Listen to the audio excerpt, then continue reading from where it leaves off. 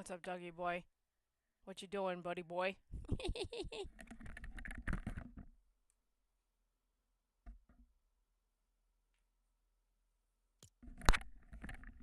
Wow, look at the glitches on that. Whoa.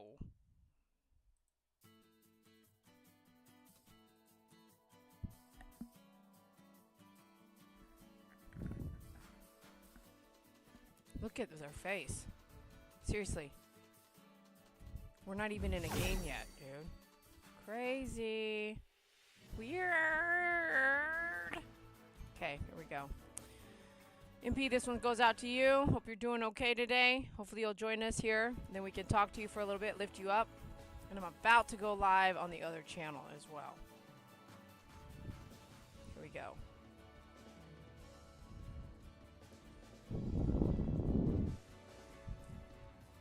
I gotta get myself some chapstick. Be right back.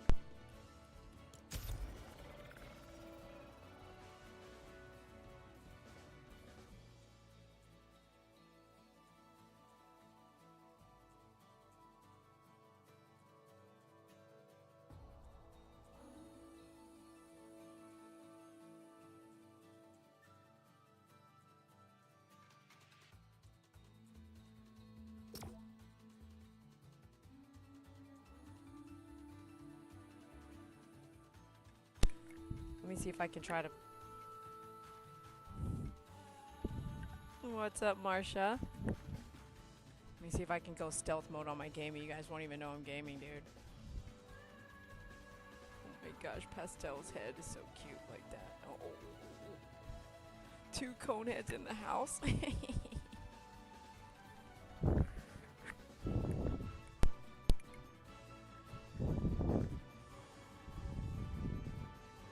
I'm gonna try not to, like... Oh, crap. Hold on a second. I'm gonna try not to talk while I'm gaming. Let's see if I can do that. Let's see if they notice it's like... Wow, there's Megan over there. I just was talking about that the other day, like where she's been. Hey everyone, welcome to my channel. Be sure you hit that like button, subscribe so we can see you again, hit the bell so you'll get notifications when we're live. We're just chilling right now. I'm gaming behind while they watch me game and they're sleeping, resting. Yeah, see if you guys notice that. I muted you over there. Miracle, this is not the time. Go. This is not the time. You get pet all day long when I'm home. Okay? She's gonna lay down right in front of my feet. No, no, no. There's a whole bed over there. Go over there. There's a whole bed. I don't want her laying on the tile like that. See if anybody says anything. Yay, Joey's home with her pups. That's awesome. I was just talking about you, I think last night, Megan. I was like, yeah, where has she been? Just never know when people just leave for months and months. Life happens, you know. Let's see if I don't yell. I'm going to try not to yell over here on gaming. I'm going to leave you guys chilling here. This is a restful night considering the circumstance. Last night was really wild. Friday night last week was wild. You know, we had some good times, so...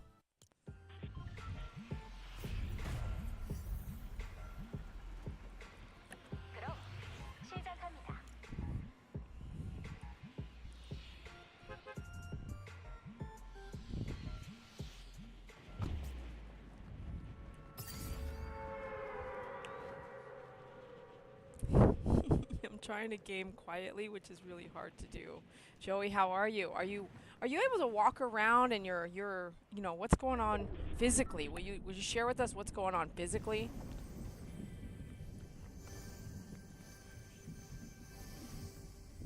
I'm glitching. There. Did you see I landed? The building wasn't even done yet.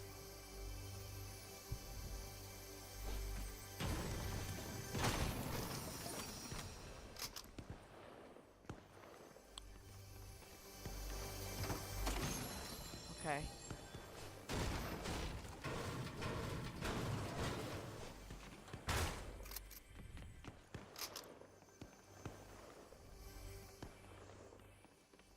Ooh, that's a nice gun right there.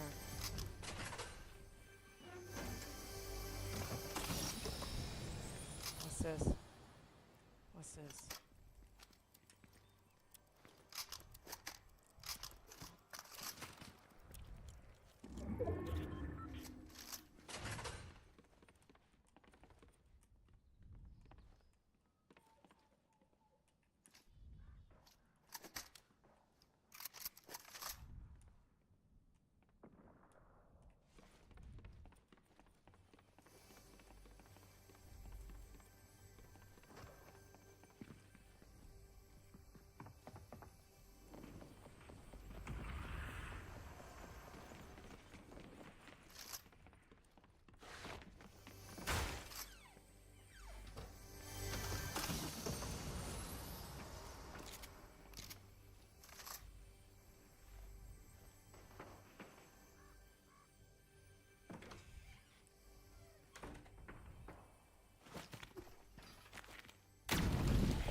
That's loud.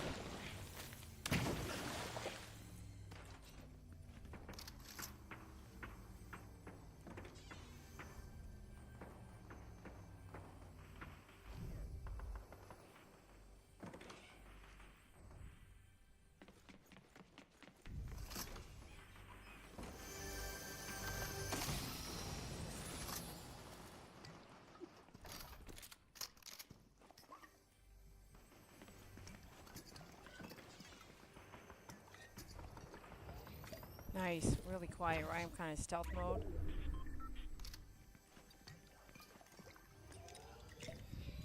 Hey, Marsha. Therapy has been kicking my butt. I'm walking slowly without a walker. Lots of therapy, speech for memory. Oh, occupational therapy, physical therapy. Oh, God bless you, girl. So glad you're alive. Okay, I got that, got that. That's, oh, crap. Whoa. Whoa, that was crazy. That was almost died.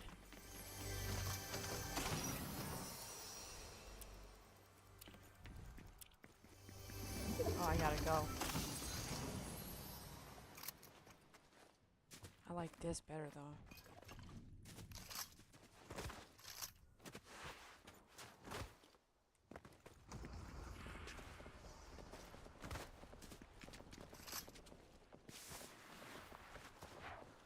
Oh, damn, I left that back there, didn't I? Oh, I got a sniper. Ooh.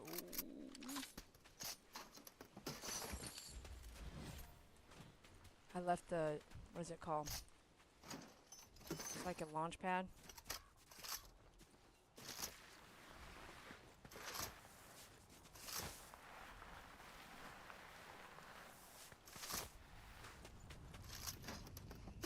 Kind of moving fast right now. What you been busy doing, Megan? You hanging in there? Have you caught the last live, like last night's live and the live before that? Or are you behind?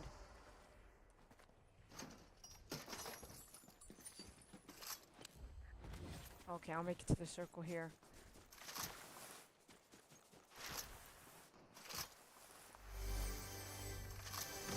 Oh, by the way, when you look at it on the live, on gaming, you can only reboot so many times. So if somebody reboots,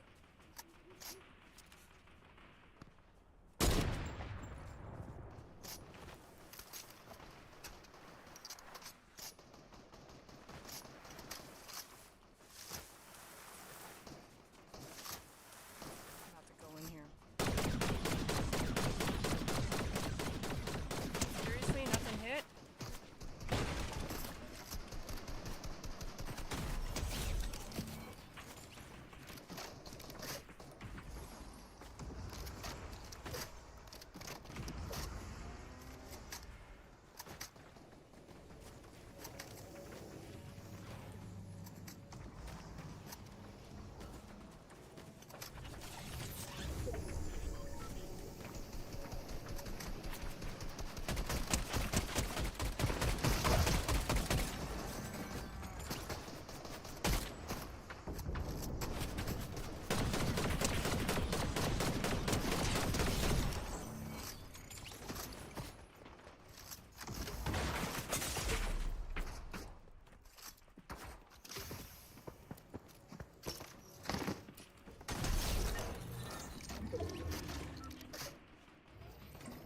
Doug. Are you watching this?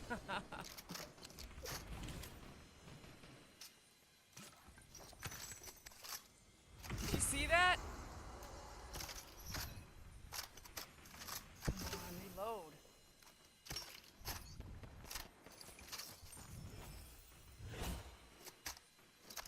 I'm reloading everything right now. Okay, alright, we're good. I think. Let me double check here.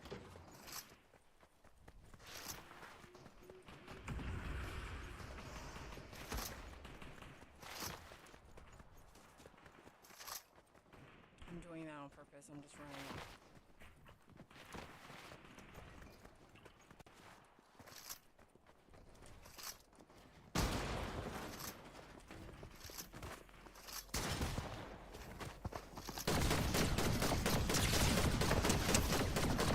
Dang! What?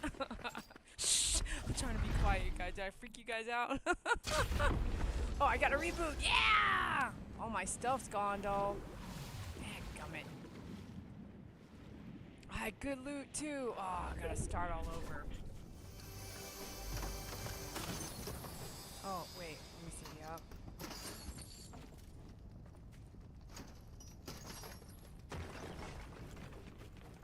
Yup. Make sure it's brick. Dang, this looks so familiar here. But it's not.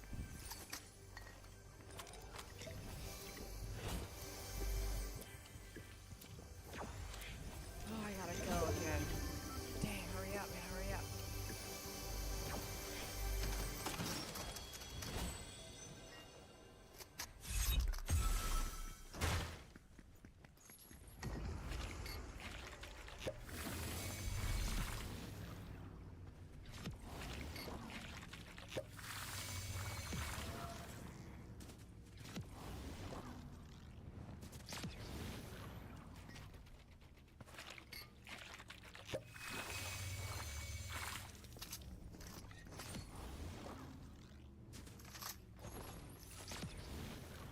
Do you see what I did there?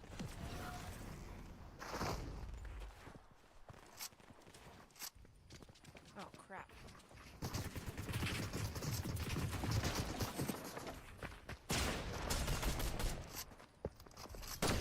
Dang! I got one more reboot, I think. Rebooting, my last reboot. Okay, just stay alive until the end right here. What? Okay, should you go around that? Not really. Let them fight. Just stay alive till the end. Oh, crap, dude. Oh, no, no, no. No!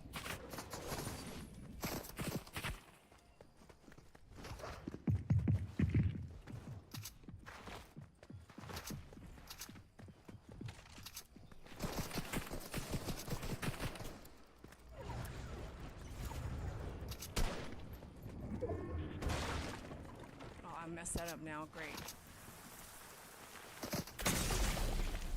Jump, Dee, jump. One more. Go, go, go, go. Jump, jump, jump. Can you jump? Oh.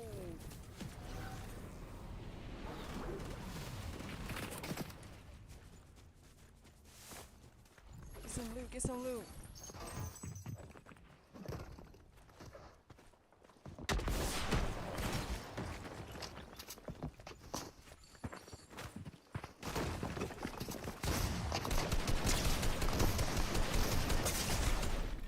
Oh! Whoa.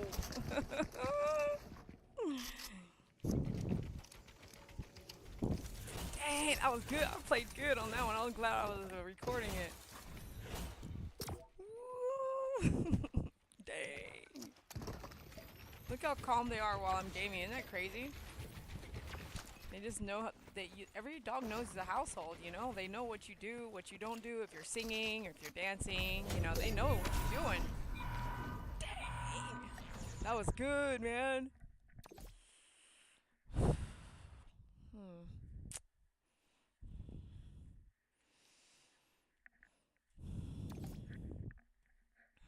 I really am trying to enjoy everything you can do in your life, you know, if it makes you happy, Trying to do a little bit of all of it all the time.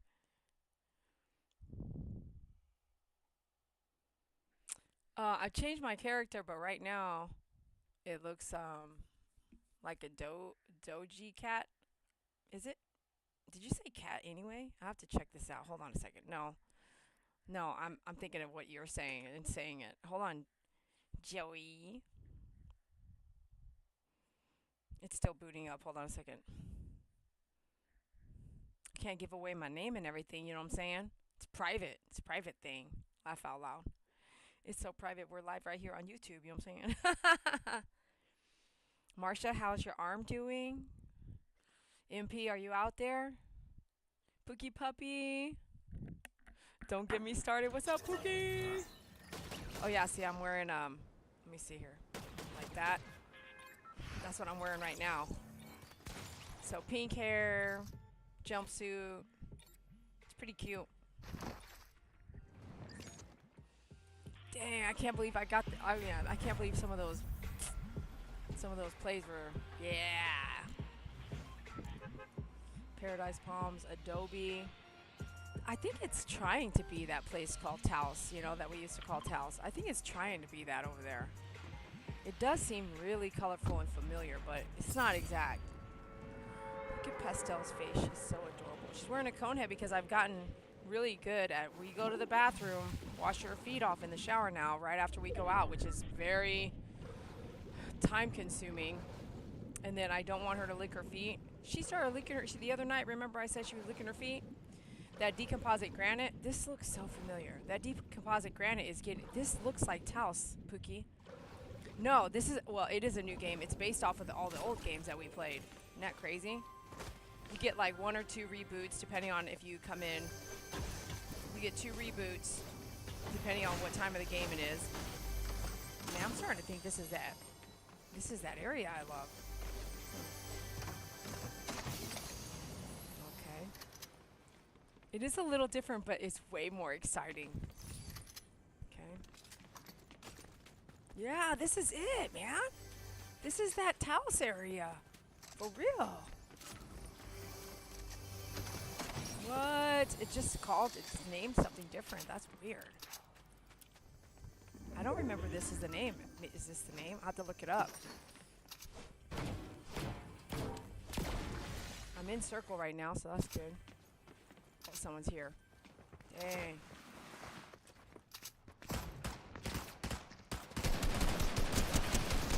Come back. Bet.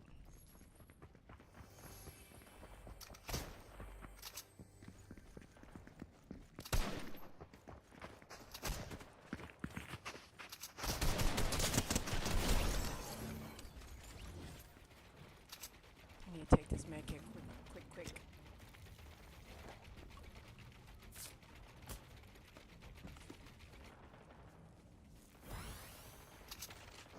Oh, crap.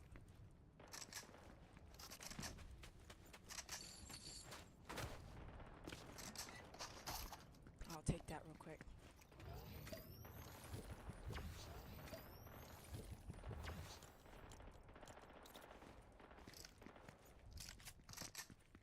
Okay, reload.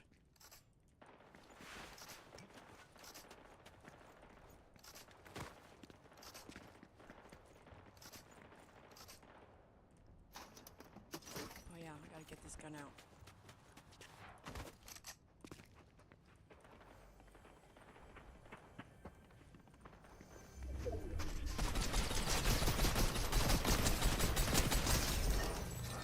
Whoa.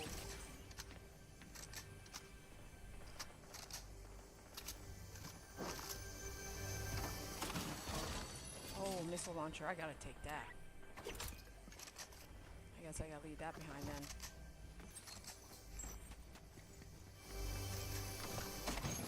Oh, what's that? Oh, that's a good one. Ooh. Oh, can't do it, bro. I gotta go. What the heck was that? Kind of jump fly? What? I need some more blue, though.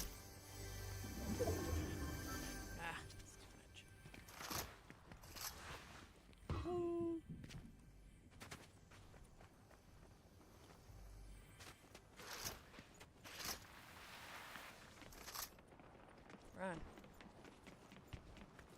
Always on the go.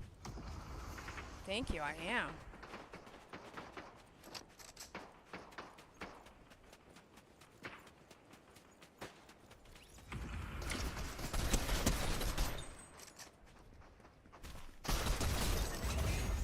Yeah, bro.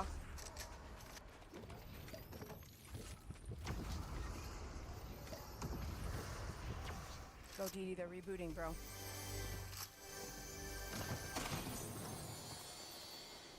Reload.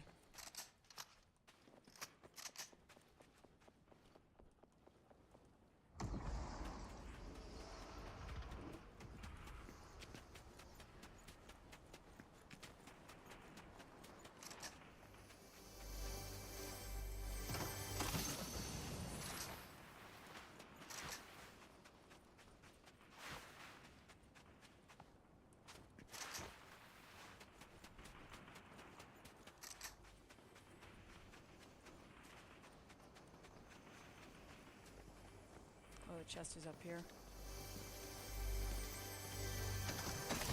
Oh, big pot. Go, go, go, go, go, go, go, go, go, go, go, go, go.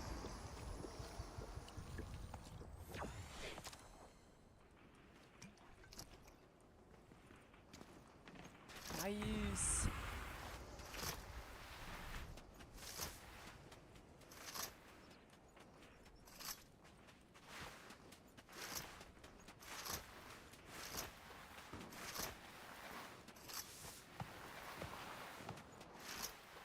Don't have that sniper in this game.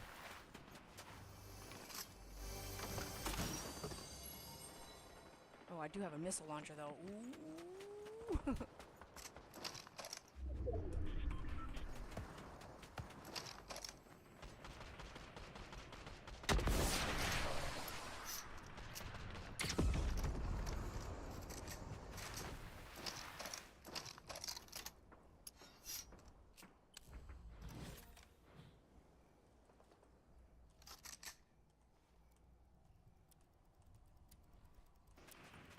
Oh my gosh, why are you getting caught up under that wood, bro?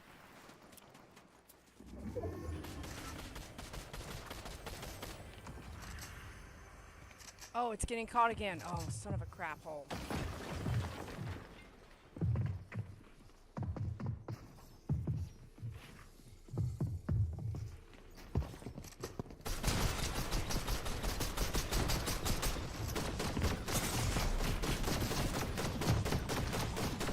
Oh, Dee Dee, I cannot see, dude! Oh, man. Shh. I got rebooted, though. Rebooted. Okay. But when you reboot, you come back with nothing, bro. Oh, man. They're right there opening that chest already. I gotta get out of there. I gotta change this bubble thing, too, man. This jelly bean, whatever I'm trying to say. Man, this is not good.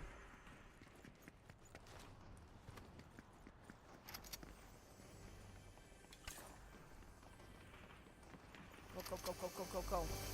This jellyfish, I mean.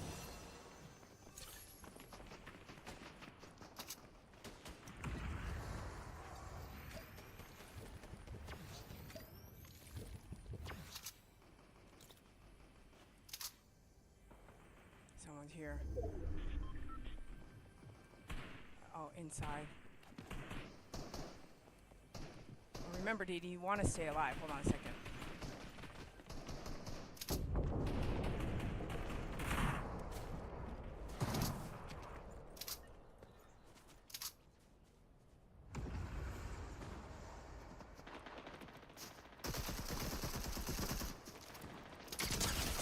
Oh, that's... What? No way, dude. I had him. Oh, I'm in again. Last reboot.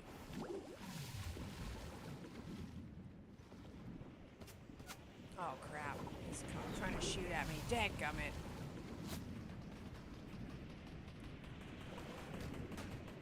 That ain't nothing but gold, Dee Dee. Go in there. Go in there. Get a gun in your hand. Go, go, go. Get that mini. Get the minis. Get the minis. Get the gun. Get the gun. Oh, freaking did not pick it up. Oh my gosh, not picking up anything, bro. Oh. What is this? Get that. It's going. She's running so slow. Like she got problems, man. Oh, someone saw me get in here. Oh, they're looking so cute.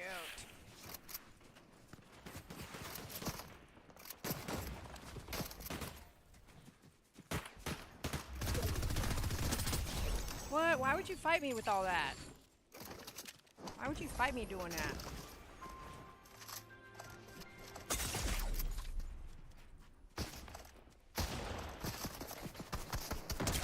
Oh man, he got me through the wall. Oh, he must have been behind me. I was about to snipe that direction. Dang, come in. Dang, nice though. Ninth place. You're visiting family right now. Are they able to take care of you some? Okay, Megan. Have a good night.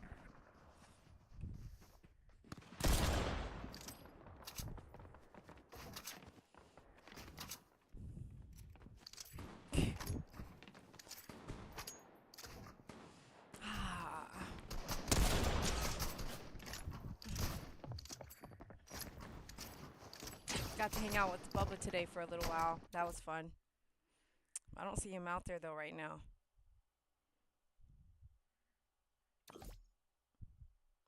Tasuke fan.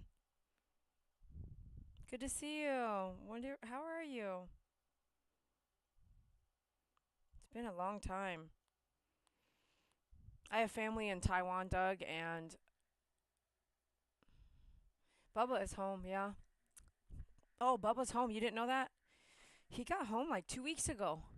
You must have missed those lives. You missed those lives. I know you missed those lives because you had said like, "Are you okay?" And I was like, "Yeah, you're missing these lives." So you must have. You have to go back and watch 3 or 4 of them. Anyways, he got back. He's home. He's been home a couple weeks now.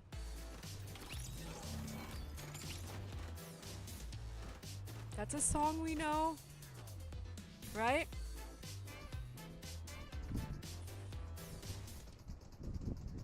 You had company. I know you've been busy. Is everyone gone now? Is your son still with you, Pookie? Bubba joined the feed. Go over there, Pookie.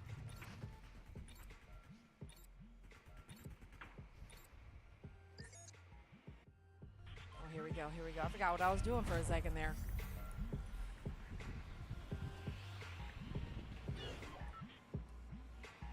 Oh, I gotta change. Don't let me forget to change my gliding. I need that jellyfish is way too noticeable.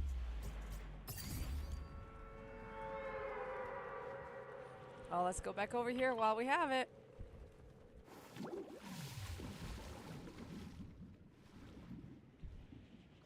Oh, thanks a lot, Nightbot. Look how big this thing is. This is crazy, you guys. For 2 weeks, it's empty house. Then Rosie's friends come, and then so that anime event is in 2 weeks-ish. Is that true?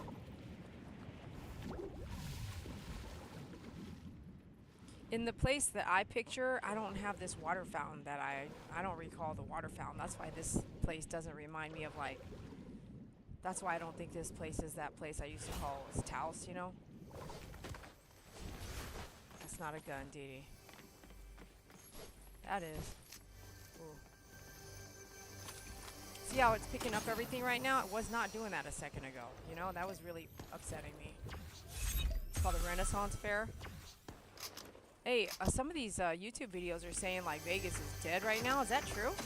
Are you seeing that? Pick it up.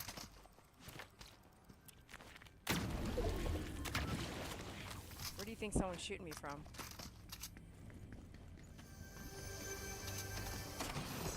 From behind, bro.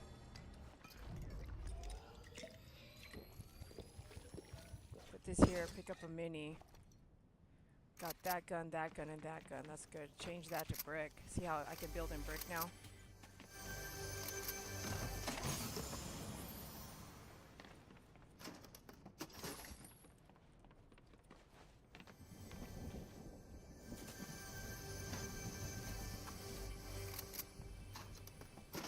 Oh my gosh, why would that happen?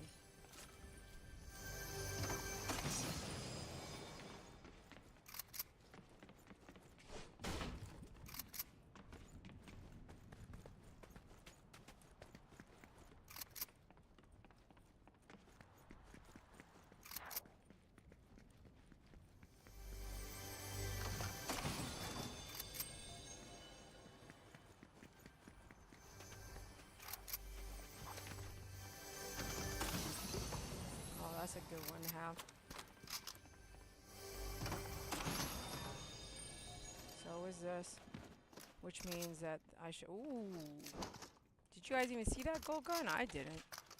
I guess I should do the blue. Yeah, that's fine. 2 guns? Nah, you really need 3.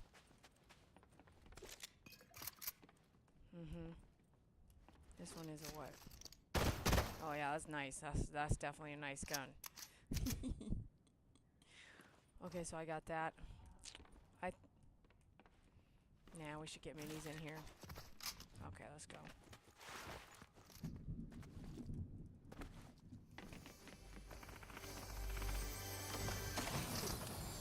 Okay.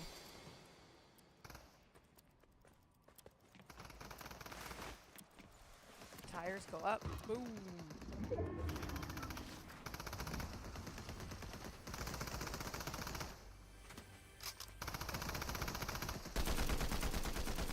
Oh my gosh, that gun do not like that. I can't aim. I cannot aim. Are you serious right now?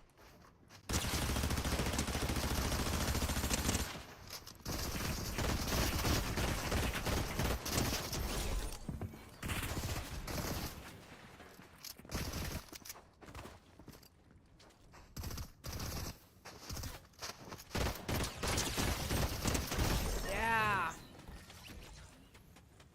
Get it all. Go. Got it all. This blue gun's got to go. Do you see how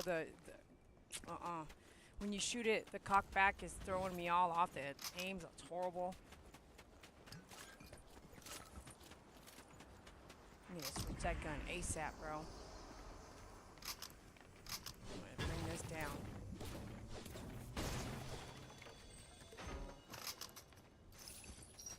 Someone's in the air, DD. Get cover. Give cover. Go.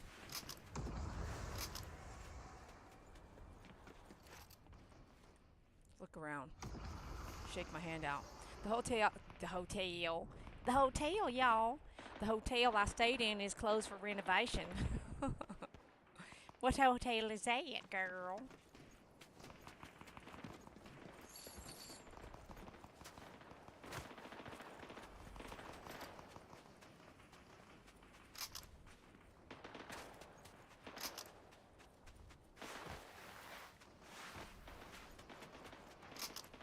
This is not a good move. Let's go this direction.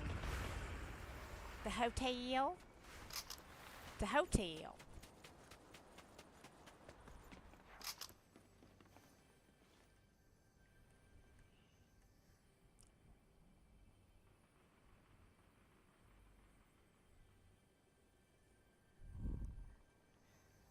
Hilton Garden. Oh yeah, that hotel's there's. I mean, what? They're closed for renovation, like close? That's what I said. Oh, goodness. Wrong direction, Miss D. The storm's about to close anyway. I don't like how you're standing out here in the open.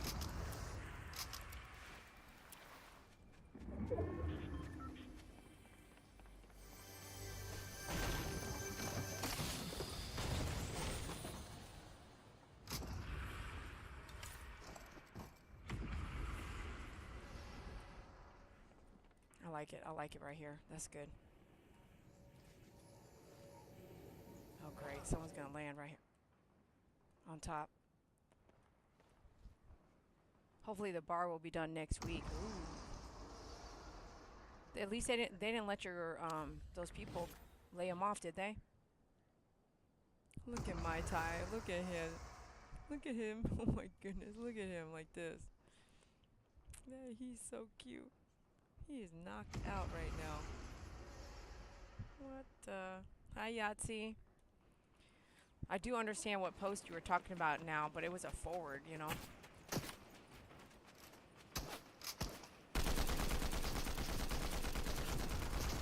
Look at that. I could not land an aim at all.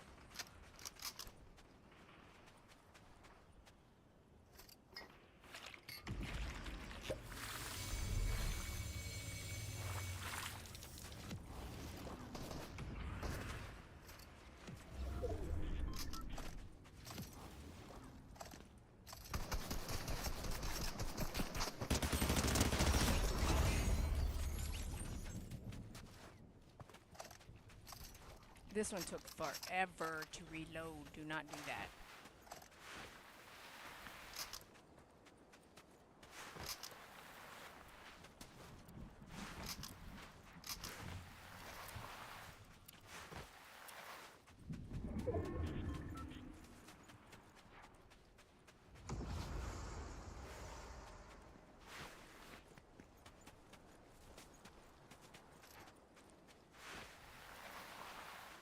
If I get too close to that guy, he'll see my footsteps and he'll know that someone's trailing him, so I better back up.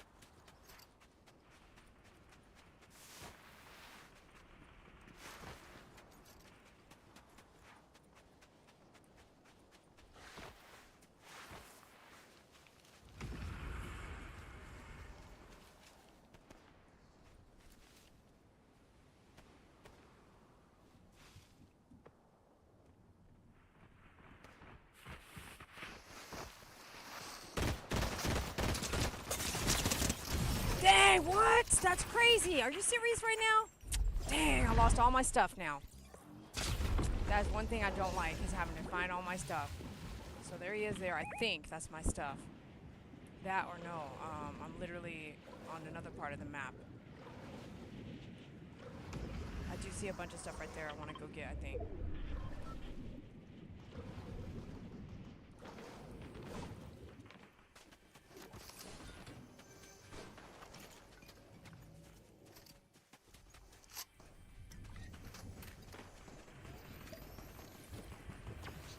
Come on, man. Drink that stuff faster, bro.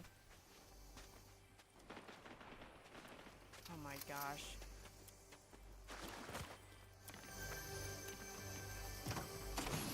Okay, I'll take that. Okay, great. I'll take that too. Go down this way.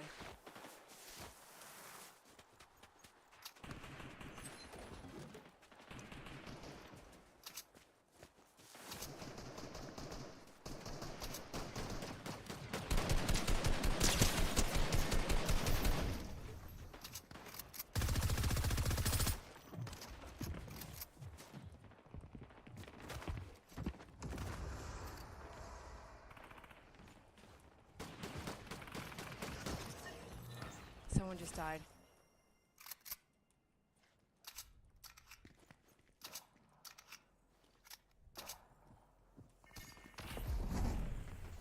Get out of there. What the? Go. Go.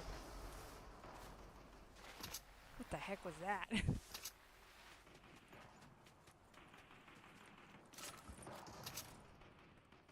Go, go, go. I'm in, I'm in.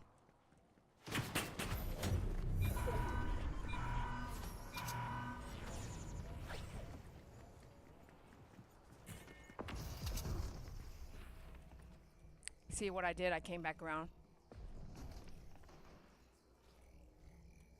Did you see what I did? So now I'm behind him. But he's probably looking out for me. See what I'm doing? I'm staying alongside this circle right here. It's gonna catch up right now, though. Go! Jump! What are you doing, dude?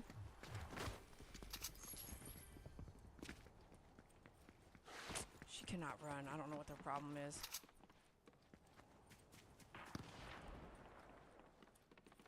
Do you see what I'm doing? Because I am not as good as a player as my competitor. Jump! Oh my goodness. Jump!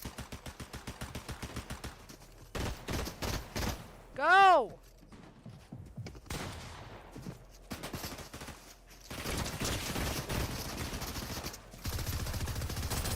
Go!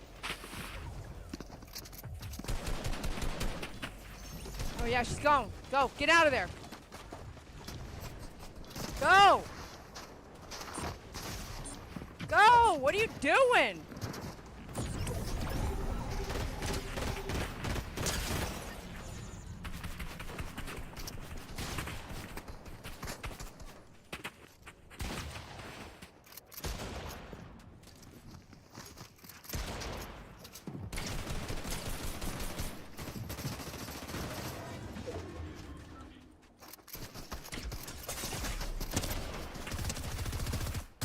Dang, that was tough. That was tough.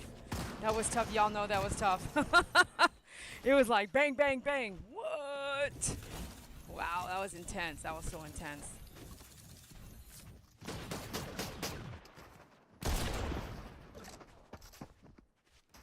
Look at his ears. He's so cute.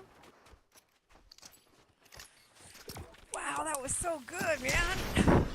I'm just getting better and better, man. That was so good. I'm waiting to see if MP pops up. Oh, he's an angel.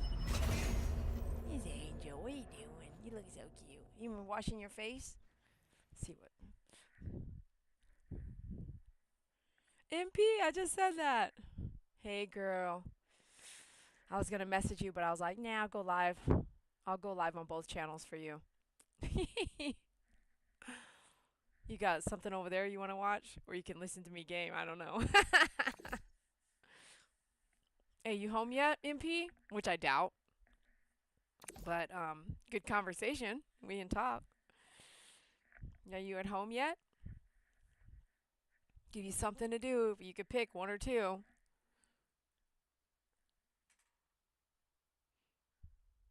You too, Megan. I was just saying, talking something about you. Like, where's she at? You know.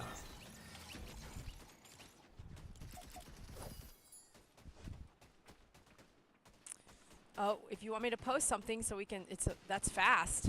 Wow, what? MP said the funeral, is that okay if I say that? You can put it on the other chat if you want to put it out there. That's fast. I mean, you know, to send flowers and stuff. What? How come it's so fast? Cookie, do you think it was fast? Is it better to be fast? Are you doing an autopsy? I think you should talk about this on the other channel. Because I know some people will be praying for you and, you know, we would all want to send flowers. But if it's that fast, I don't think we have time.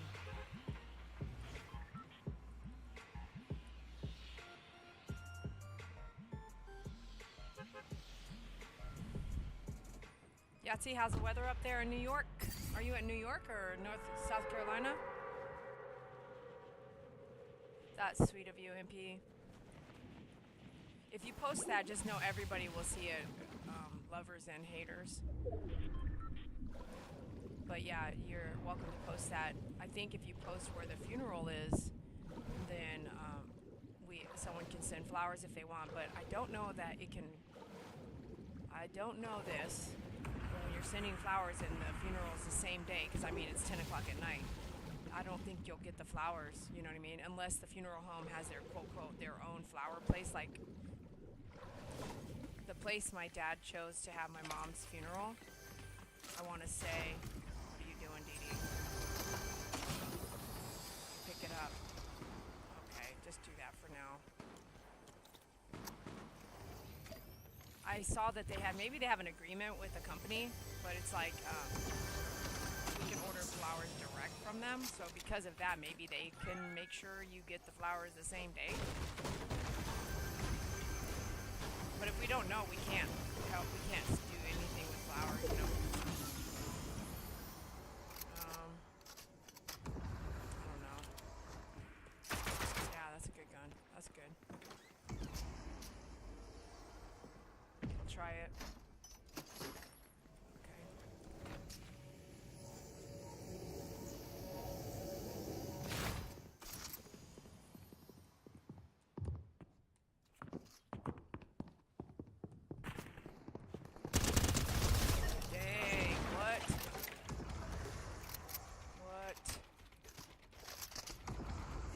Where I'm at. Get out of here. Oh. So did that guy. Oh, that guy's up there. Might want to get out of building mode, Dee Dee.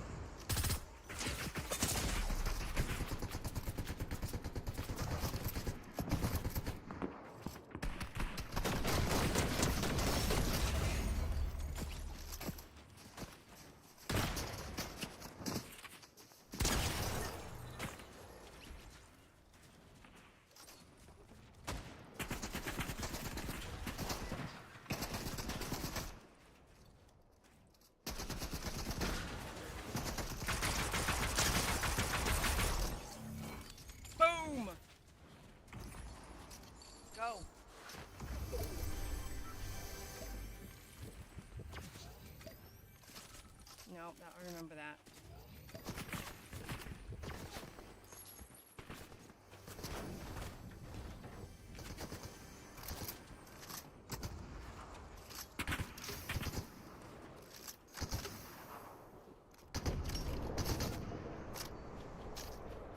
Why are you taking forever to reload, bro?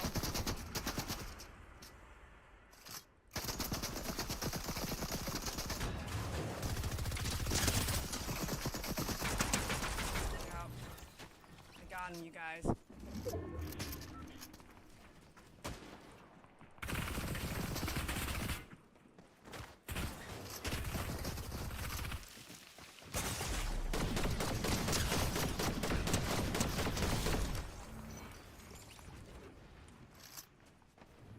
Whoa.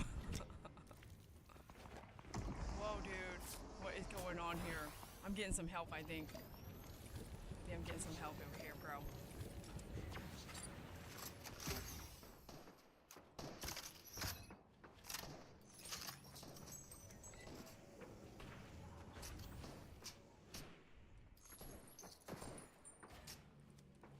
What? I do not. Oh, it's single tap? Oh my goodness.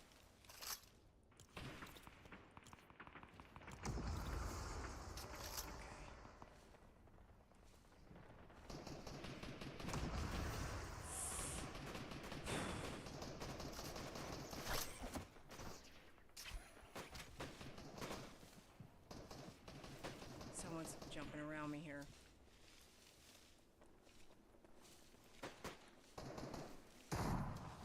Wow, it doesn't even feel like I'm in a bush, bro.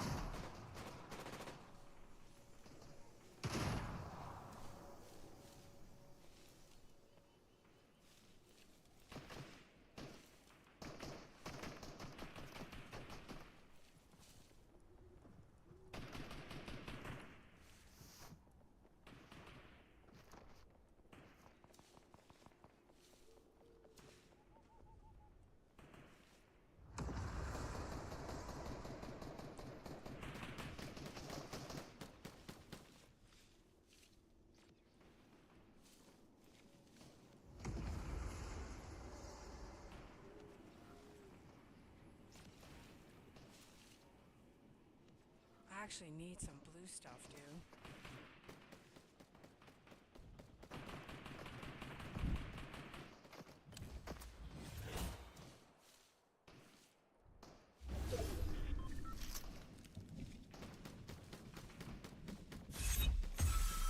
He's dead right there.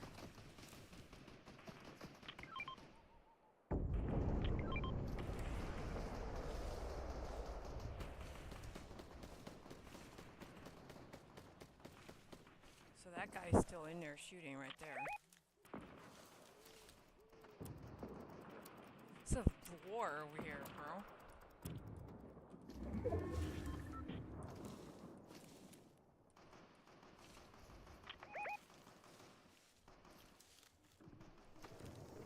I'm not full on blue stuff, bro.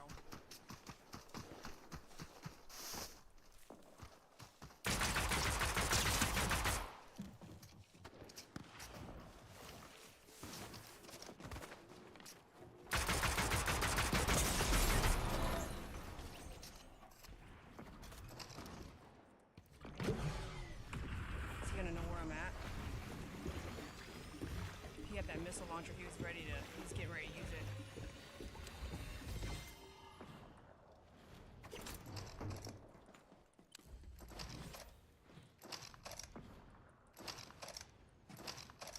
I don't know why that does the automatic thing now.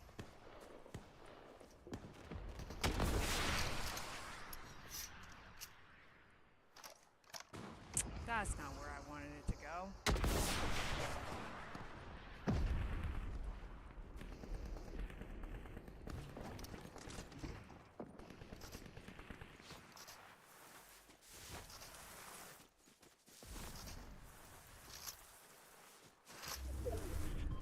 I'm in the circle. Someone sees me.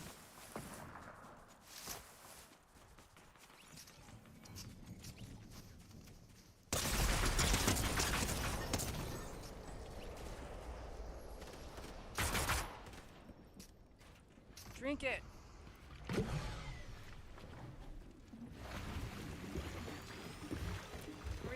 hurry. Pick up that gun. That one versus that one.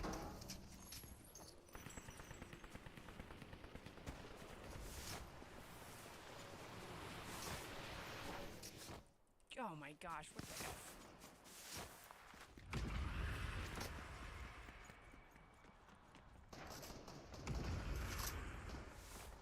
Do you see how I'd be hiding around, Doug?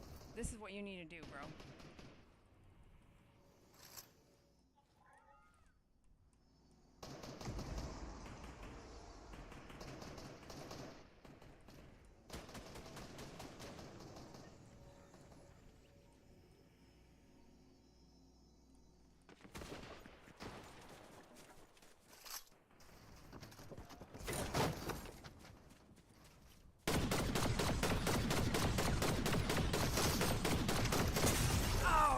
He knew how to shoot me right off, man.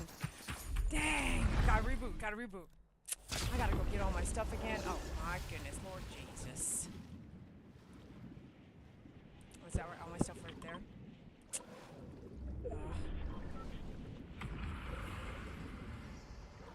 Oh, I go this way far, bro.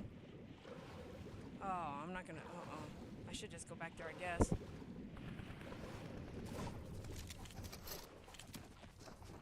Great.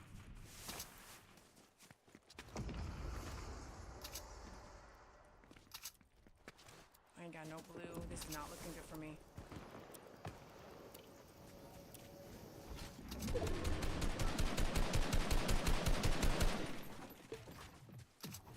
Oh, what are you doing, dude?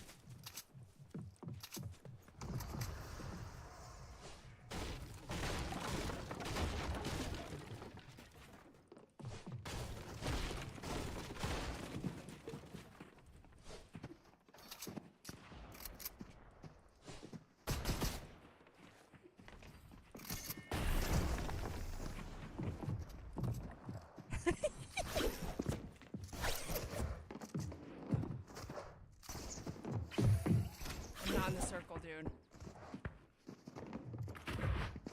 Okay, so this is my wall. That's my ceiling. See how it works?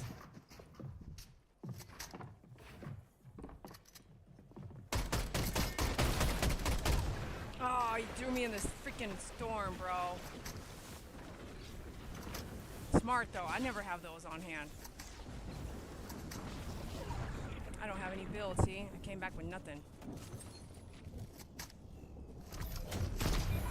Crap, that's not what I need. Oh gosh, man.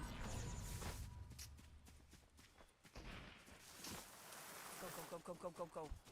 Switch out this gun for something else. Not that. Oh. That other one's a purple, bro.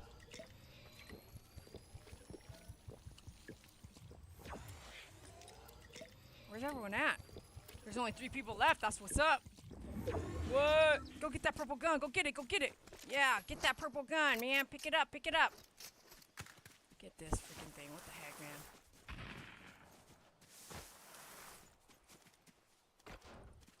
I don't have any metal anyway, Dee.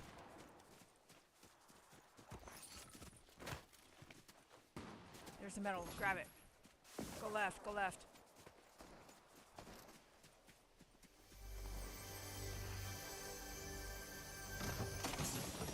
Okay, I need this.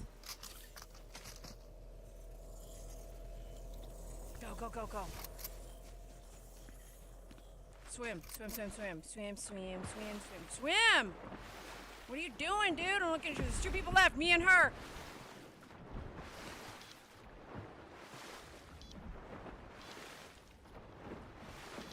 Go.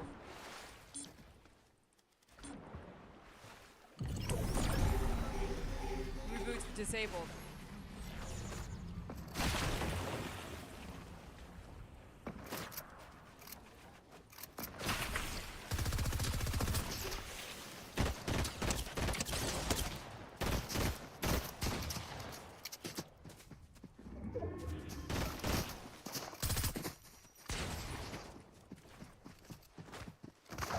Get up!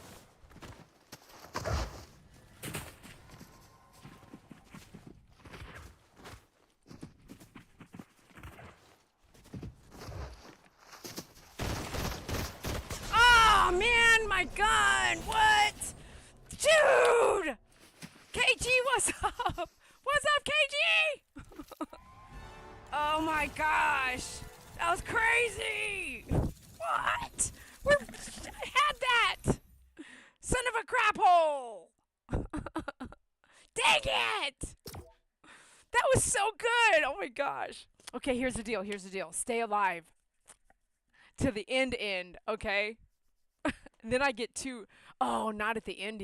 All the reboots die. Dude. I can't help but how cute these guys are, seriously.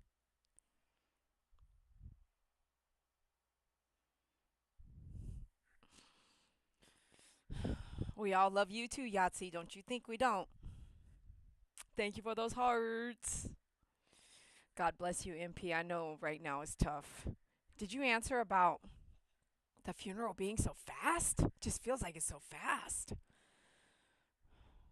Oh, yeah, we had to wait for the government, the city, for ours. I guess that's why it was so long.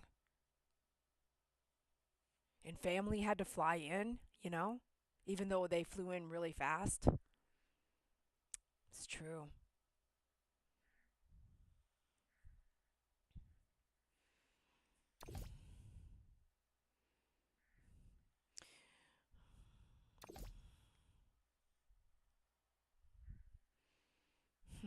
I see those hearts. Who's busy over there, MP?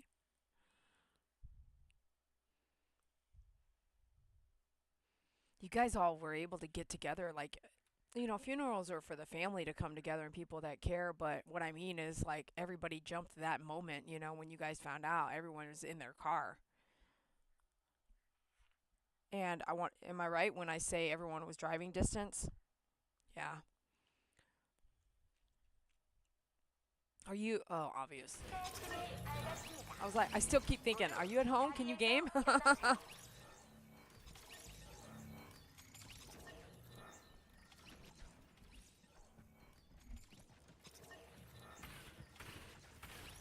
Man.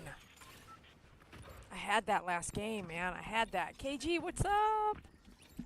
Did you hear about KG? Did you hear on the live? MP's mom passed away. This feels like deja vu.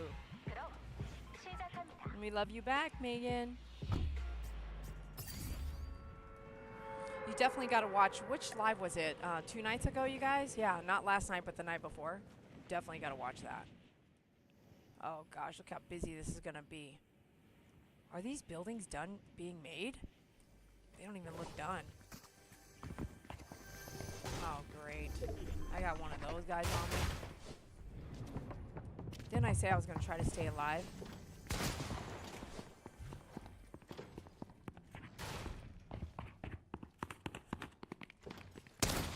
Oh come on. He went around. Jump! She wouldn't jump either. There goes my one reboot, man. At least I didn't have nothing yet. I can go somewhere else. Bull crap, dude. This freaking jelly bean. I told you, man, I needed to switch this out. Like, is that a slide down there? That's kind of cool. Look how huge this thing is. Where's someone flying in here? Well, there she is. Freaking lets everyone know exactly where you're at, dude.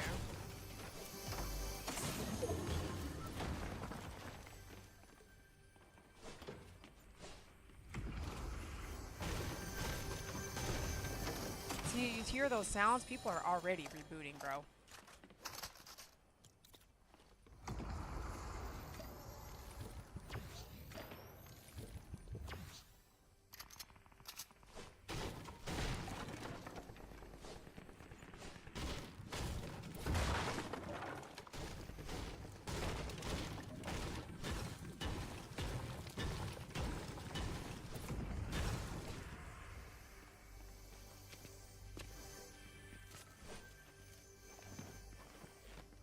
Goodness, pick that up and keep it in your hand, bro. What are you doing?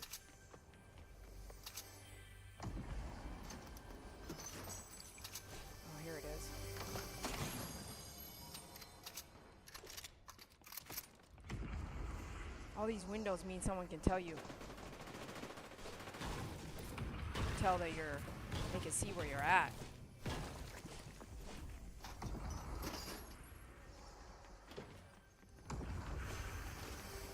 Here it is.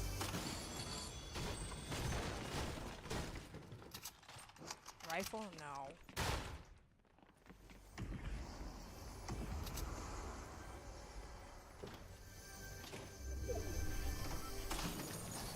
Okay, that's better.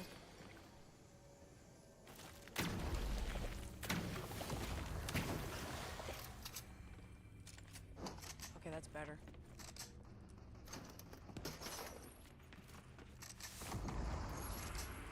Man, I really like that pistol now. I really, really like that. Never liked a pistol that much before.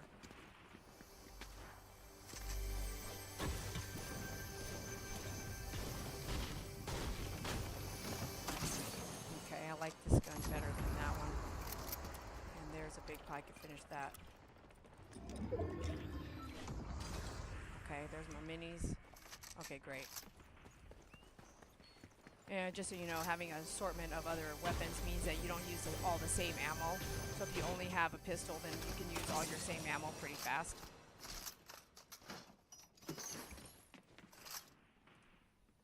Okay, we're gonna go left.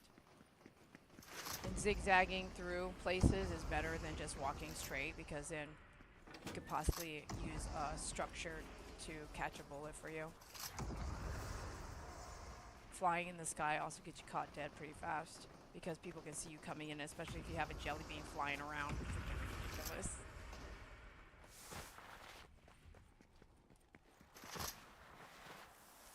And when you do this and you walk slow, sometimes they might not see you like that. Someone's on top of me now.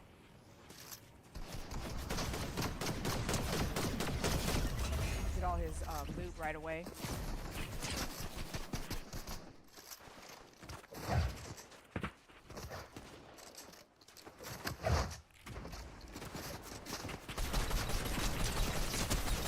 Come on, DD.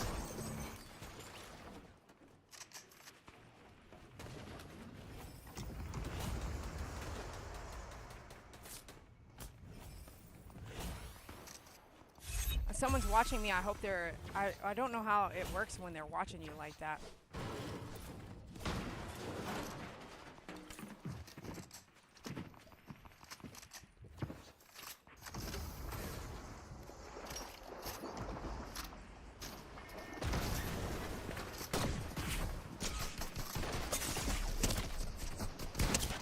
Oh, do I get a reboot? That was my last reboot. Okay, here we go. All right. Did you see what he did? I was gonna pick that up and use it as well. When he hit that thing, he blew. Oh, there's a guy on the freaking over there. Dadgummit.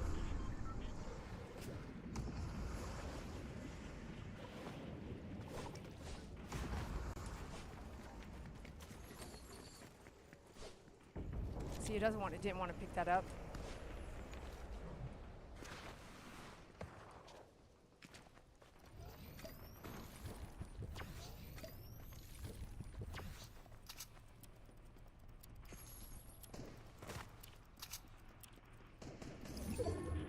Remember, you start over with new everything, like zero, no builds, nothing, no ammo.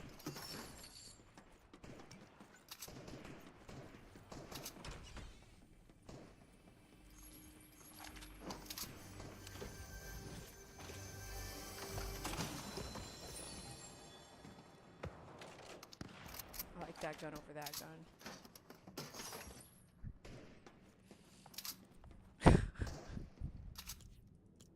Don't like that gun, so I'll replace it as soon as possible.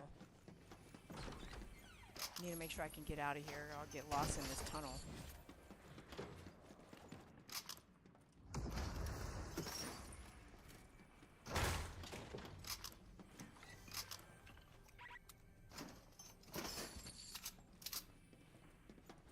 I'm getting lucky so far. Definitely feels like I'm in jail. what I mean is in the game, it's like this place.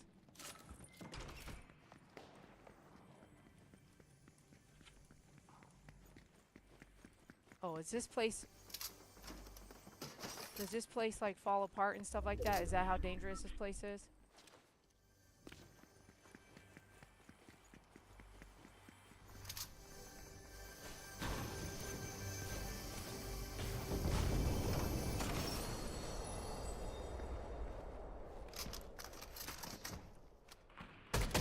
Oh, yeah, that's a good shot.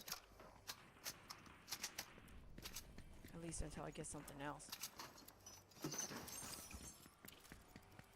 Okay, I'm gonna take this. Go. Look at all those boxes, bro. Look how many boxes there are right. One right there in front of you. Heck yeah. Go, go, go. I was gonna say I haven't seen a llama. Look, there's a llama right there, man. Right in front of my eyeballs. Okay, I need this mini. Someone's gonna get me. Hope not. Did the llama get opened? Not yet. Okay. Okay, go, go, go, go, go. Llama!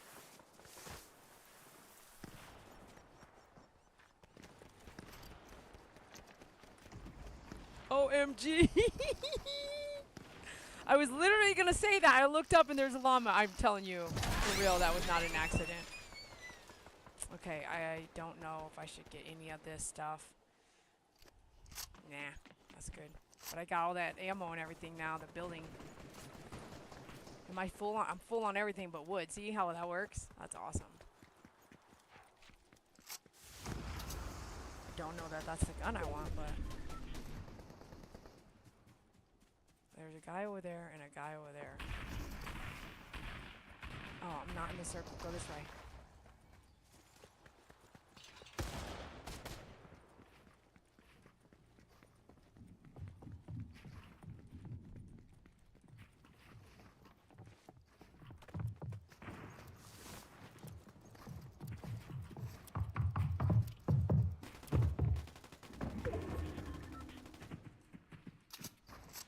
Is that a shotgun?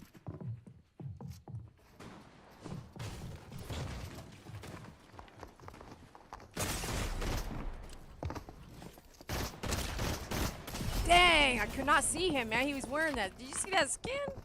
Look at that skin. What is that? Oh, yeah. I could not see it. I could not see that skin. Okay, I gotta go change this thing.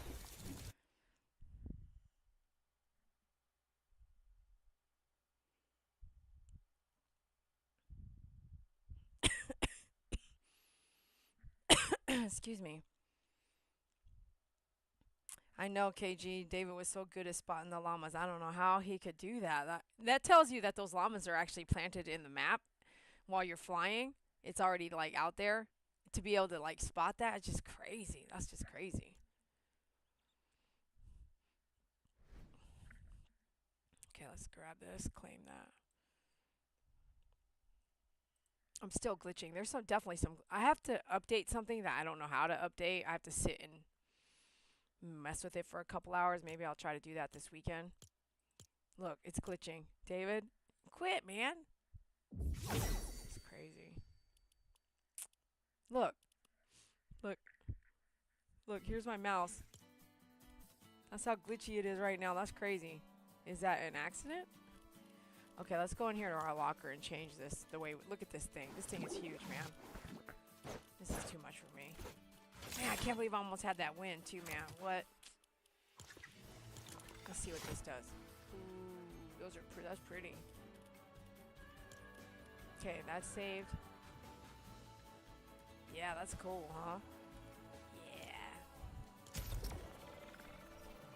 Remember when everything was going on with me, I was still gaming, you know. I gamed even more. And sometimes we didn't game. We just went through and talked and looked at everything. Looked at all the obituary and read it all together and looked at past videos. So MP, I mean, I know it's hard. I know it's hard on your heart and your mind, but just keep doing these baby steps forward, you know. And right now you have your family surrounding you, so... That eases it hurts, it helps and it hurts, because when you're surrounded by your family, you still are going through all the motions of the emotions you're currently going through. It's not like you're gonna go, run a mile or go play pool somewhere, I don't know your brain well enough to be like, what would you do if your family wasn't surrounding you right now? Would you go dancing? Would you go, what would you do? Would you be gaming? What would you be doing? I think you'd be with us. I actually think you would be with us gaming. I don't think we would let you like be alone. That's a good place to be.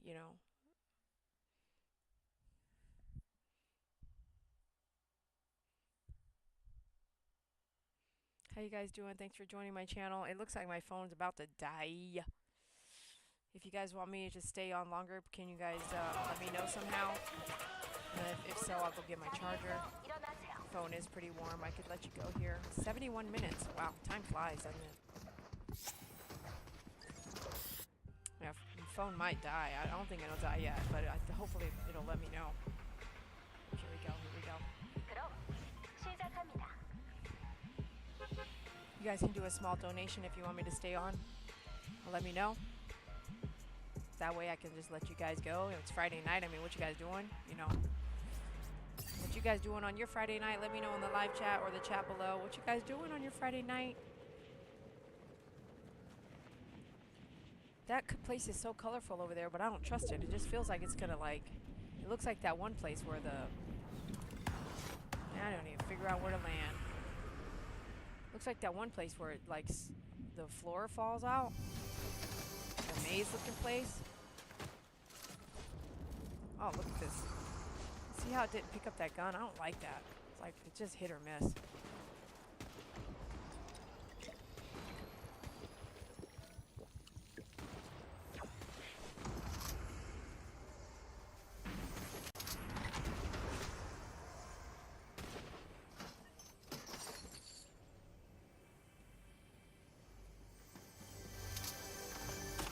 Oh yeah, I can use that right now. Pick it up. Pick it up. He's gonna see you, baby.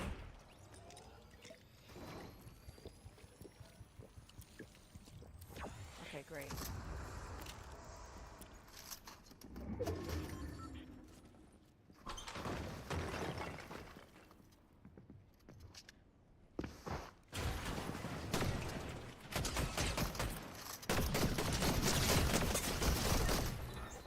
Dang, I gotta get a med kit now. What the? Oh my goodness, get out of there, dude.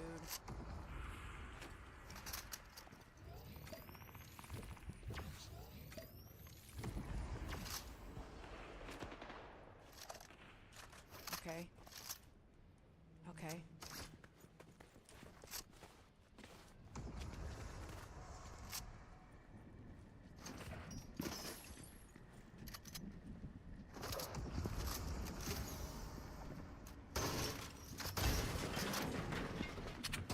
Oh, crap. Oh, crap. Oh, oh, it worked. It did its job. I had that in my hand, bro.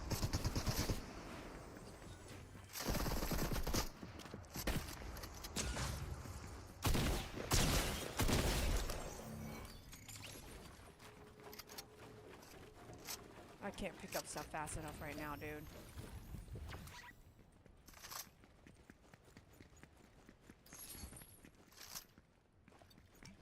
I need a med kit. Okay, let's just hide here for a second. Let me reload all my weapons. Good night, Pookie. Sweet dreams. Thanks for joining the chat. That's an early nighter for her, huh?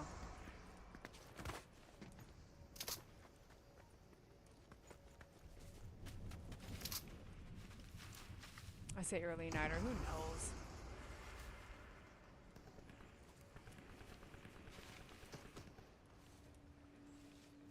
Can't be fighting right now. Look at my health. I can go get that suction cup thing right there. Get rid of this gun. Go, go, go, go. Oh my goodness. Oh my goodness.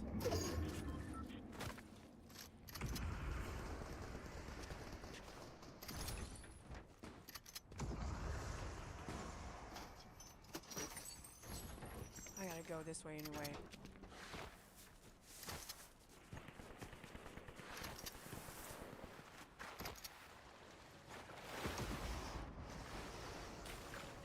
I don't know if you'll be gaming with me the next time I play. It might be tomorrow. You'll be at are you gonna go home right after the funeral tomorrow? Then maybe that could work. And maybe that's why I don't have very many. I got some paperwork I need to do, but maybe that's why I have a little bit of open time this weekend, especially after being so busy, you know. Okay.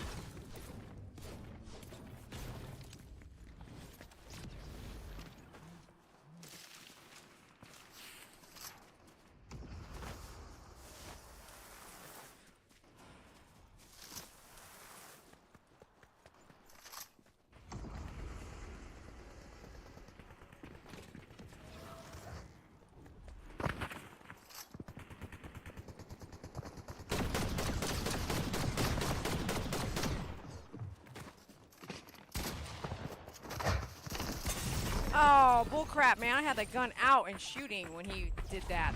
That's not right. That's just not right. Now I gotta start over again? Ugh. Okay, my stuff is like right there, isn't it?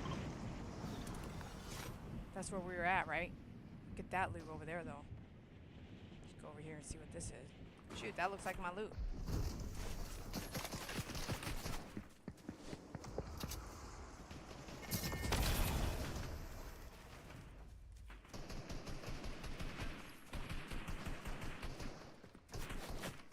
I need that freaking big pots and stuff, man.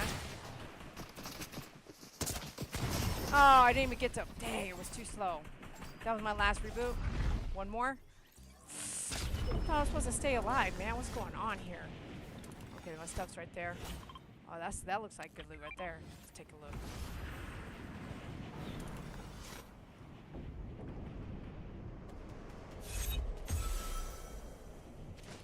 Go.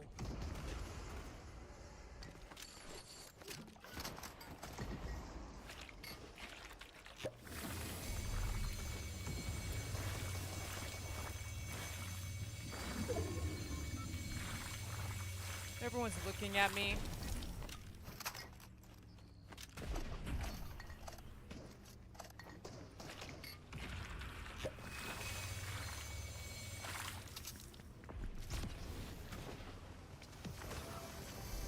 I don't need that, Dee Dee. Just go somewhere else.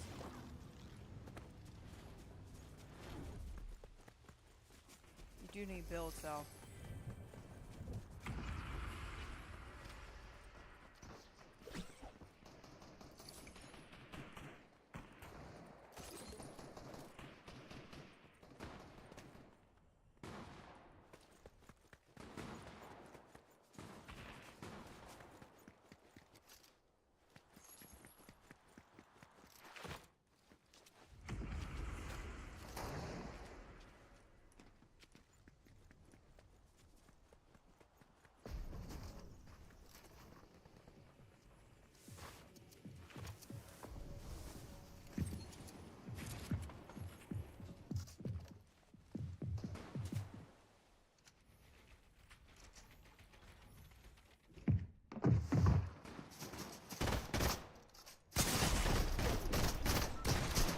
No! Oh, man. Son of a gun.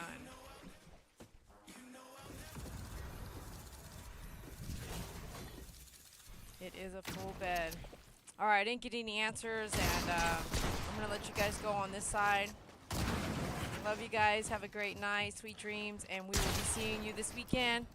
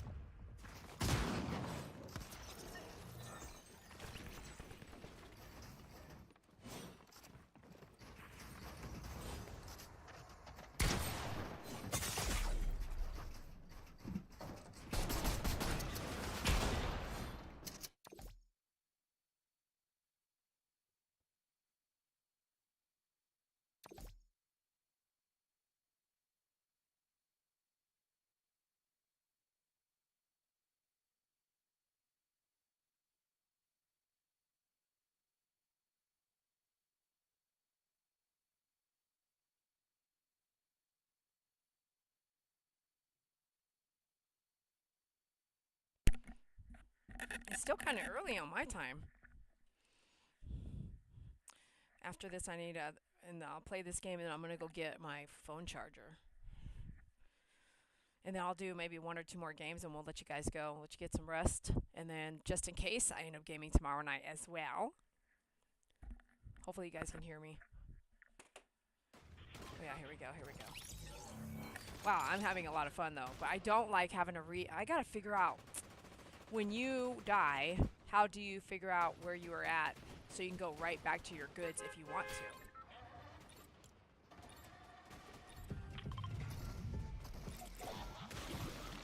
Halloween!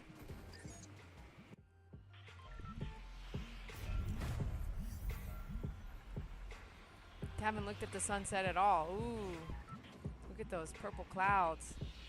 They're so swirly. They're so mesmerizing.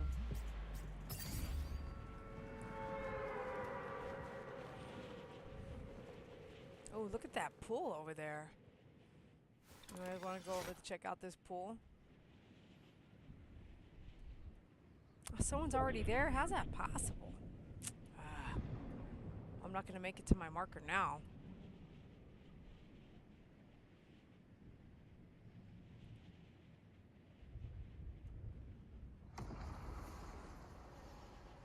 Okay, let's just hope they got something in the gas station. Oh my goodness, that's it?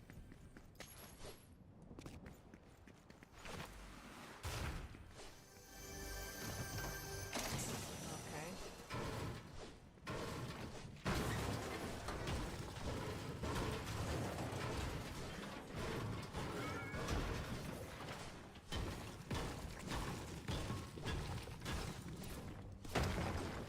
Oh, that's good. That's right on the back. One gun. Purple gun, though.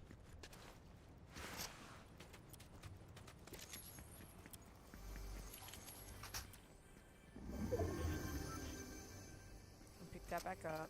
Put that back there. Okay, let's just do that for now. Ooh, I like that. Oh, I can finish that right now. Okay, that's my favorite gun for this game.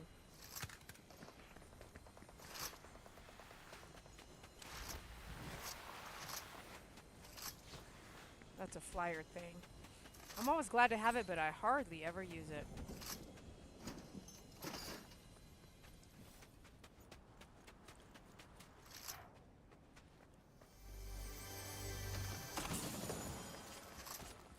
Are we over here in Taos right now? Looks like it's over here to my left. Oh, we're in it right now.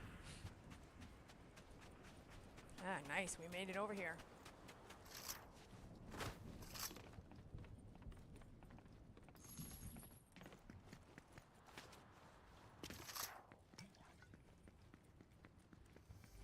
Oh.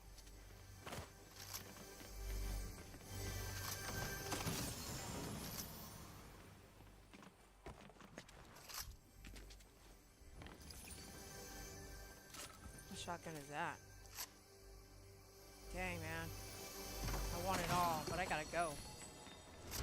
Go, go, go. Dang it.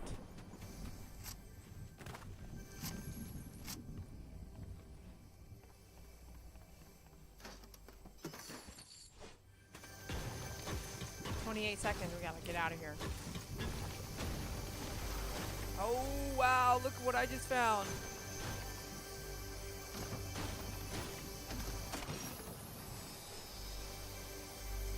You would figure it out. 3 chests? Oh, wow. That's awesome, bro. Okay. So we got here that. Okay. Okay. Let's go. Oh, yeah. This is great. Now I'm going to be running the whole time.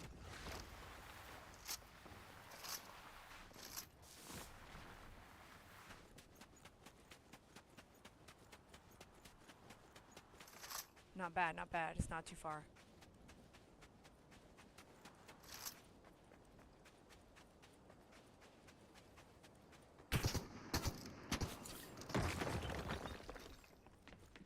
I think I hid down here earlier. Oh yeah, he's trying to get me now.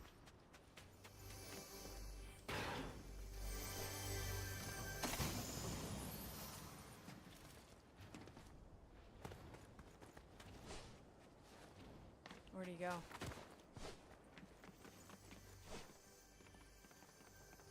Oh, he's coming now. Damn.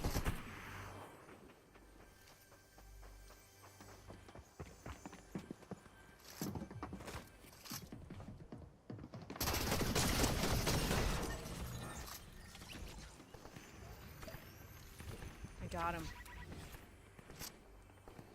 Purple gun. Blue gun on this one. I hate that purple one, so screw it anyway. Oh, yeah, what's that? I think that's the one that I don't like. Be nice to have big pot.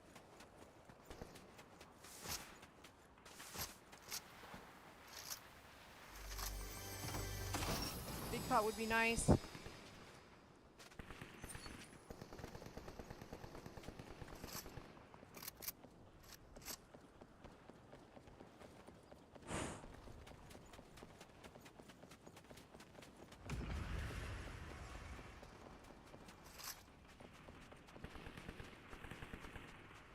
Three chests, that was cool, wasn't it? That was super cool.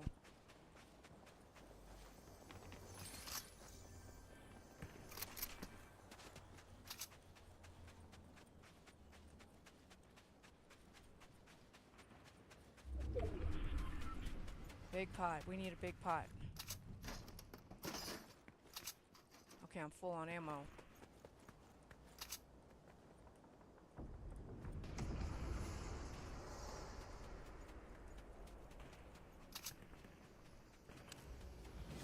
Oh, great. There. Oh. Phew.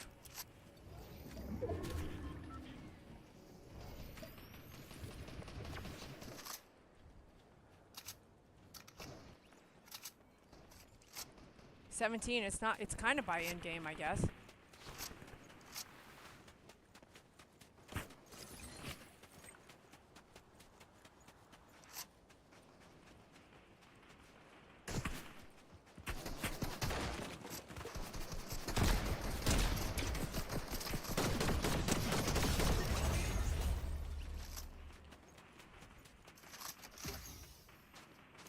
I got her.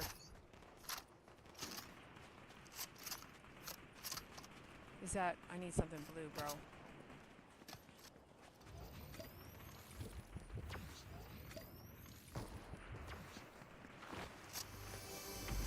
Come on, blue. Nope.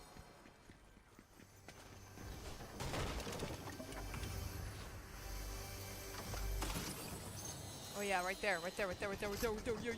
Yo. This one.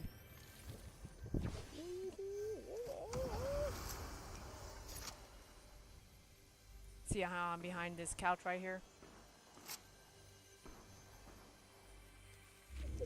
I started actually, I'm not doing brick no more, bro. I'm doing like brick building. I'm doing freaking straight up.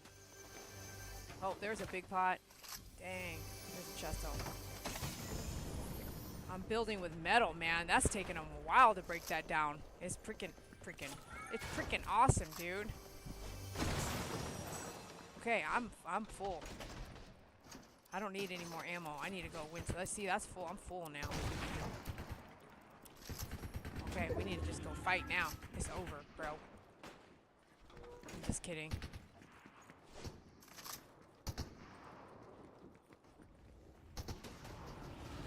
Let's see where that guy's.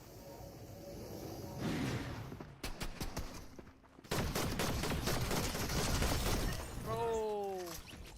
Where was that big pot at?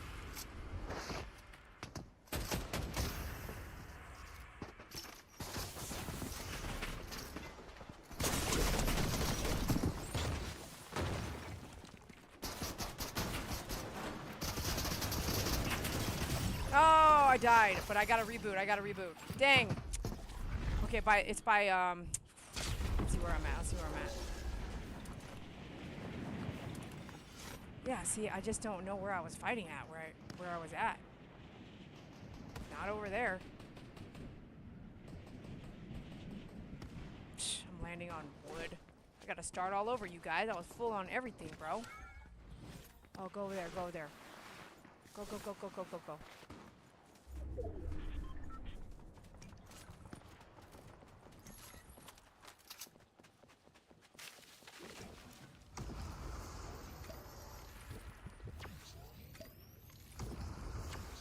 I kind of don't pay attention to the map when I'm... Okay, hold on here.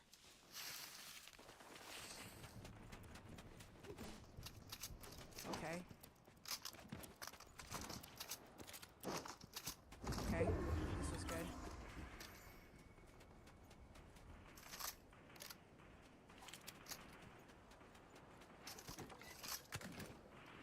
No, I don't want that. Go, go, go, go, go. Oh, there's a person over there. Dang it, run.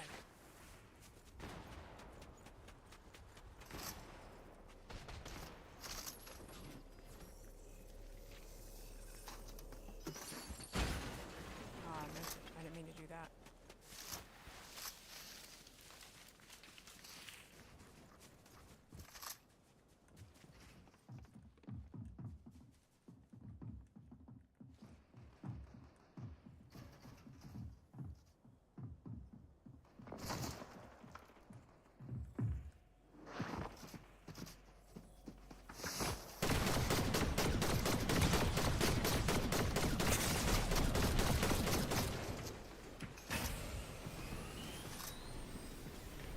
Go, go, go, go, go, go, go, go, go. Go! Swim! Swim! One shot, I'm dead, bro.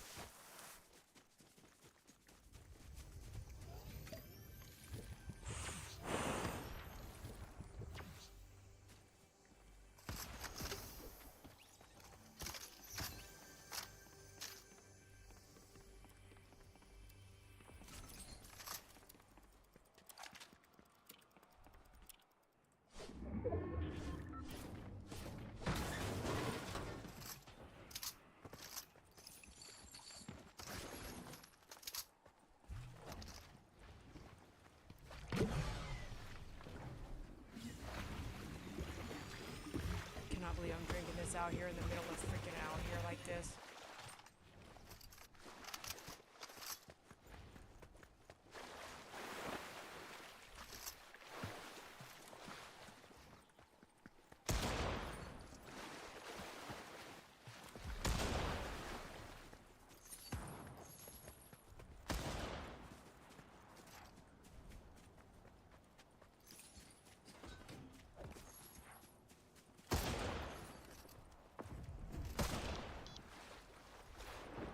Okay, okay, go, go.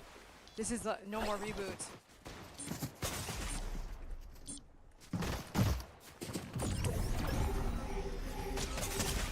Oh crap! Freaking leaf! Look at this leaf in my way!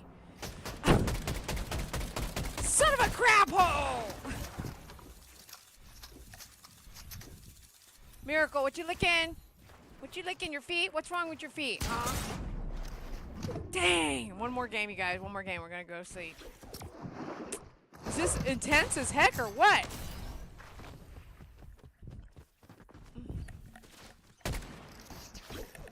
So I got these headsets. Those of you guys who also game, the headset, I can get maybe write the company and get it replaced is by Razer.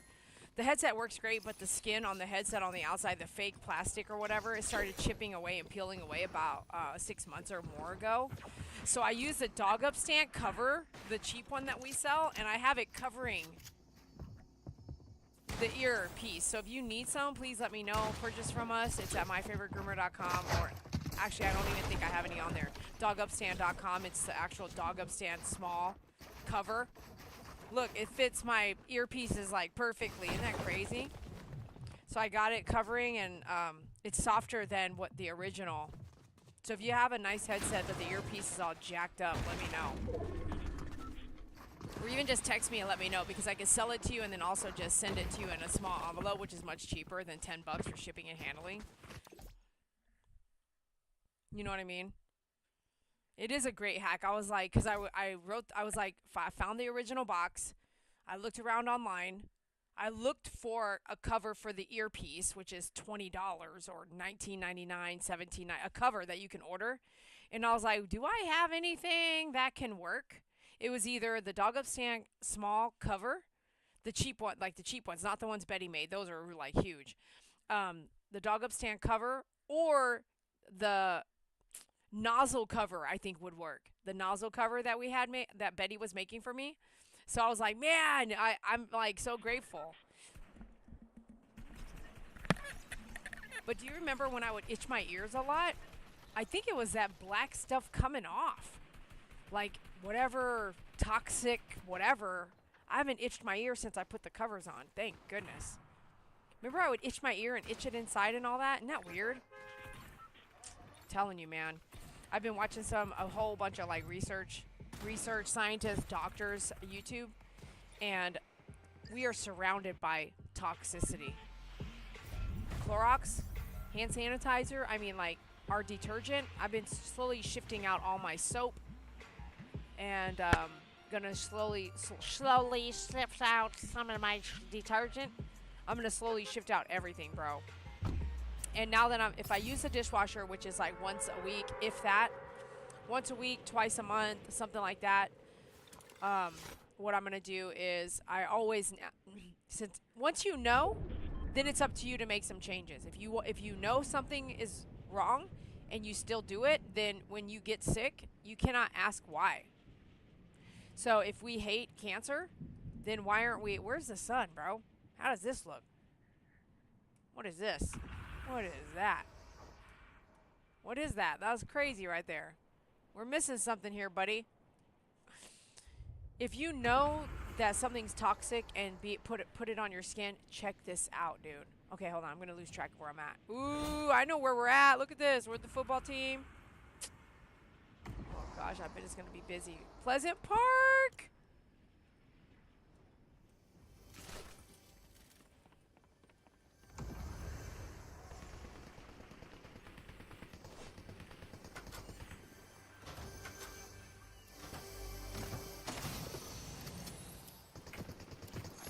Okay, someone knows I'm in here.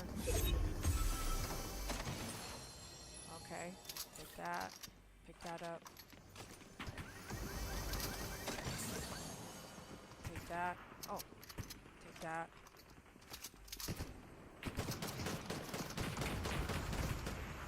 They don't know I'm in here maybe because I think they're fighting each other.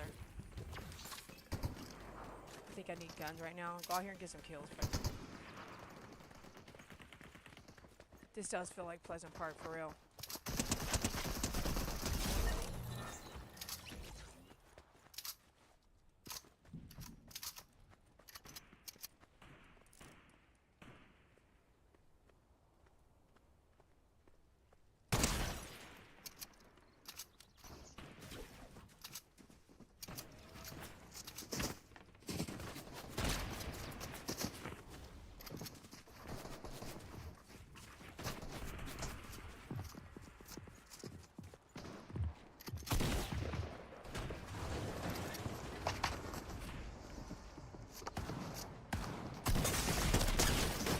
Oh, I got him, man. I got him for 120, but he still killed me.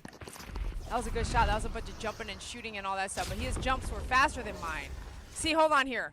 Hold on a minute. Wait. What? What? Look at the map. Look, it's messed up. See, I'm not even nowhere near Pleasant Park. So yep, you can't do that. Oh my gosh, I know exactly where I'm at. I love this place right here. OMG. Whoa. The base, I can hear there's a jet or a jet engine or something happening over there. Why? That's crazy right now. You know how late it is to be doing that? That's crazy right there. I can hear a jet engine from like 15 miles away. That means I freaking lost everything again. See? Go, go, go, go, go. I could hear them. Did I see a mini? Yeah, I did.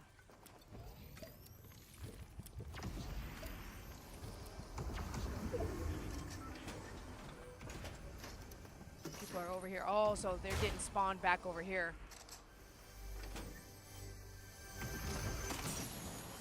Okay, I like that gun. I need to get that. Oh gosh, someone sees me.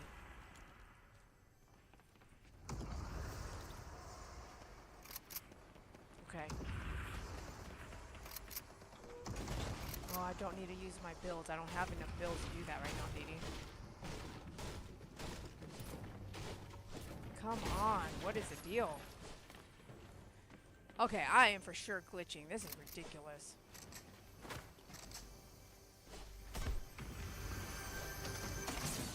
Okay, I like that. I like that gun. We're gonna take that with that.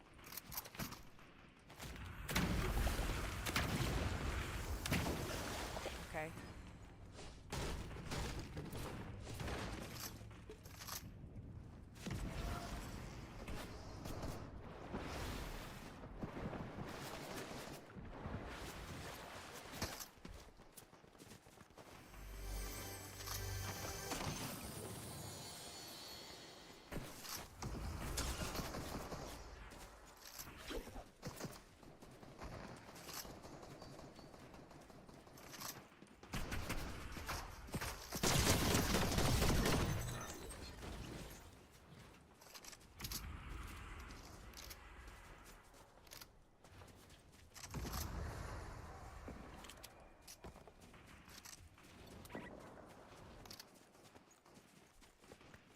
That was good stuff right there, wasn't it?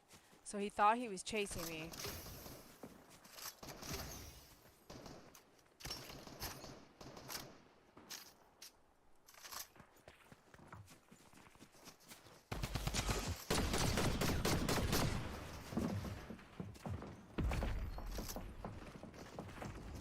I blocked her in a little bit, so she's going to have a tough time coming out because the storm's right behind us.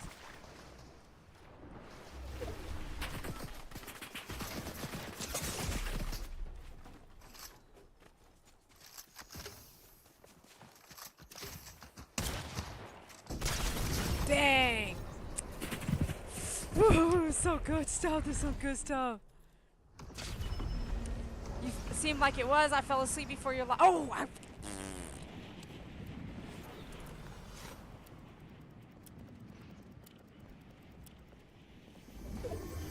Oh, man.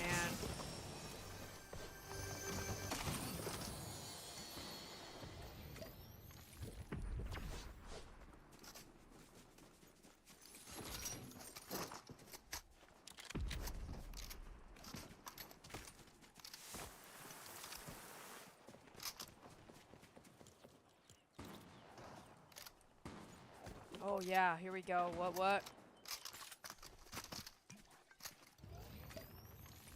I'm sweating right now. I got 1 ammo in that. That's stupid. Go, go, go. Get that chest.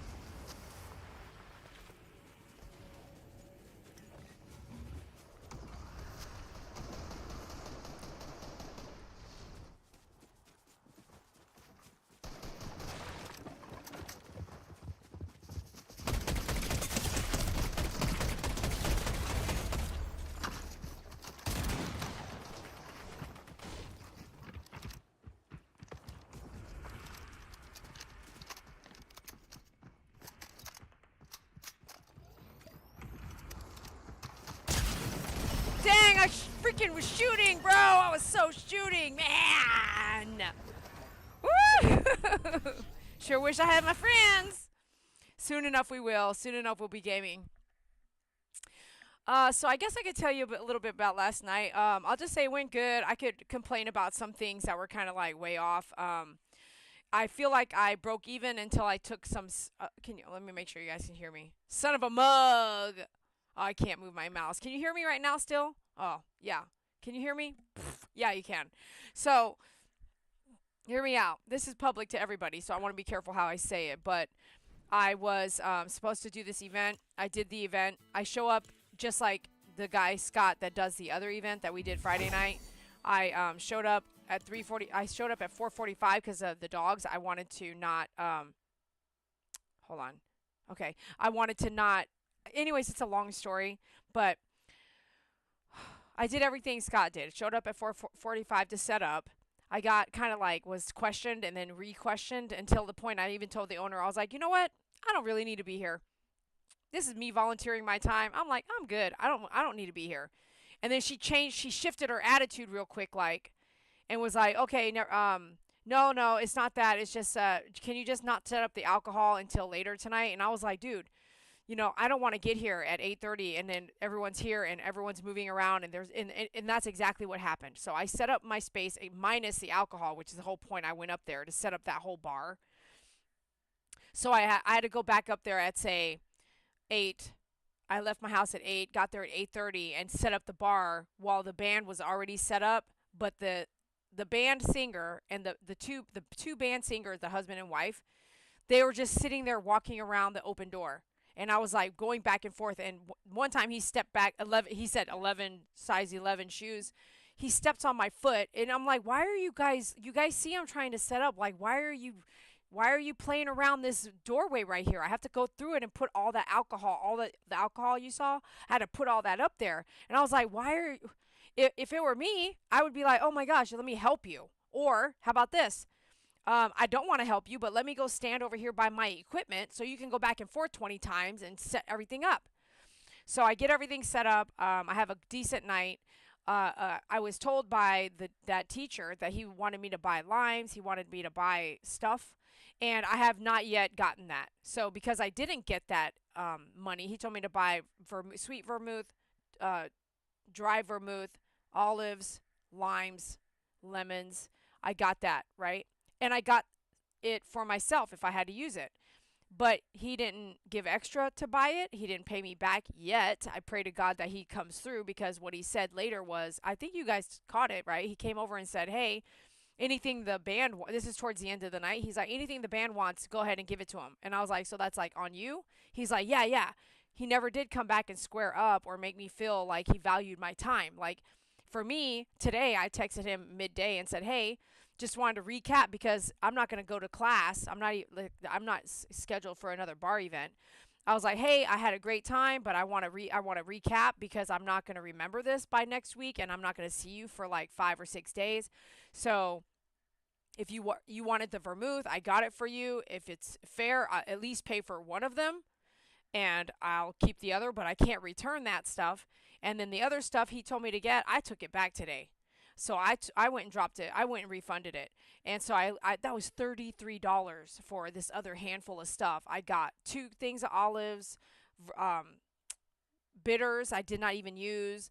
Um, you know what I'm saying? So what I mean is like so I was about $150 out and I didn't even have to buy major alcohol. I literally brought it from my house, which I'm not even talking about going out for that. Like I had vodka, I brought it. I had cranberry juice, I brought it.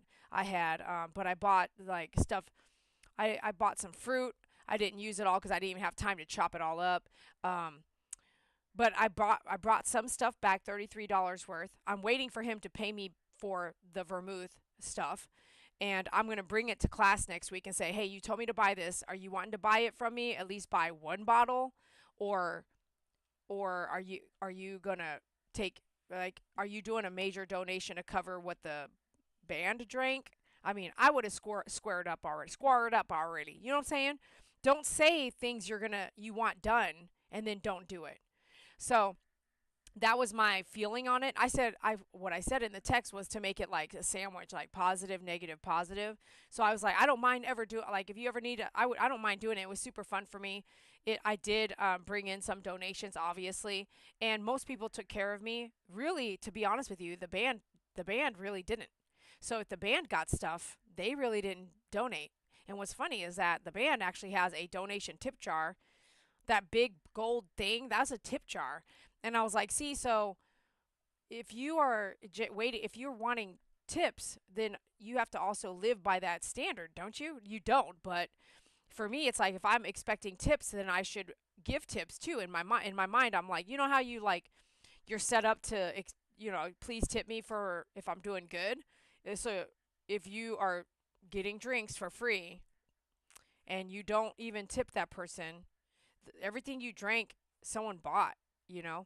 And so the band did that. That guy that ended up drinking two coffees didn't pay for them, and a lot of other drinks, and he actually finished a bottle. Those the alcohol, all that alcohol that I put back, most of those is not mine. Though that belongs to a guy named Scott.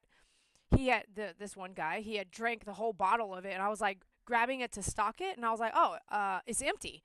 And he's like, oh yeah, my bad. I drank it all before you got here. I was like, no offense, I've never gone somewhere where I would behave like that. And that was the guy who was messing with me all night.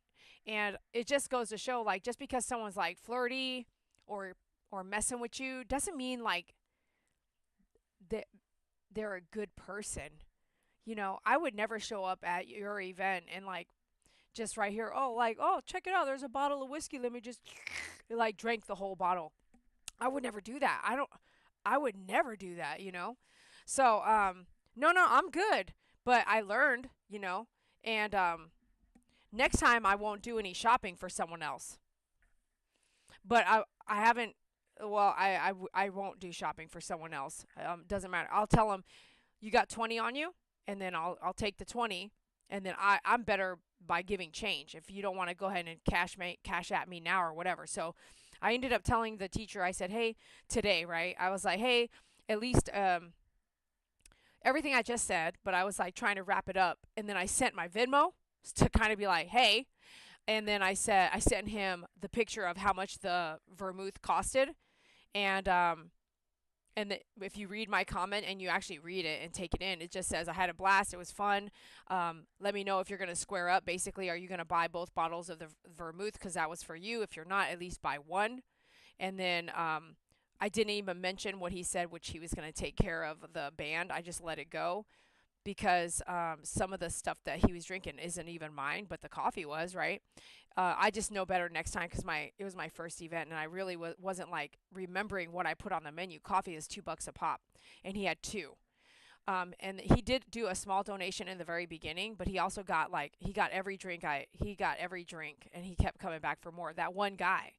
And when I look back, I was like, yeah, he didn't give me more than probably $3 or $4 for everything that I did. And I'm not saying it's wrong. I'm just saying it's donations. But when you just take, and you drank Scott's alcohol, and you did this and this and this, and the teacher said he would cover you, I hope the teacher pray, Lord Jesus, that he'll take care of me if I deserve it, right? What I mean is the teacher will come back around and be like, hey, I'm sorry about that. I was out of town for 2 days after the party, so here's this. Or maybe that will happen, or maybe it won't, because if it doesn't, I won't do it again. I mean, and everyone loved everything we did. Everything I did. The sangria, they freaking loved it. The blue Hawaiian, those people who had those really, really liked it. And then that root beer float that I know how to make is so delicious. I mean, the people who got that was good. And I bought these cups too. One guy he did buy one of the cups, which was awesome because even just selling one kind of, if I sold three or four, I think it will pay for itself, but I only sold one. So in the long run, the cups were handy because he said, I spilt my drink. And I was like, oh, well, then buy this cup. And the next time I see him in dance class, I'll be like, if I come and do an event, bring your cup here. You'll get another sticker. If you show up at another event that I do, you'll get another sticker put on your cup. You know what I mean? So I had a blast. I think that's what counts. I raised some money, which basically was I'm either a little bit short. No, no, not after I took everything back. So the teacher asked me to buy olives, lemons, limes, and I didn't take the lemons and limes back, but I did take the olives back, which I got 2 jars, and the olives are like 3.84 each. We're talking, like what I said, $33. So you easily got $33 back. So I probably made $20 or $30 since I spent money on stuff for the event. Probably am over $20 or $30, because I still have the vermouth and stuff like that. But it was super fun. And now if I do another event, I do have no, everything will expire, like the lemonade that I made and stuff like that. I can't take it back. Orange juice, I opened it. I won't do that next time. I bought orange juice and opened it, and no one got even anything with orange juice in it. What the heck? But yeah, it was but now I know, like, you don't it was so fun, and I got to listen to music and talk to some people and share a lot of people, some people took pictures, and then once you pay me, it says my favorite groomer, so then hopefully they kind of learn that. And so it wasn't of it. Sometimes things are setting yourself up for later for something else, but I had to do that in order to understand what I would do next and how I would do it, because I had like 4 or 5 huge bags of stuff plus 3 ice chests. It was just like, and I tore it down fast. I was out of there by 11:50, and in 3 or 4 hours, what I made in what would call donations, and donations, at least 50%, was to buy everything, to make everything I did. It was worth it to me to learn, and I had a good time. I had a pretty good time. But I do have to say there are good people and there's bad people. There are tippers and non-tippers. There are takers and givers. I mean, 100%. And I'm grateful that some of the folks on the live last night also donated, so that kind of helped a little bit, at least justify some of it. But yeah, I had a decent time. And yep, it gets frustrating when you're dealing with other people, and you can next time, like, you could say no. Dee Dee can say no. I can say no next time. You know what I mean? And or now I know that if you want me to go shopping for you, you gotta Cash App Vin me or give me cash first. I'm not gonna do that whole chase you down and can you pay for this? You told me to get it kind of thing. Like that's just ridiculous. I would never do that to somebody. So it just says a lot about, you know what I mean? You know what I'm saying? And maybe hopefully this tells you, like, if somebody tries to do that to you, it's so simple, but when you're running a negative, like you spend $100 to go do something, and then somebody else wants you to shop for them, right? You might say, "I'm already out." That person already knew. I told them. I said, "I don't want to spend $500 in alcohol. I don't have it." So I'm going to ask Scott to help me with this, and then what he needed other alcohol for his drinks that he didn't even drink. So he didn't drink these. He brought some stuff, and he needed those two vermouths to finish out his drinks, but he never even drank that drink last night. He drank what I made: sangria 2 or 3 times, blue Hawaiian one time, root beer float one time. Like, he drank my stuff, you know what I'm saying? He didn't even drink that. So we'll see, because I can tell you right now, it's kind of fun that praying he at least buys those bottles, right? It would be nice if he bought the bottles and tipped me on behalf of what the band got for free.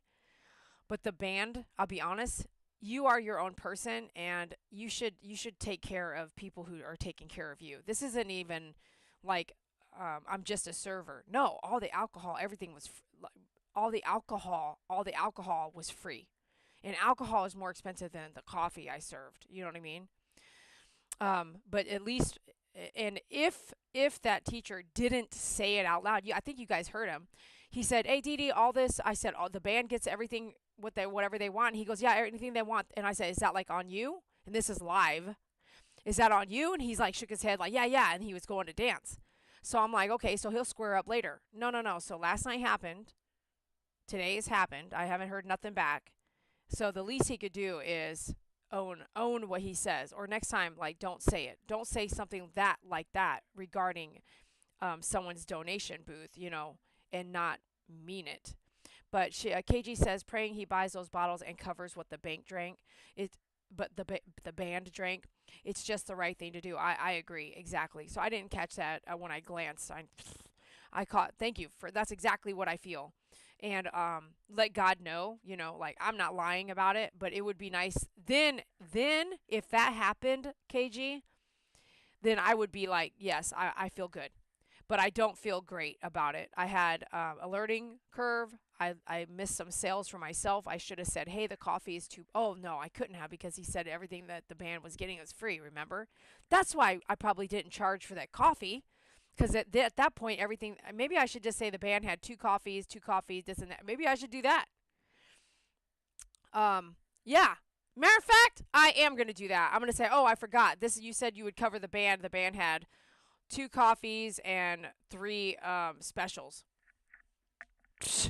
That's exactly. I'm going to do it right now. I don't like to hold on to it or whatever. Oh, Nestor actually replied. Okay, hold on. Oh, God is so good. Is he not? Hold on a second. I'm going to say, sorry, just getting off work. This is work for me, because I'm live with you guys. Oh, wait, what's this say? Press any key to keep playing. Oh, this key? Okay. Sorry, just got off live. I'll drop the vermouth next week. Oh, yeah, so we're going to square it up right now, right here with you guys. I'm gonna tell you what he says. Okay, sorry, just got off the live. Let me look at the pictures of the product, what they costed real quick. So $6.99 plus $4.99. Hold on, that's nothing. I understand that, but it's he wanted me to buy it. I didn't need it for myself. $6.99 plus $4.99 times tax. That's what exactly. Plus, I mean, the running around. You should anyway. That's we're not going to talk about that. So that's $12.98. Banned drinks totaled. Oh yeah. So let me see here. Oh yeah, maybe. Hold on here. Banned drinks to two. Um, and then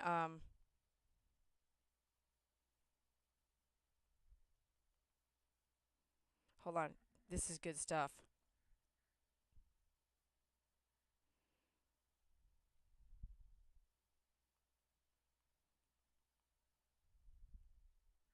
What else did that guy get? He got so much.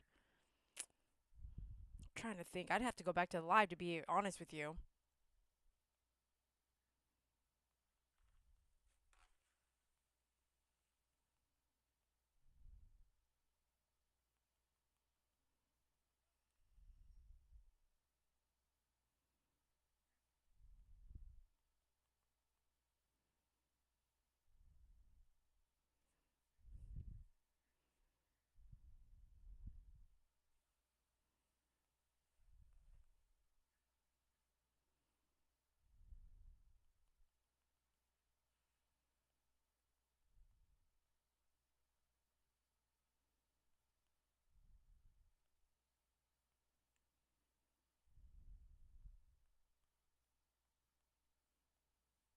There's more.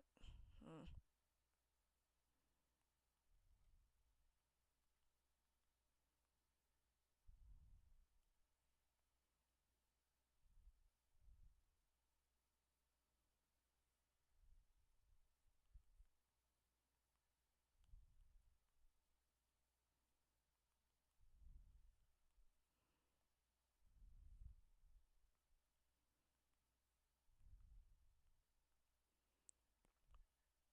Okay, hold on. 12. Okay. Okay. 12.98 plus 2. Hold on here. And I'm thinking that my coffee is too. It could have been more, but okay, hold on. Yeah,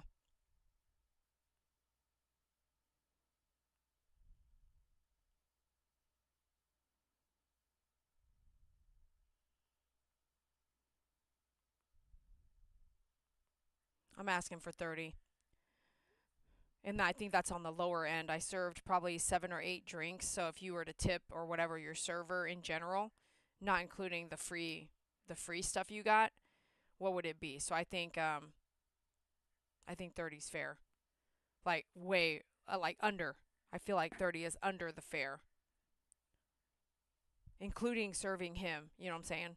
Cuz when I left, I had him I said, "Hey, I put your glass over there by the sink, but it has a full glass of sangria for you." Who does that?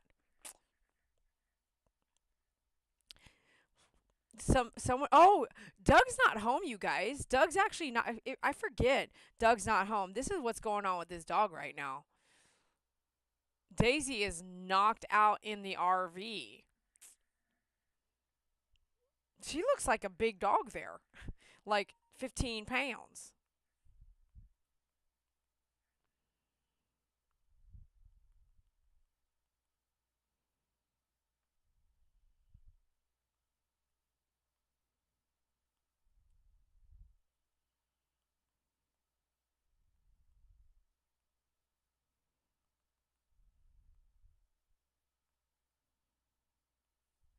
Okay. He said okay. So I think we're hopefully going to see a $30. And we were just talking about this right now. His text was at 8:51 p.m. and I was live on my phone, so who knew that he was messaging? Cross your fingers, KG. So I mean, I sent him the Venmo. It should be just he should just go right on over to Venmo and send it over. I can live with the 30. Do you see what I'm saying? He really, I would personally, I wouldn't have even signed up for none of that. I would not have had you gone shopping for me. If I did, I'd already gave you $10 to go pick everything up, and I would have Venmoed you how much. I would have been actively like, how much is it? How much is it? Here's $10 for buying all that for me. Hey Dee Dee, here's $10 for actually taking care of me all night, and here's $20 or $30 for what you did for the band because I know I saw you serving them. Done deal. That's what I would do. But everyone's not like that. Sometimes you got to draw it out. So if he gives me 30, I will feel better. That 30 is probably what I would my take home. You know what I mean? After I spent what I spent.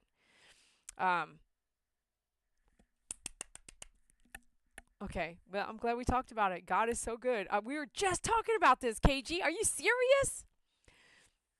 Okay, so she says, yeah, because he for sure wasn't keeping tabs on what they were drinking. No, he wasn't.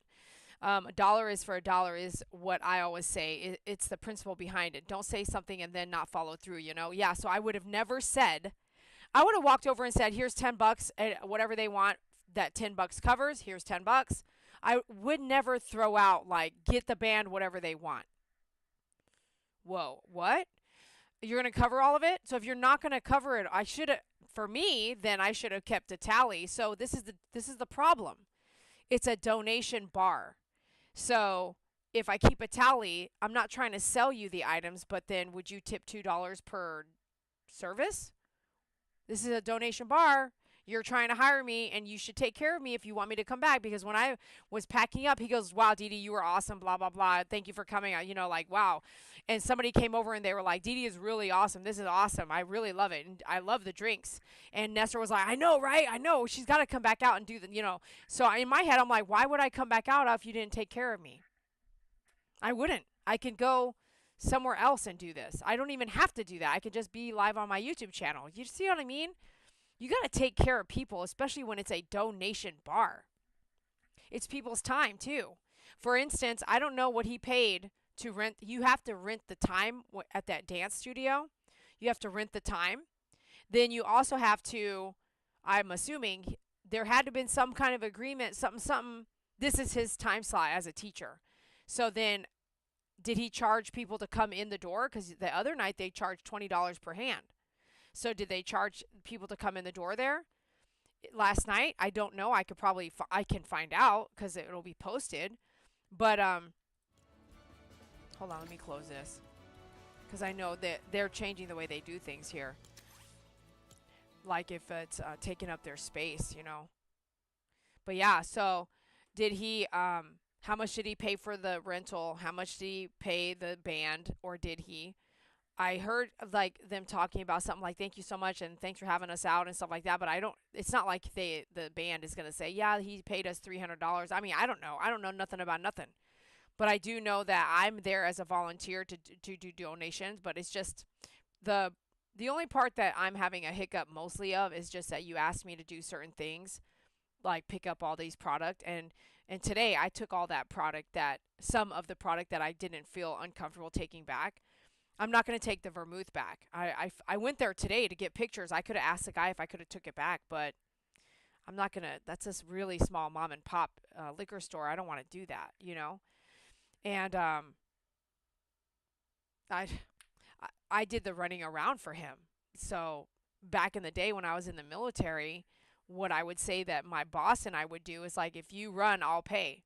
So if I went to get lunch, he'd pay for my lunch. You see how that works? So if you do all the running around, you usually give somebody extra for doing that for you, you know? And I'm not saying I want the extra. Now I'm just saying just pay for what you asked me to buy you. Just take care of that. And then anything that was the alcohol was free, that's true. So at least consider something with the coffee that wasn't free, you know? You had to drive to shop for those things, that gas as well. I feel like that's so overlooked too. People don't think about time and travel, even if it's like local drive. I know. And by the way, traffic, because it was traffic hour. Like all these things that people just take advantage. And this is the thing. I ain't going to do it for him no more. I will not do that again. If someone like that, not just him, if someone like that was like, hey, can you grab this? I'll be like, I already went to the store, bro. Because I did yesterday. You know what I mean? If I still have to swing through racetrack, gas station, and get ice or whatever, that's one thing. But I'll be like, no, I already, or let's just say I want to be honest, because I'm pretty honest. I would say no. I don't want to have to ask you for the money back later. If you send me the money now, then I'll go to the store and get it for you now. But if you don't want to do that, yeah, I'll pass. You take time to go get it yourself. You know, it's like they don't want to take ownership. Of that all what you just said, KG. Man, thanks a lot for talking about it. Because as we were talking about it, boom, there's a text message like, what? Because I was about to say, hey, coffee, this and that. I forgot about the coffee and all this stuff, bro. I guess that's what a donation bar. No, the coffee was. There's a menu. The coffee is not free, but I guess that's what you can expect, huh? There was one guy. He came over and I forgot what drink he got, and I think it was a bottle of water, and he put $20 in there. And that when I counted my money, I realized he was a quarter of what I got. And I was like, wow. So, because I spent $50 at the liquor store, 70 something dollars at Walmart, and then I brought my own stuff that I had already paid for it before. Like my vodka's done now and stuff like that. So I'm cool with it. But what I'm saying is you're out, and then I borrowed all that alcohol from the other guy that has all his stuff there, and I only used actually two or three shots of like whiskey, 2 shots of Crown, 2 shots of tequila, and a couple Diet Cokes, a couple Coke, three Cokes, the minis, and some waters, which I replaced because I had waters already. Um, so I did pretty good on what I brought myself. I brought too much actually, but if I didn't have to buy him his stuff, we wouldn't be having a problem. Or that feeling you get where it's just like, man, someone asked you to buy something, you bought it, and now they didn't own it. So I'm glad I like took the olives and all that back. Like I didn't hear him say, "Hey, sorry, I didn't catch you on this." Da da da da. You had to drive shop. Yeah, exactly. So, thanks for understanding. Because I mean, part of you, in your body, you feel like 1%. You kind of feel like, man, am I complaining about something stupid? No, no, no. Someone asked me to get something. Even if they didn't want to pay for the band's coffee and they didn't want to chip in for service received, that's fine. But if you have product that I'm sitting on that I'm not going to need or use and I bought it for you and I can't take it back, what? Anyways, yeah, it's like the feeling of being taken advantage of. Yeah, and if I was so wealthy that I didn't have to even worry about it, yeah, I'd buy the vermouth and not even give it to him and just keep it for my bar. But I don't have any alcohol in a bar situation right now at my house. I would keep it in case I do another event. But let's just say I don't do another event for 6 months. I would be sitting on some vermouth. Like, who wants to sit on vermouth for nothing? I don't even drink vermouth. You know what I mean? So I guess I had to put it out there like that. I said, hey, pick up these 2 bottles of vermouth, blah, blah, blah, blah, blah, blah. And it sounds like he's going to do it. So hallelujah. But we'll talk about it later. I'll catch you guys up and let you know if he did square it away. He asked and he said yes. So, I mean, I'm going to see him again. You can't not square it away, I don't think. Or it would be very. No, I'm going to go straight up to him and say, hey, are you going to square it away now? I'm leaving the vermouth here. You know what I mean? If he wants to wait, I understand that. Wait till next week. But at least we have the number squared away. Oh, okay. But wait, let me ask you guys. KG, did you watch it last night? Anyways, Doug, did you have a good time watching it last night? I know you're probably falling asleep, but did you have fun watching it last night? Did y'all have fun watching it last night? It was pretty cool, I thought. I thought it was pretty cool. I met some interesting people. Yeah, I met some interesting people. They do, you know, behave kind of like the people would behave when they're dancing in that time, maybe. There was some smiles and the people were dancing a lot. I mean, the teacher was extremely happy. Yeah, it looked pretty cool. I don't know how to dance like that, but I bet I could figure it out. And then if you come and take dance classes, I bet you figure it out even more. It does seem like there was quite a few people in the dance class. So, I mean, it's a popular dance. What? It's crazy. There's a couple people that are learning every dance, and I see them in all these classes, and I'm just like, wow, man, they're all into like every dance. You know what I mean? Which is it's kind of cool.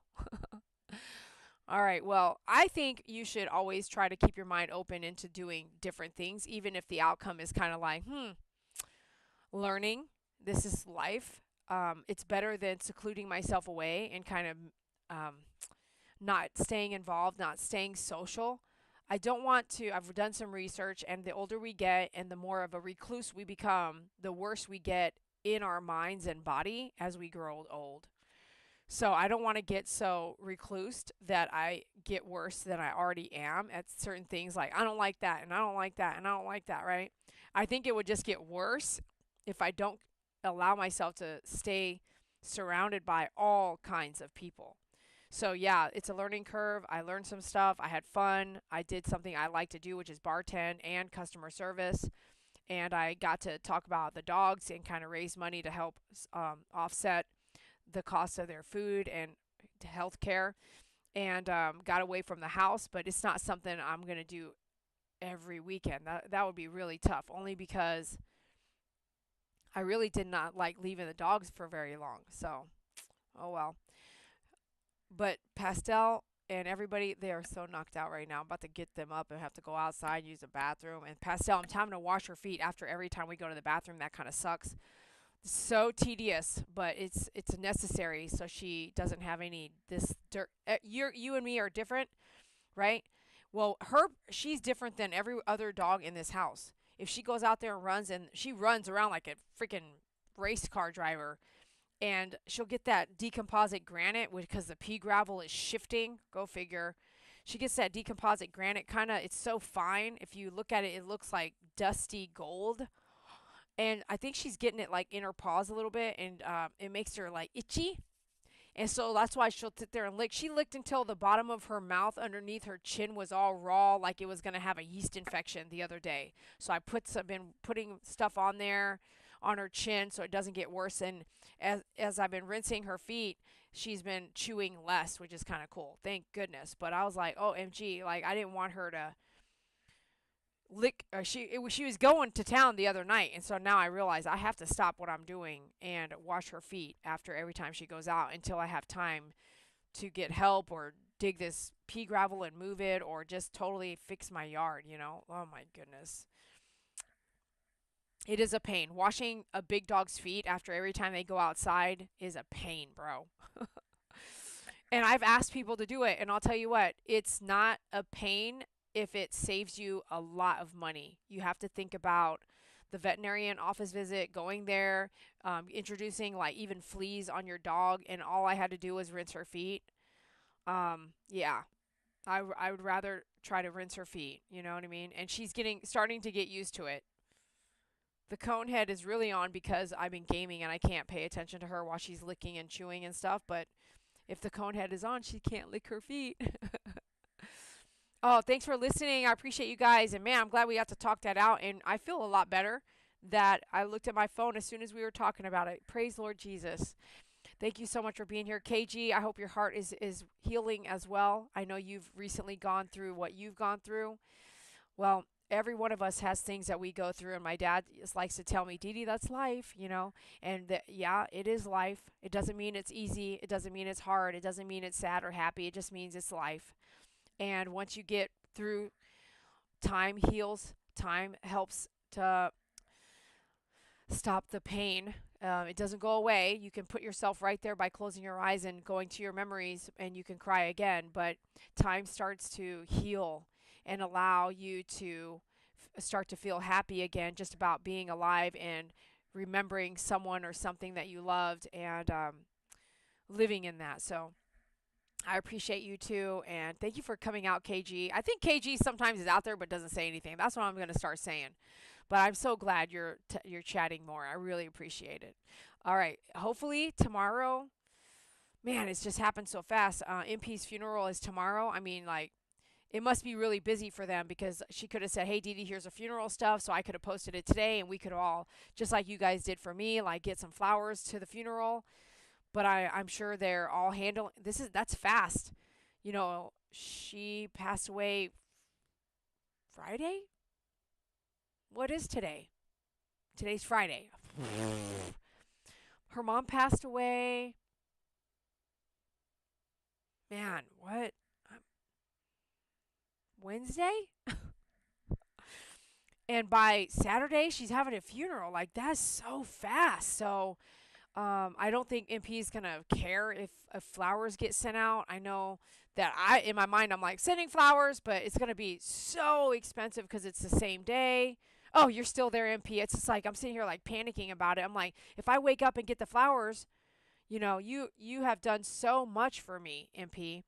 But everyone had time for my mom's funeral.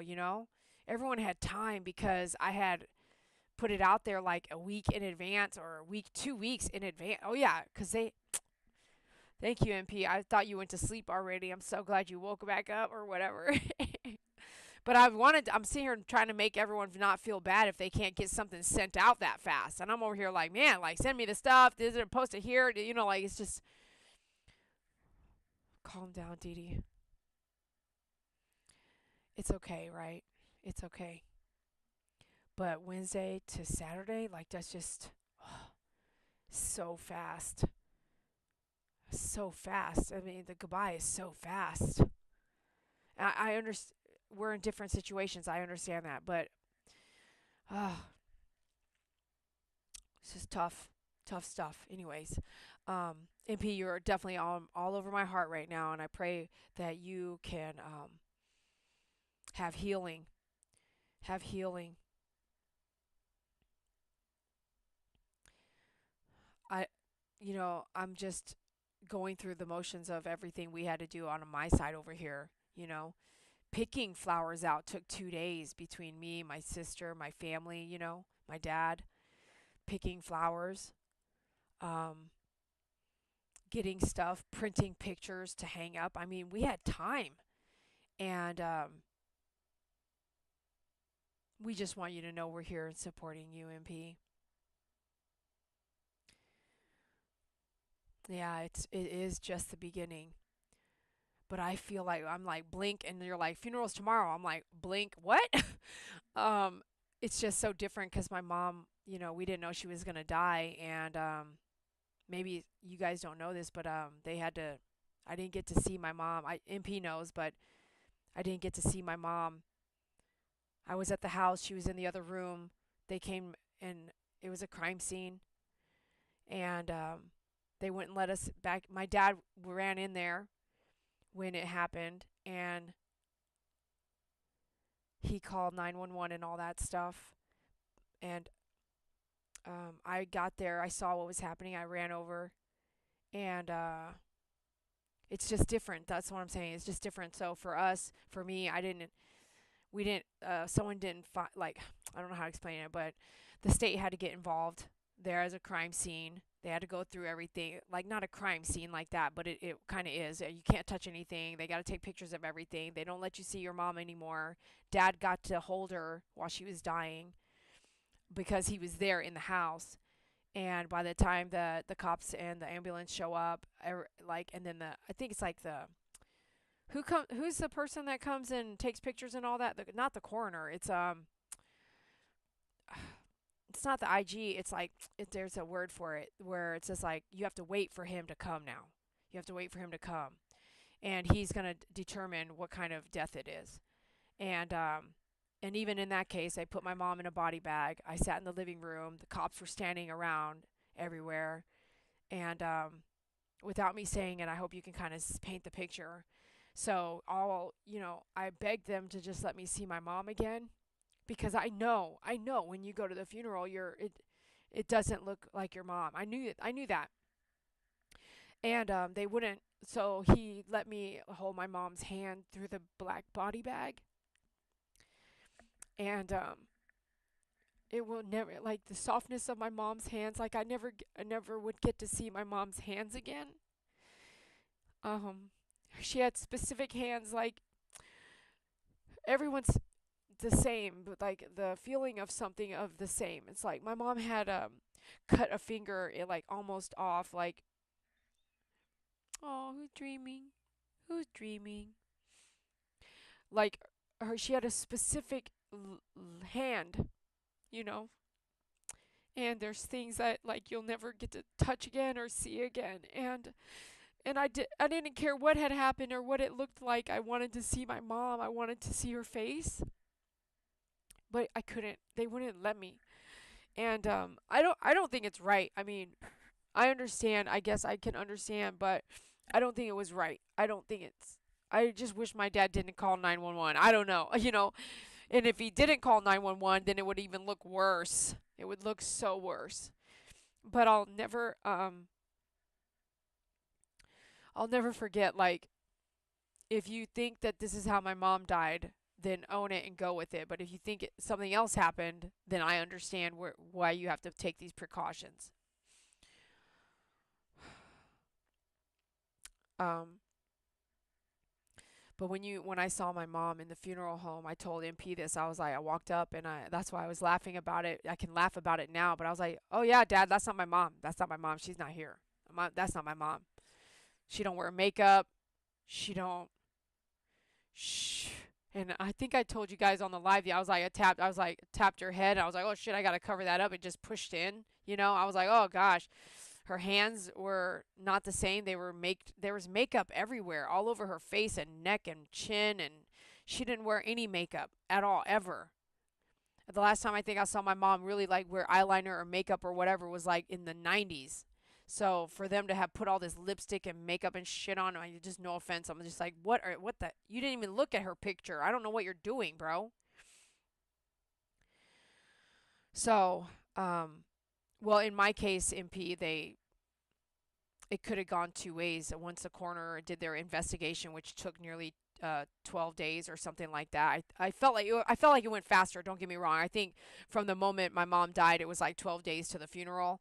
I think we got notification like on day 3 or 4. Basically, they had to do um, testing to make sure everything happened the way it did happen. That my mom did it, you know.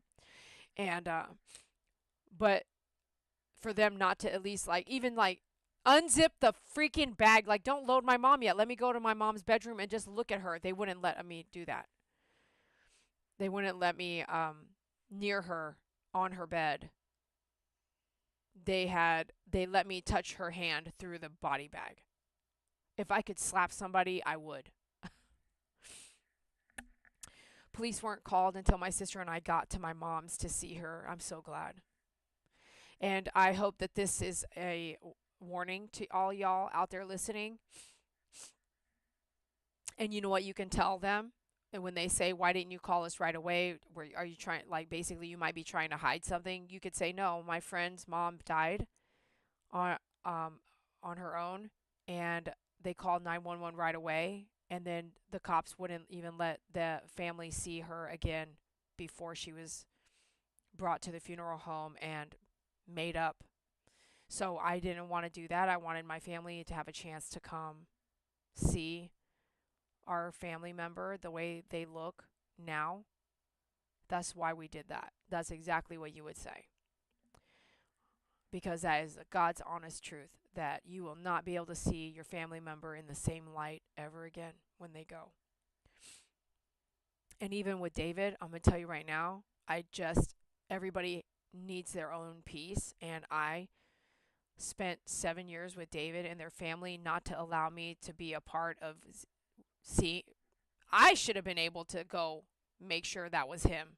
I have been living with him and caring for him and financially lifting him up for 7 years, you know, even if we weren't living together. And if I didn't give them the forensics for his mouth, his dental, they wouldn't even have any idea if that was him laying there or not. So I don't know, and I don't understand why I wasn't able to see him. The family got to decide. Are you serious? If I could slap somebody, I would.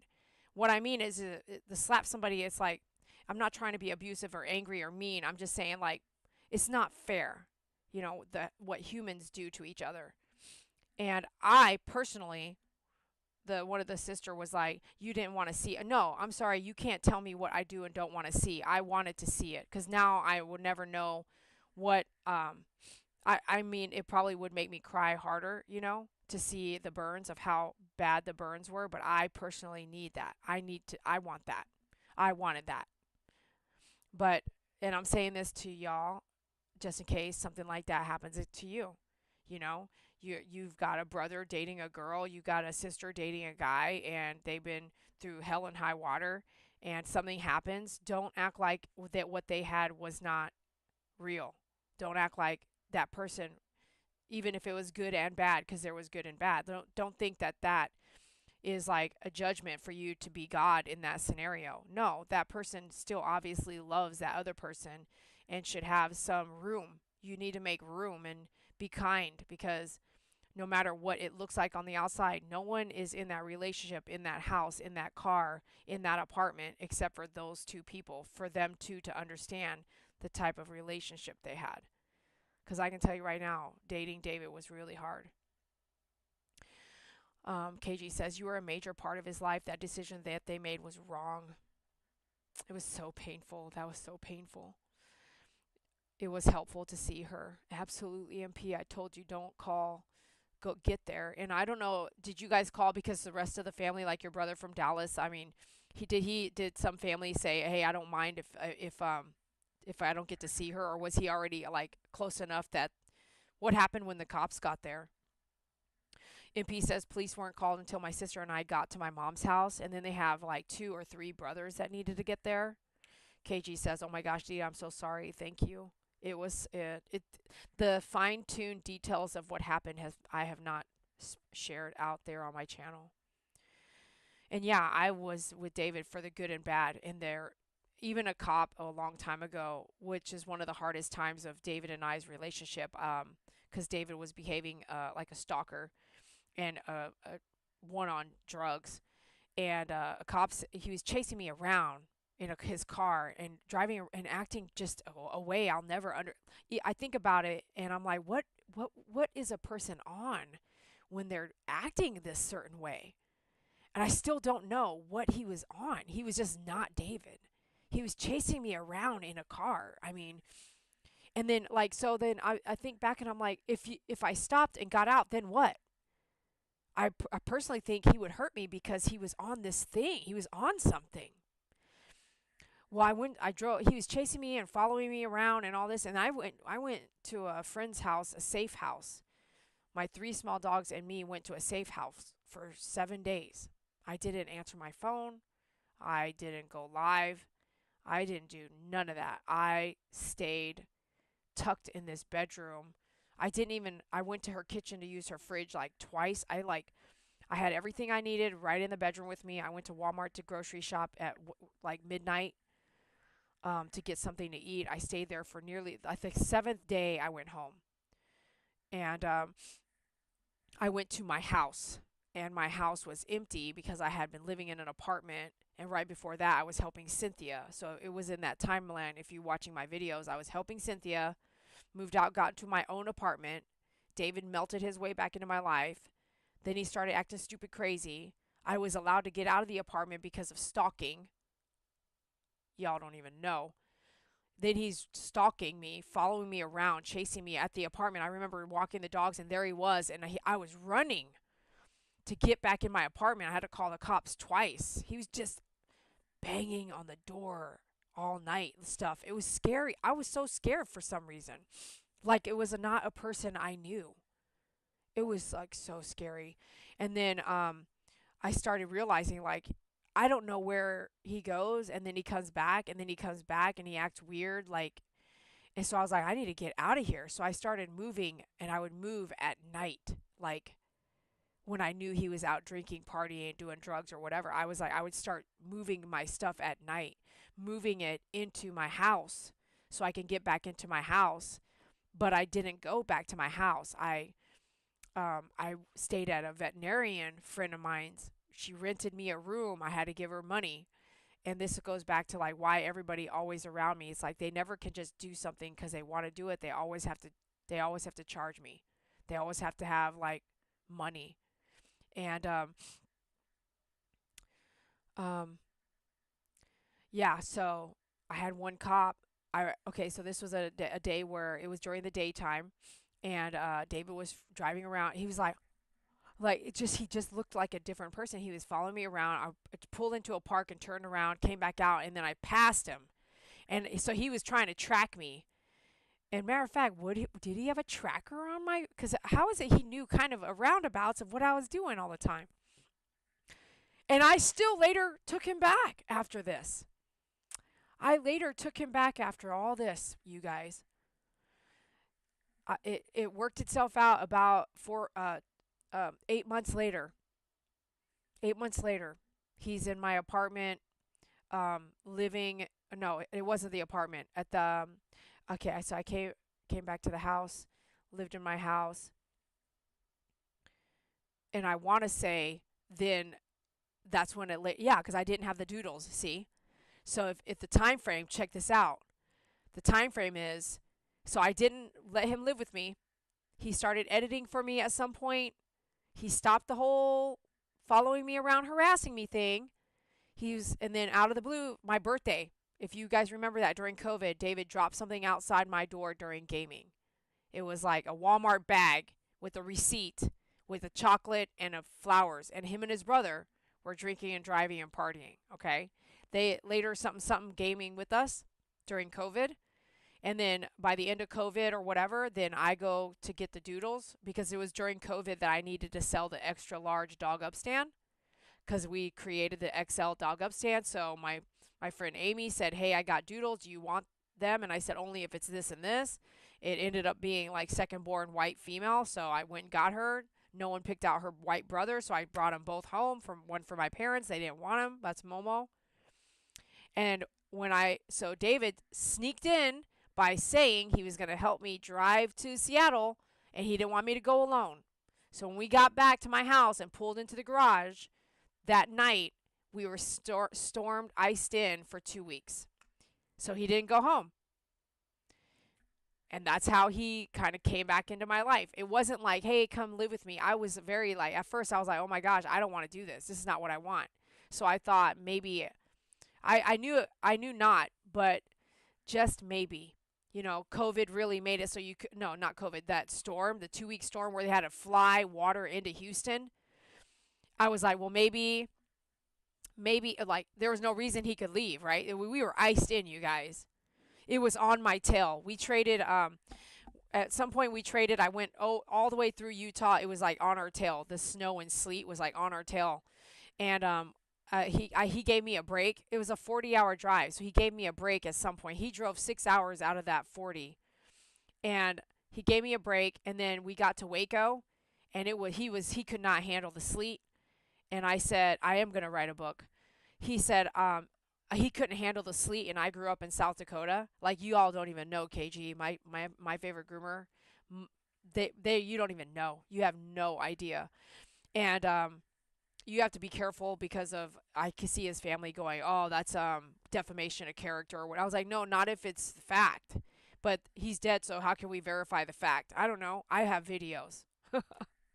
And I don't look like a very nice person, but I have a reason. I had been through a lot with David. And so when he would say, "I'm going to stop," I'd be like, "No, you're not. No, you're not. No, you're not. It's just 7 years."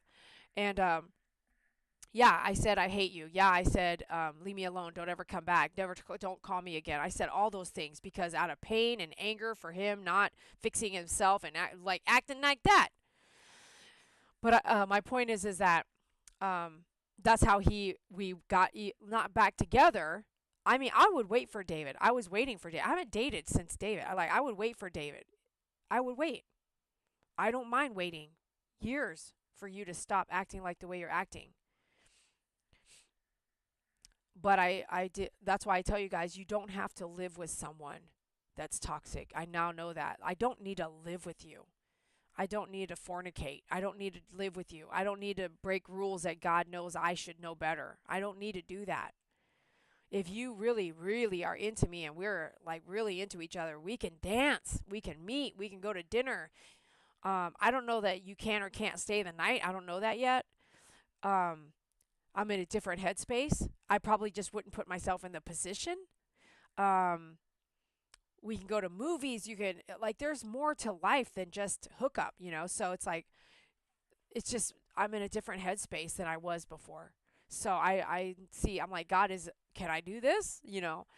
Um, but there was a cop and he said, when I was driving around all that, right, and he was chasing me, I pulled into a cop place, and David left. He didn't pull in. Obviously kept going, and I lost him there for a while. And I pulled in. I called him. I said, "Hey, I'm outside. This and that. I'm having a problem with this." They did a report. Two cops pulled up behind me at the cop shack or whatever, and it was right behind this apartment complex that I live. So it was like God put that, because I was driving around like, what do I do? Where do I go? Downtown to Fort Worth and to the cops? I mean, and I was like, oh my gosh, there's a freaking cop place right there. I know exactly where it's at. So pulled up there. You can't walk in. It's just like a place. So I called 911. I said, I'm in the parking lot to this cop place. My ex is following me around. He's making me really uncomfortable. He's acting crazy. He didn't follow me here. He kept going. So I want to do a police report and da da da. They gave me everything for like domestic violence and all this. I got that paper. It got me out of my apartment like that. Like I didn't have to pay any fees. I just got to leave, which was godsend because I left my house because of this. I left my house. It was empty. I was living in an apartment. Does that make sense? My house was empty. My house was sitting here empty after that garage sale. The garage sale he came to help me with, but he almost got evicted out of my house because it was so crazy what he was doing. Man, you're right. This is a book, and I told one of my best friends, I'm like, I'm gonna write a book one day. It's gonna be like, whoa, and then it's gonna be a movie, like a miniseries movie, because it's just like there's so many. It's a learning lesson for some young women, that young girls that are gonna go through that. What it can look like, what domestic violence looks like, and how it can push you to look like the devil yourself. Because your MP knows. She was on the phone with me when he called from jail during COVID. And I was like, why is this guy, David, why is he calling me at like whatever, 2 in the morning? Or me and MP were gaming, and I said, MP, I'm going to answer this. Can you be my witness? Just listen to what he's saying. And he called me while he was in jail. And it wasn't the first time. It was like, oh, okay, so that's where you're at now. He's like, come get me, come get me. He was drunk. I'm like, I'm not going to come get you. I was like, I'm not. So you got to sit there, and now I know. 7 years, right? Now I know. Don't go pick up the person. But why on earth will they do they let that person have unlimited phone privileges? Can you explain that to me? He called and called and called until I turned my phone off because he was drunk. Drunk calling from jail. Anyway, he didn't get picked up. He wasn't even allowed to be released until the next day because I called his mom and told his mom, hey, this is where he's at. Go get his car. I always care about people, man. I was like, go get his car before it gets towed. And I said, do you know where his car's at? Blah, blah, blah, blah. This is what I'm saying. How dare they do that to me? Do you know what I mean? If you knew a little bit of that, then you're like, yeah, how dare they do that to you? You had to deal with that? Yeah. And I had to call the mom many times. I would not do that to somebody who had to be that involved with my kid acting like that. And then she supported it. So she allowed him to drink all the time and drink and drive. You remember the small apartment? Yeah, there's a video where he's opening a Christmas present from Betty. That was the apartment. KG said they had no clue what you were going through and dealing with. Yeah. Need to write a book. I'm so invested. I know. Oh my gosh, it's so crazy to imagine David like that. Man, you have no idea. No one has the true idea. Maybe MP, maybe Pookie Puppy. Yeah. I'm going to read MP says here, but I want to finish what the cop said. So the cop said, stay away. Don't pick up the phone. Block him everywhere. And I did. And I do regret that. He ended up in the hospital trying to commit himself like that. Do that. He's trying to do that to himself. And you get to a place where you don't know if it's because they're doing it for attention or if they're doing it because they really do want to go. You don't really know because it's too abrasive already, like everything. He was stalking me for like weeks, and then that happens. So is it because now the cop said cut off all ties completely?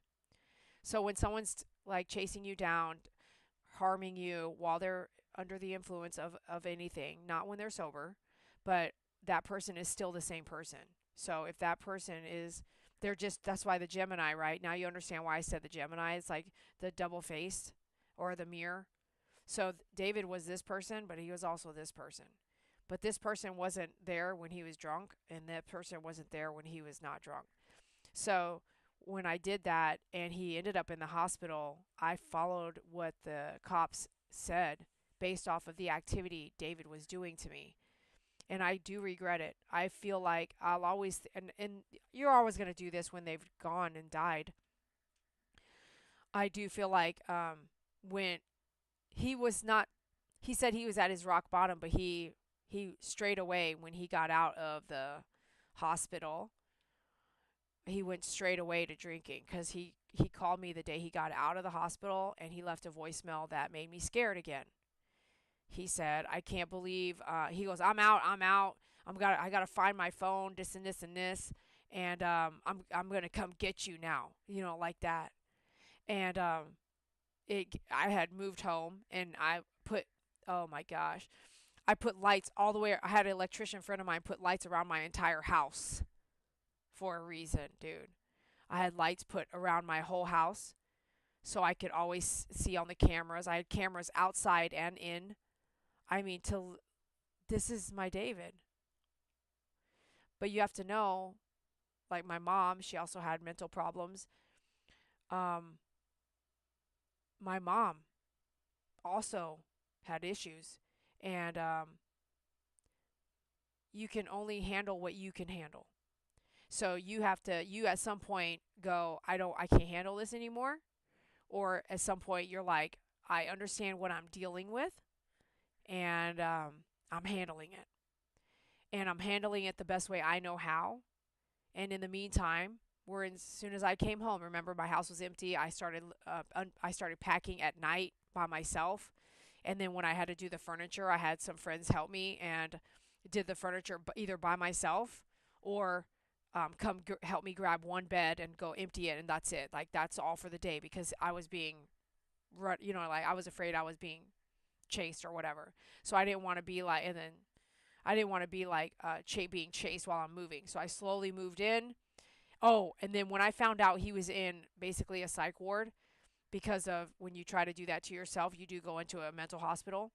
I was moving every day, all day. Like it was a godsend because now I knew he was in the hospital and he was safe. Like he was safe. And I forgot about that. As soon as I knew he was in the hospital, I was moving. Like I was day and night, I was moving all my stuff back into my house, prepping my house. And yeah, it's a lot. And this is only a story of going into year 4, because there's when he passed, if we count that, and when he passed, it was like the end of the year 6. So this was like the year 4. I feel like was what I'm telling you right now.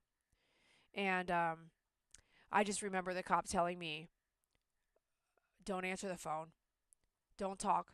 And so I feel guilty for that. It was a good 6 to 8 months, and I probably made like I didn't just I couldn't be that mean. And every now and then I would have a discussion with him, and I just kept saying, I need you to go to therapy. I need you to get help. And when you get into that therapy, I would like to come in to that. But it wouldn't, and the reason why I never showed up or gone, because I felt like he would never stick to it. Like one day he sent me a clipboard of signing up, but I no like, yeah, you're sitting there, you're signing some paperwork, you're signing this thing, but you didn't get checked in, you didn't pay to go in, you know what I mean? Like you're just sending me like a proof so that you can see me now. And I felt like when you're really going to therapy, you're going twice a week, and a month later it's like, hey Didi, I've gone twice a week, here's my therapist's name, would you like come out with me? I didn't feel like I was seeing that, so I didn't believe him. And I kind of regret it. There's nothing I can change about it, but I feel like maybe sometimes the cops could be wrong. But also, if I flip it and just say, I feel like what the cop's advice was for me is also something that may have definitely God first. God has put me in the right place and He's protected me so much. You all don't even know with this over the years, many times where I think I could be dead already. But the cop's advice is probably what also kept me alive because there are some things that could have happened because of the treatment I was receiving from David and the way he was behaving, where he probably was too intoxicated to know that he would have done something to harm me pretty bad.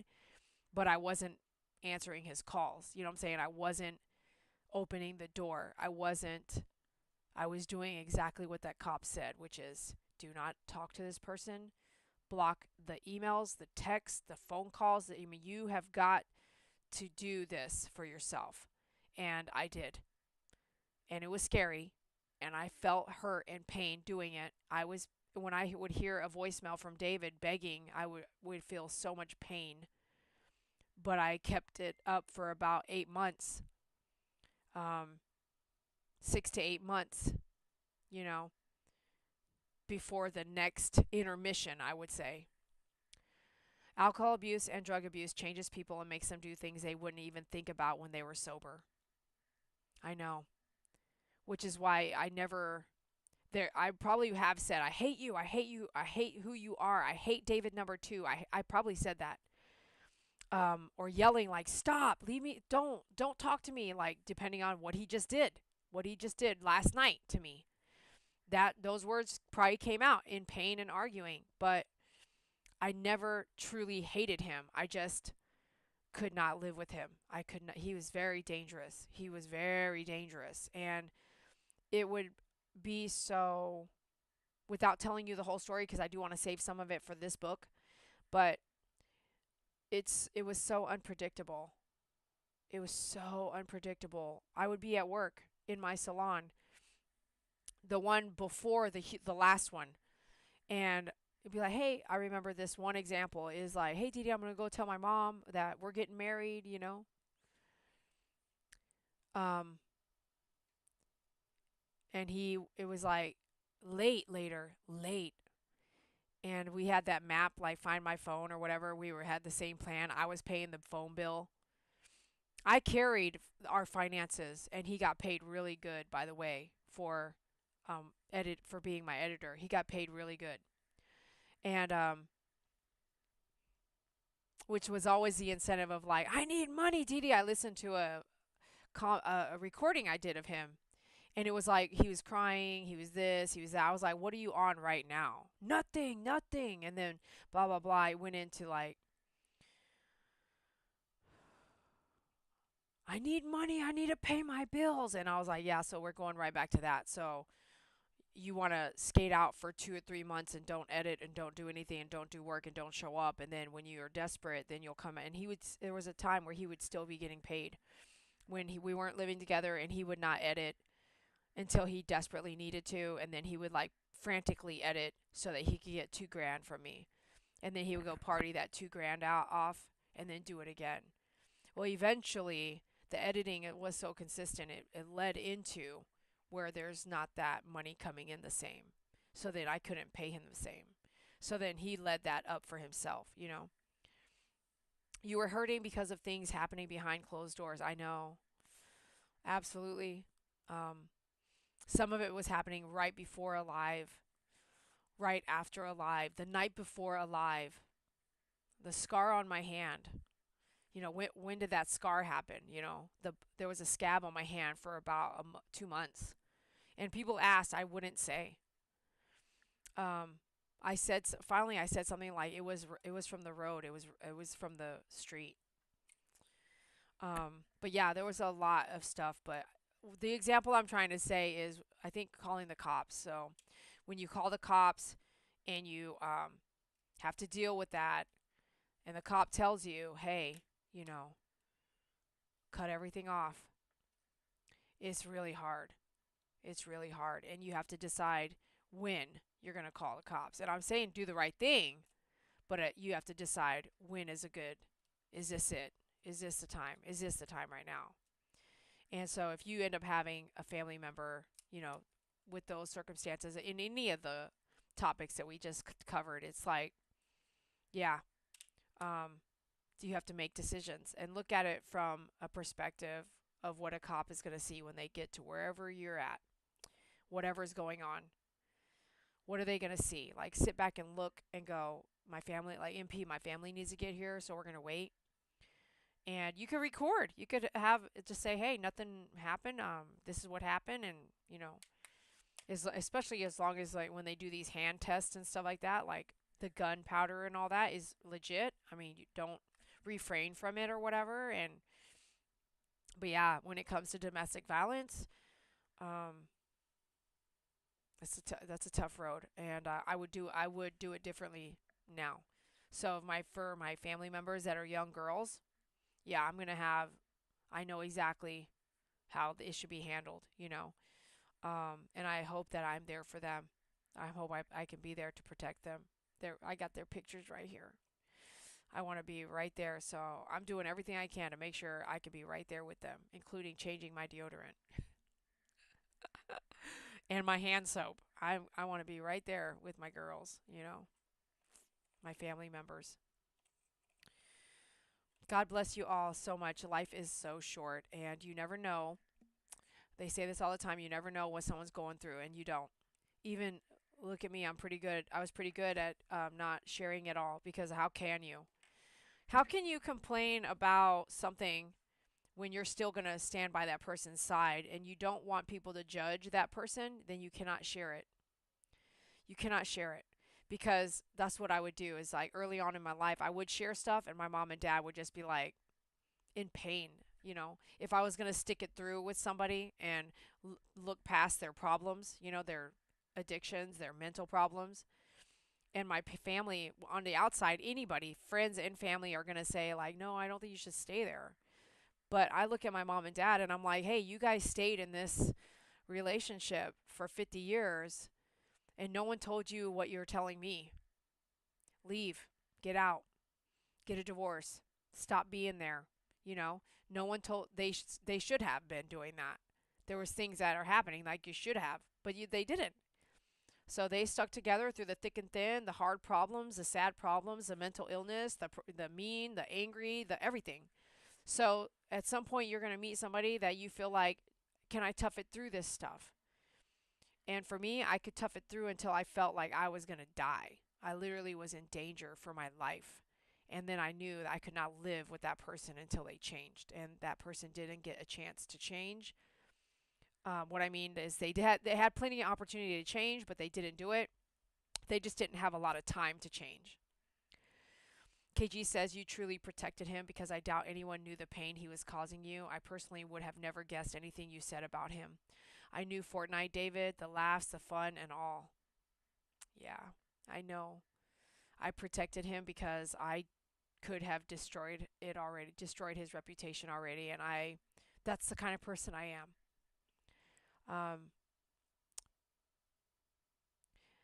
MP was there. Buffy was there. Buffy was there when I called and David tried to use a vehicle to run me over at that second salon. Buffy was there. I called Buffy, was crying. I had to call the cops on him, and they did take him to the hospital. He could have got a DWI, a mini of many. Buffy was on the phone with me that night. Yes, family is important. MP says, I remember you hit it well. MP has been there for some stuff. You were hurting because of those things happening behind closed doors. Absolutely. At KG, it's like shocking, right? So that's the thing. Me and MP talked, and I'll end it on this. Me and MP talked, and I said, like, inert, the gamer, inert, did some things to Buffy, you know? He moved in with Buffy for a while. He was in a whole nother state, and before you knew it, we were blinking, and we all were like, oh, inert moved to Indiana and moved in with Buffy. Well, me and MP talked. I talked to her recently, like a month ago or less. And I said, hear me out. Doug, are you still there? Did he pass out or are you listening? This is intense. Um, MP and I said, MP, what would you give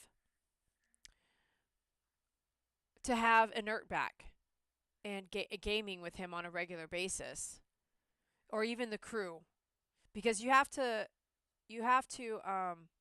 everybody has like a side to them that's, I'm loud, obnoxious, straightforward, kind of an ass sometimes, right? But there's certain qualities that you might like. Like, I'm really honest. I'm not going to backstab you. I'm going to say it to your face. I'm going to talk to my friend about it. I don't think that's backstabbing, but I'm not like bragging and like that. I'm like, look, this is what's happening. You know, that why wouldn't I do this? Why wouldn't I do that? I don't want to backstab you. I want to discuss it with my core and then come at you, just like I did with this guy right here on the money. It's like I'm complaining about how to handle it, and then I'm like, you know what? We're just going to put it out there right now, which I did put it out there earlier. But my point is, like, I'm not going to backstab you and then you don't know I'm talking back behind your back. I hate that. I would rather. Anyways, I forgot where I'm going with this, but I'm talking to MP and I'm like, hey, what would you give to have that time back? Knowing that that person also did XYZ. And for me, an MP, for me, I I know what I'm dealing with, right? I would give anything. Careful what you ask for. I would I really miss gaming with David. And guess what? There was a time where he was going through all that and he wasn't with us. He was out partying a lot. He wasn't with us for like a year, 10 months. And then when he would come back, he would be drunk on the gaming at his house, his mom's house. So, there's if you look real close like with the microscope, you'll be like, "Oh yeah, he wasn't living with Dee Dee at that point. He was somewhere else during COVID." We did an outside Christmas party thing, you know? So I remember crying, missing him. I hear Sucky. I hear you, Sucky.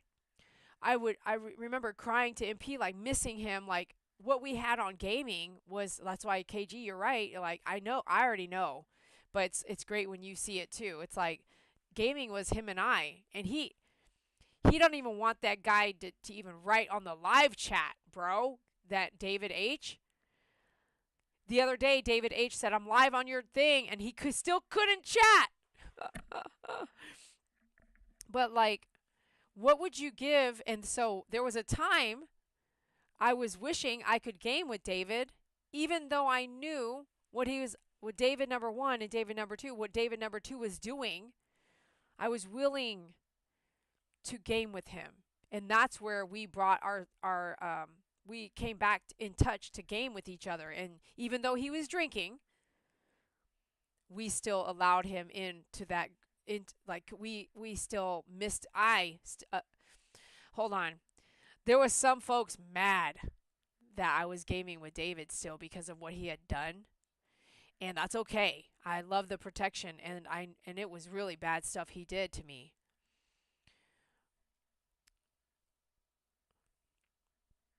But what would you give? Would it be worth it? Do you see where I'm getting at? It's like me and MP was like, would it be worth it? What would you give? Would you just accept them for who they are and game with them if you could right now? And the answer is yes.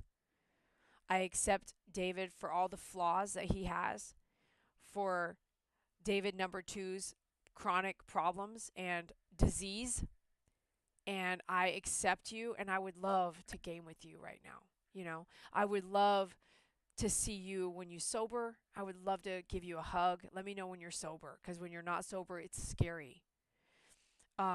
Inert.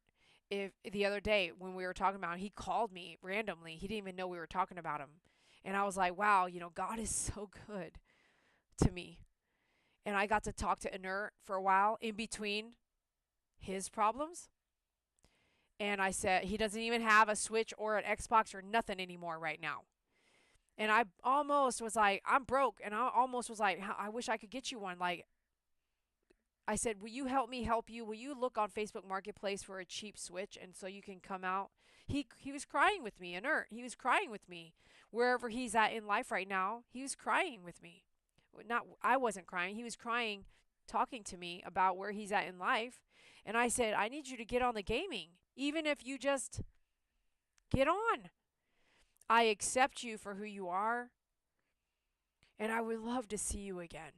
And that was what the feeling I would have when we would come back here. We can come back to base and game and have a good time. And this was our best good times right here with me and David was gaming, you know.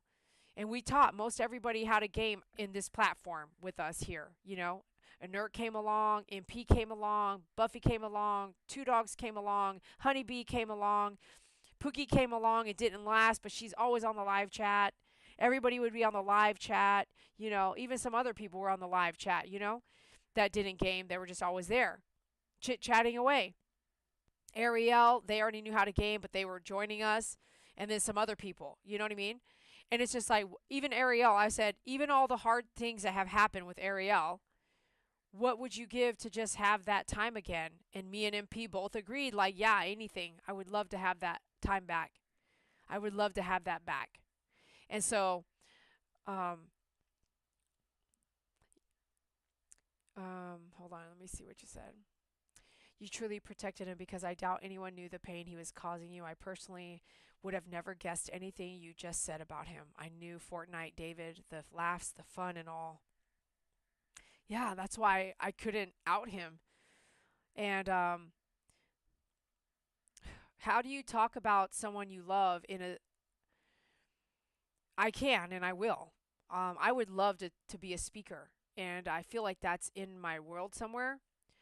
But how do you tell someone that you do love that like there is a way, and I it will come about. Maybe I already have, but it's like that person has an issue, a disease. It's called alcoholism, and that is a disease. And on top of that, I'm sure that I know, I'm not sure. I know that there was other substances that made him a different person even on top of that. But David number 1 was not David number 2, and David number 2 could be David number 2 till 2 in the morning, and that at 8 in the morning he was David number 1. And how do you explain that to people, especially if they're so harsh to judge just pet grooming? How could they ever even understand life?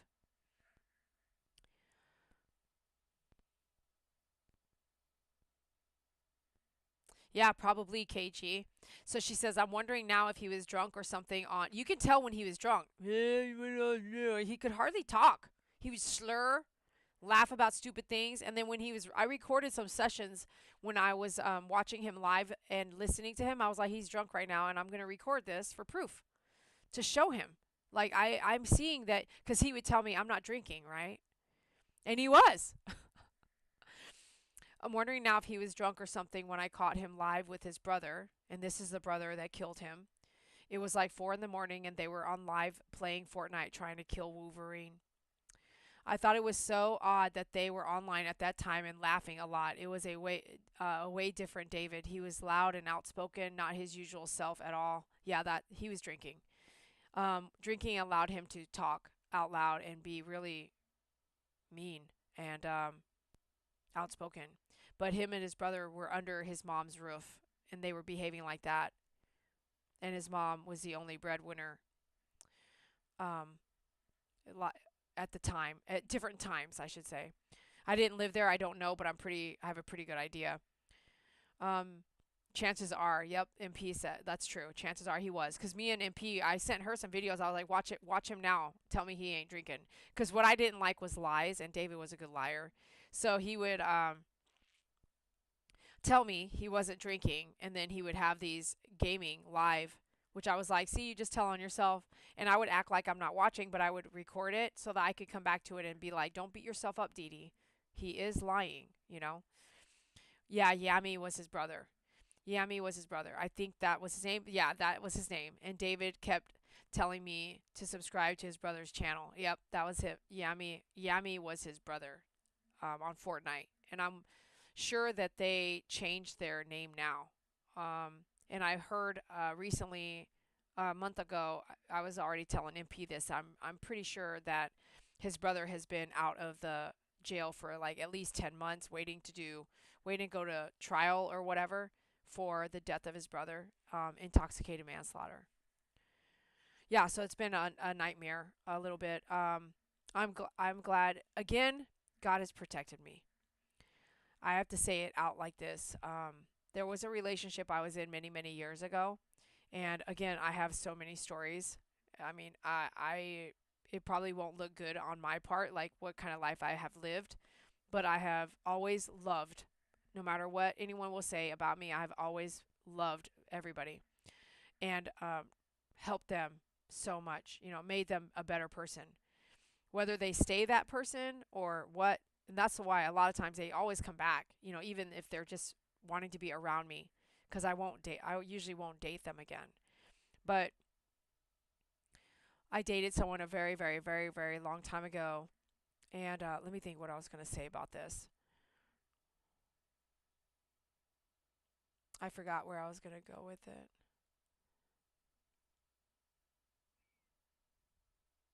Yeah, I can't. That's a whole nother story. It's another whole nother book. It's a whole nother book. And there was something I was going to say about it, but I lost my train of thought because I'm getting tired. Yeah, yeah, me. Mhm. Mhm. Um I was saying so much. Let me think.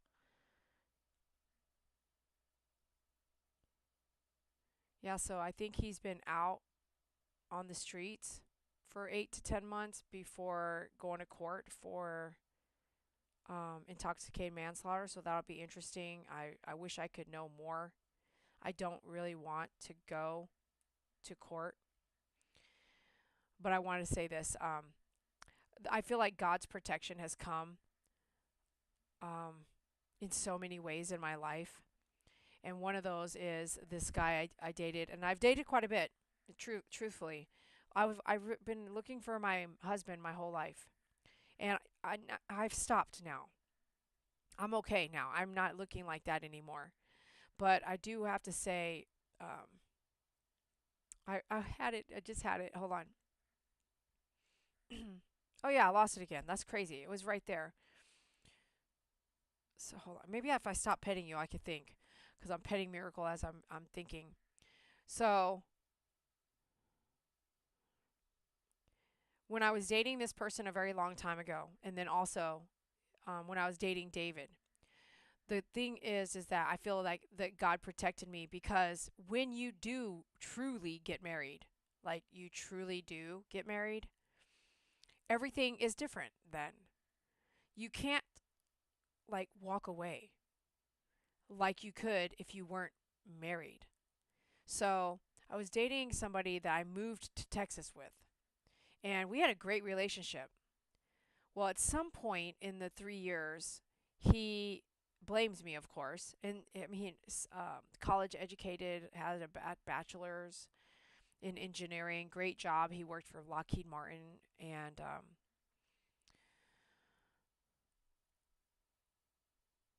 we bought a house together. Um, but I didn't know he didn't put my name on it. So I was 50% everything. And this person went on to not put my name on the house, right? But I didn't know. Well, his dad was talking to him in his ear, basically like, "Oh, Dee Dee's just gonna take it from you," and so me and this guy, we moved down here together, and I got a job right away. It wasn't like I was like mooching. I was in college as well. During that and then within that relationship, I started my business, My Favorite Groomer, and he ended up having mental health problems, schizophrenia, and it scared me. And so I left abruptly, but I wasn't breaking up. I just felt unsafe. It's the movie A Beautiful Mind, if you've ever watched that. I got to figure out how to do this court transcripts. I just finally found some stuff, but I found a lot. That's how I know he got out with very low bond. Anyways, I'm going to lose my train of thought. He goes, but what I'm saying is, so I find out later when this guy, he decides to just things have happened. There was one night I was in bed sleeping, and at this point I actually had a job at the FAA. Oh no, wait, let me think. Did I work at the FAA when he worked there? No, no, no, no. I got the FAA job after I got my own apartment. So I'm sleeping and someone's looking at me, staring at me. I open my eyes and it's him, the guy I'm dating. And he's staring at me and he had already been acting weird and he literally was like, "Are you the FBI? Are you spying on me?" And I'm literally saying, if you watch the movie called A Beautiful Mind, it's exactly that. Except this this person goes on, and I'll tell you what happens later, but this person goes on to do other things that are just not exactly the same. So the mentality of looking out the window, looking for the FBI, turning off all the lights when I would get home from work, he'd be like, "Turn the light off, turn the light off." The FBI is driving around outside. And it shook me. I was in my early 30s or late 20s, and that was like the beginning of like understanding that this something's not right. So eventually I was like, okay, I to myself, to myself. And I had become a groomer already, but I was also in college, online school. And I had so much going on, right? But I was decided that I have to get out. So I got an apartment. But this is like I was like I got to get out of here. I got an apartment and I didn't tell him. I don't even know how I even thought about that. Like, wouldn't you think that most people would just stay? Well, it's something that night when he rolled over and was staring at me. I mean, he didn't roll over. He was just staring at me in the dark. And I felt your body knows when someone, even that's why when there's spirits staring at you, like you wake up. So I literally was like this. I looked up and or I opened my eyes and the guy, he's like over me and just like he wasn't moving around like he just rolled up and woke up and no, he was like staring at me. He was a good-looking guy too. And composed, quiet, not shy but quiet, like not grumpy or nothing, just a good guy. And worked out and we worked out together and a white guy and he was like, "Are you the FBI? Are you spying on me?" And I was like, "No. What? No, no, not at all. What are you talking? Go to sleep." No, it was more than that. There was no going to sleep. That night, I don't even know how it ended. I don't know if I just rolled over. We went, but I could tell you the next day I got an apartment. I, I like that. Like, it went like that. I didn't wait. I was like, I got to get out of here. So I went and found out something, got an apartment. I got my own apartment, this little cute little place, and my parents ended up moving down here because of this whole situation. Not because I stayed with him, but because they were in the midst of trying to figure out where they wanted to move, and within months they were down here. But I want to say during this situation, they had come down to visit first a couple times, and then eventually they did move down here. So I'm in this apartment and I'm going back and forth. Like, I'm trying to not break. Oh, okay, this is crazy. This is not supposed to be the night I'm telling you all this stuff. Laugh out loud. So I literally get my own apartment and I decide to start moving. He had now left the FAA because he believed his bosses were stalking him or an FBI and recording everything he was doing, and he was losing it. So he quit the FAA, which is a real Lockheed Martin. Is a really big job. He quits it and he goes to work for a mom and pop engineering company like 35 minutes away in Arlington, Texas, which is far, just so that he can get away from them stalking him, whoever these people are. And now are you at the edge of your seat? This was my life, okay? And there's 300 times more than this in my life. Okay, that's all I got to say about that. And I have dealt, even with my mom, I have dealt with this is normal stuff for me. So, um he's working for this company really far away. So, I get an apartment within a day or two. I'm getting an apartment. He never comes home for lunch.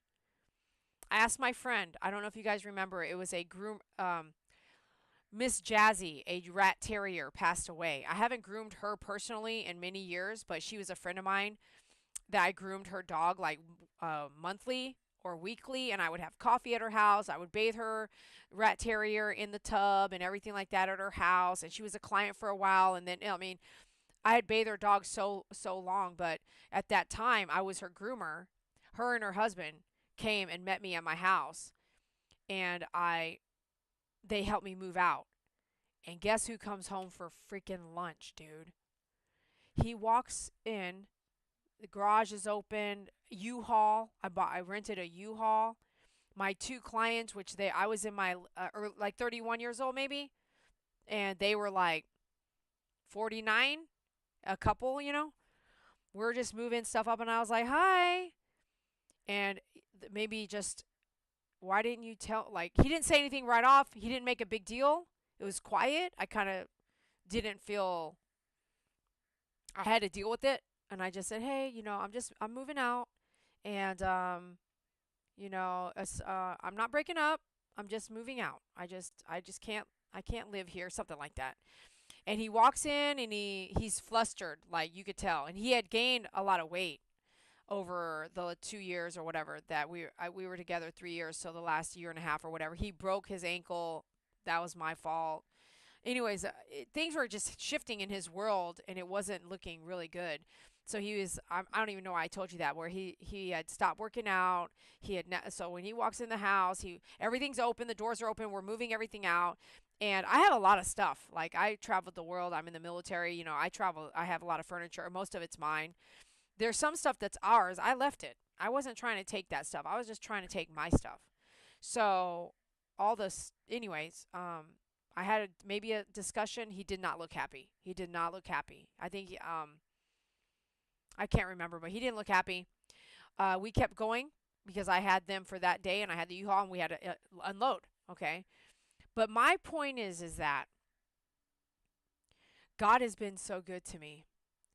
As much as I wanted to have that husband, and I have had a husband, and it was like for 6 months or less, like it was horrible. That was even worse than this. This is crazy. Um, I better quit while I'm ahead. This is the last of what I'm sharing tonight. But I've been looking for my husband my whole life, okay? Someone to love, someone to be on the same plate, someone to explore the world, someone to dance, someone to have fun with, someone that was understanding. I've been looking and searching my whole life. I'm no longer like searching. I understand that. No, no, no, I'm good. But I wasn't good before. I had grown up in a very toxic environment. I was There was things I needed as a human being, as a young woman, as a young girl, that I wasn't getting. Even, I don't know, I was just missing some things. And so it came out in the way of me looking for this husband of mine. And that's how I knew that I was broken for a very long time, and I'm still maybe broken, but not like that. But God has been so good to me in the sense that I didn't marry David, nor did, and it was close. It was close. He made me, I don't even know if I signed it. He wanted me to sign, "Will you marry me?" paperwork, like just like on a piece of paper so that he could, bro, I'm going to tell you right now, he was going to take it the wrong way. He was going to take me left field out of some comments he told me face to face. I'll tell you that later, but I didn't marry this guy, and I'm glad. It was painful in the moment. Like what David and I went through is painful in the moment. But as I can walk right away, I can walk away. There's some paperwork I still need. I wish I could get. I wish I could get David's death certificate so I can finalize out some things that we had together. I don't know how to deal with it right now. I'm just like not doing it because I don't want to have anything to do with the family, and I don't really want to pay for a lawyer. I'm just gonna let it just do its thing. If they ask, I just tell them, he passed away. Yeah, because he wanted to have that impression. MP, he really wanted that impression. But I am so grateful God protected me in many of these things in my life. He has always been there, and I know as I sit back now, as where I'm at with my relationship with God today, I know 1,000% all the protection He has given me over my life. And with that particular guy, I'm telling you now, he went on to get very, very, very scary. And unfortunately, he also went on to take his own life. And he left that house and drove away. Like, after he moved jobs and stuff, and after I left, he like within a week after I moved out, he just lost it, and he got in his car and drove almost to California, and then turned around and came back to the house because he left ice water bottles in the fridge and he didn't want them to explode. And I don't want to say like that's right or wrong. It's just that it took something that minute to come all the way back to the house and remove them from the freezer. And then he went on. He didn't talk to me. He didn't tell anybody. He just left. He went somewhere. He just drove off.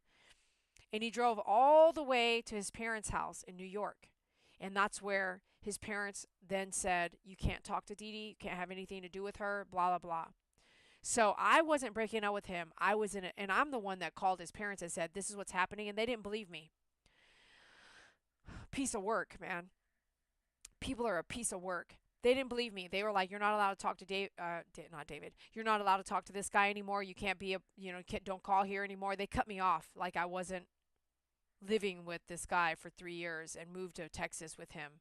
Again, the dad was in his ear saying, "Don't trust Dee Dee. She's going to whatever." That dad goes on to finally surface that he has like one or two counts of sexual harassment against him. I mean, like, we're talking like he's already a piece of work. God's already handling that. That guy, the dad, goes on to pass away within 3 years of that incident. And I believe it's 3 years, but he goes on to pass away. His mom's still alive. They didn't tell me when he passed away, when he took his own life. My ex, they didn't tell me. That's the kind of people are these people are. It's just horrible, horrible. Like they didn't know everything I dealt with, in that. But he drove until he got to his parents' house. Then he got a psychiatrist. Then he did this and he did that. He was always calling me. Like once his parents released him from the hold, it was like 2 years he was basically not allowed to talk to anybody. This is a 30-something-year-old man, but he was sick. He had gotten sick, and I would never see him in the same light ever. And he would always, everybody always tells me, "You left me," and I'm like, "Well, you made it a very unsafe situation." But he goes on to really lose it, and that gentleman, who I talk to his spirits every now. I just kind of say something every now and then. I pray for him, but he goes on to he shot himself in the face with a shotgun on his dad's grave, and that's um, because there's something wrong that ended up happening. And in my opinion, I'll just say this: it had to do with his dad. So his dad did something to him while he was growing up. His dad was too demanding of him. His dad, I just have a feeling. I know what it is. Just like I had a feeling with David, what had happened in jail and why David was a certain way. But I have stories that would last 20 books and 20 years in a mini series. I like you could never even you could never believe it. For one person, me, just one person to gone through each um, traumatic story. But I look back and I could walk away from that house. Um, my name's not on it. And at the time when I would say that, I found out that he didn't even have my name on the house. This is what happened. So I would once his name was Jeremy. So once Jeremy would drive away from that house, he never came back like to live there. So he goes to his parents' house, who are now like, "Leave us alone. He's here, but you're not allowed to talk anymore. You can't talk to him." I was crying. I wasn't breaking up. I was worried, and I needed him to get help, and I just needed to not live with him. And they didn't understand it. They were like, "You left. You didn't want to be here. You didn't want to do this, blah, blah, blah." So I was driving by his house probably every few days. And one day, in a frosty glass window from the bathroom in the front of the house, the shampoo bottles had moved. And how I caught that, it was frosty, I caught it. So I pulled up and went to the door. And his mom, I think, or his dad answered. Basically, his dad was an a hole, and he's like, get out of here, get out of here. And I'm crying, and I said, is he here? Is Jeremy here? They're not letting me talk to him. They don't want me around him. I'm the reason he's sick, you see. And so I said, I don't mind. I won't talk to him. I won't have anything to do with him, but I would like to come help you guys move. And that's what I did. I took 2 or 3 days off of work, and I went there every day. And during some of that time, the father would cuss at me or say mean things to me, and I would cry. And the mother would kind of every once in a while she would be able to say like barely she would barely say, "I'm really sorry. He's mean to you," or some crap like that, some bull crap. But I helped them pack everything up and drove with them. I think it was 2 days, all day packing. Drove with them like that. Stopped at maybe a McDonald's or Jack in the Box. I'd have to look at the exit. Stopped there. The dad, after 2 days of helping them move nonstop, everything, moody as whatever, he bought my whatever late. It was like 4 p.m. food, and that was the last time I saw Jeremy. Was like they went on to go up there, put him through, like I said, the psychiatrist, different meds. Some meds made him really mean. Some meds made him really tired. He would tell me. He would eventually, over time, he would got to a point where he had his own apartment, and he would call and talk to me about where he's at. He was not the same person. He said there was voices, people. There was three people always talking to him, like an old guy and a kid and someone else, always in his mind talking to him, always there in the room. He goes, I've learned to manage them now with the meds, and sometimes I are good days and sometimes there's bad. And then once his dad passed away of a heart attack, um, I didn't hear from him for a while, and I went to a place that we had been to before. I was traveling, and I was like, oh, I haven't heard from Jeremy in a while. Let me try to call him and let him know, hey, I'm at this place.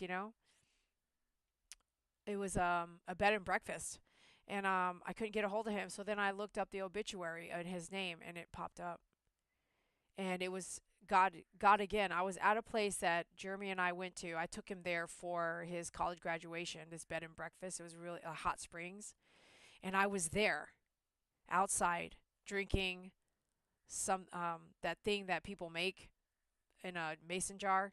A friend of mine gave me some, and I went on my way to hang out at this bed and breakfast I just love in the hot springs of South Dakota.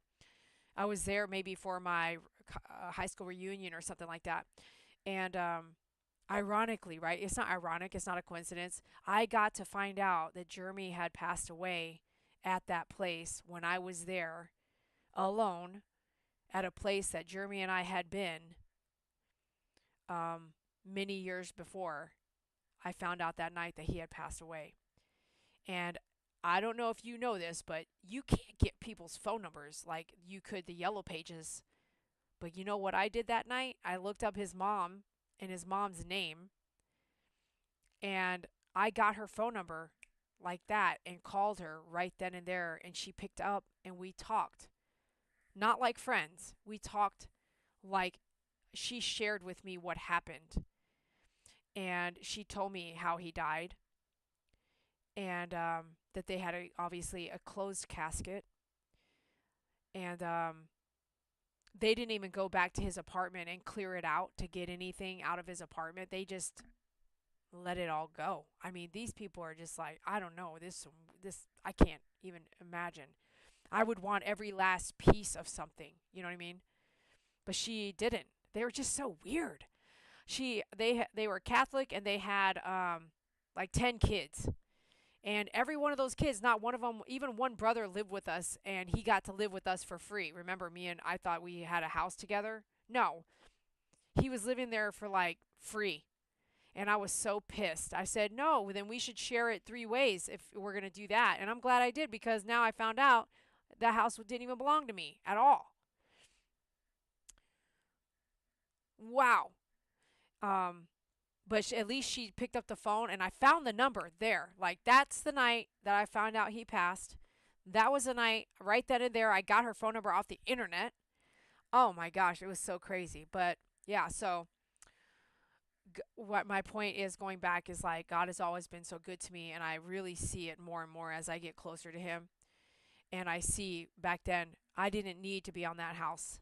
They went on, I helped them move out, I helped them say goodbye. That was the last time. I didn't know that I would ever see him again. I didn't have the same love as I did for him that I did for David for some reason. David and I spent day in and day out together because of his problem. He couldn't drive for a while. So for 2 years, we were inseparable. And I think that bond brought us so close together.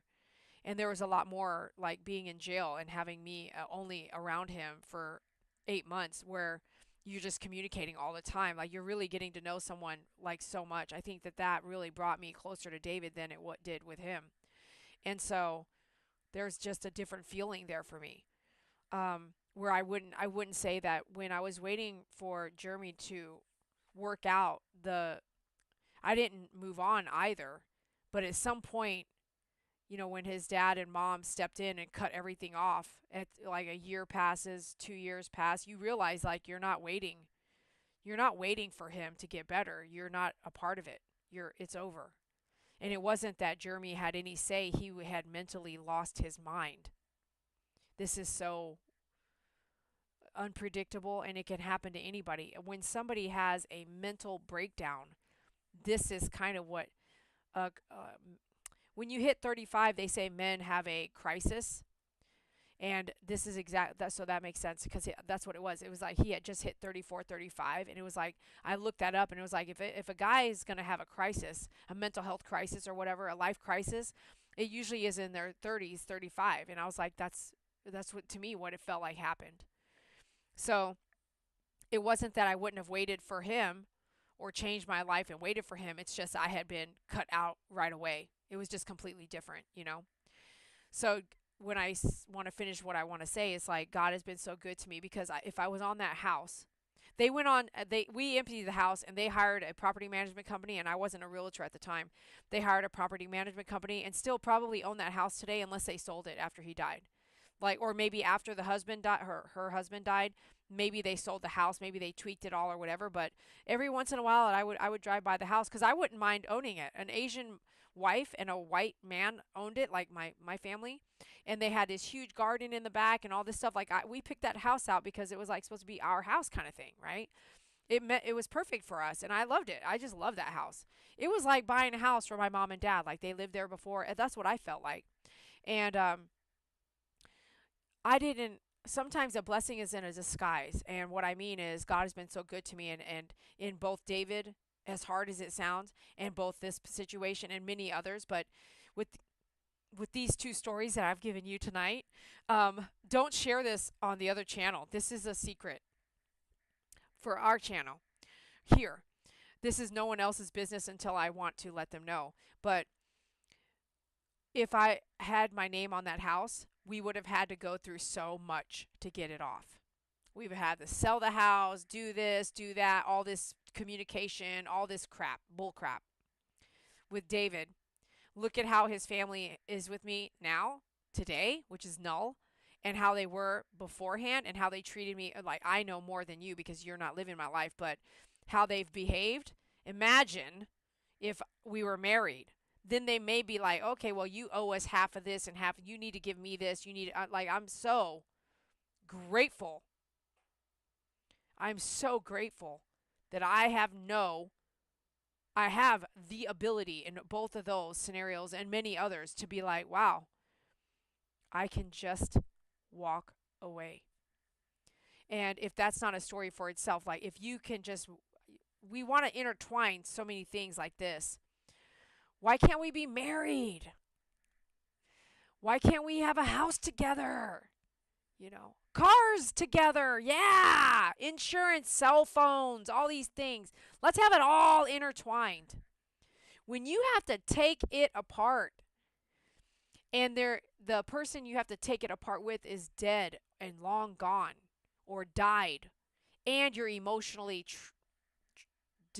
trapped, it is so hard to untwine everything with other people, their family. Their families don't want to cooperate. It's been the hardest lesson of life, is like what happens in death is so true. And I can attest with that, not only as being a realtor, but these relationships I've had with people who have passed. It has been so difficult to even get people to understand. So, in case I use this, I'll just add this.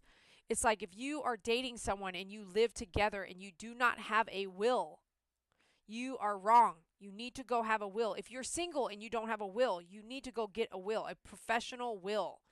It's a few $100s, it's worth it.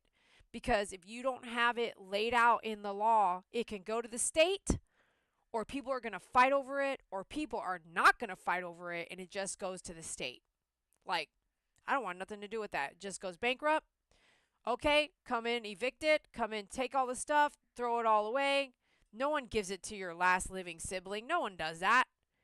If you don't have a will, or even while you're at the will, go ahead and do a living. What do you want to happen if you got in a car accident and you can't talk? What do you want to happen with your life and breathing tube and all that? You might as well do all that at the same time. So, this is so important. People who you think love you may love you, but when you die, it changes, because there's things that you're leaving behind that need to be dealt with.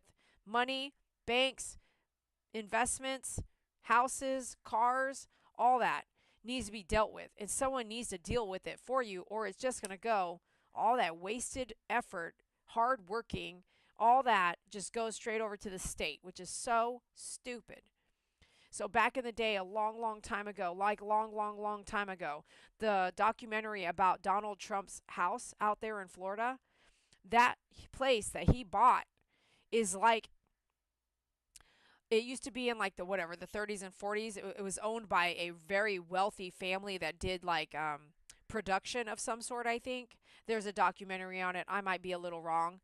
That place, when she died, however many family members and kids she has, right? You know who she gave that to? The state. She literally said, I want the state to own my property because it's so vast. It's like all these acres. It's this place where big parties would happen, like big, huge parties from back in the day, right? People would fly in and go there and da da da da. It was such a cool story. But no one would be able to clean it, upkeep it, like a museum, like fix the cracks in the wall, do the furniture. Like no one could keep it that way. That she knew she was going to just straight give it to the state. And it went up for auction and all this. No one would take on properties like that across the planet, but across the United States, big properties like that. You can't wait for my book. They cannot take care of it because it costs so much. Landscaping, cleaning, upkeep, paying the electric bill for like 46 acres of property. Like, you know what I'm saying?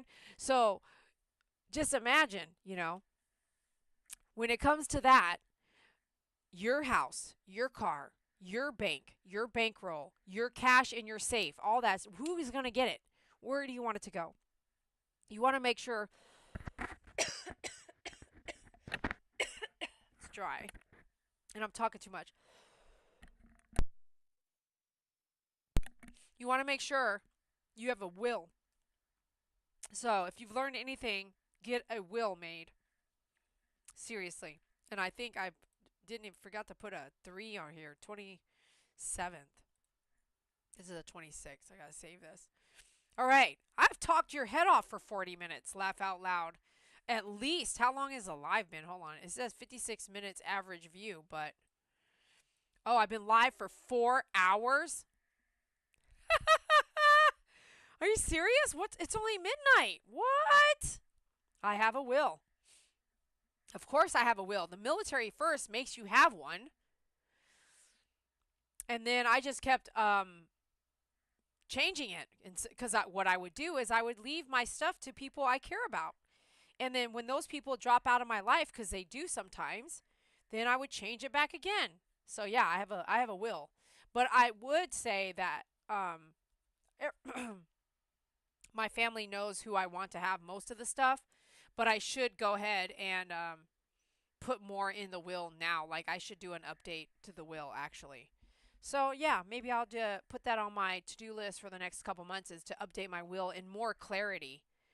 Like, what exactly do I want my favorite groomer to go through? What exactly do I want dog upstand stuff to be doing? What exactly do I want my house to do?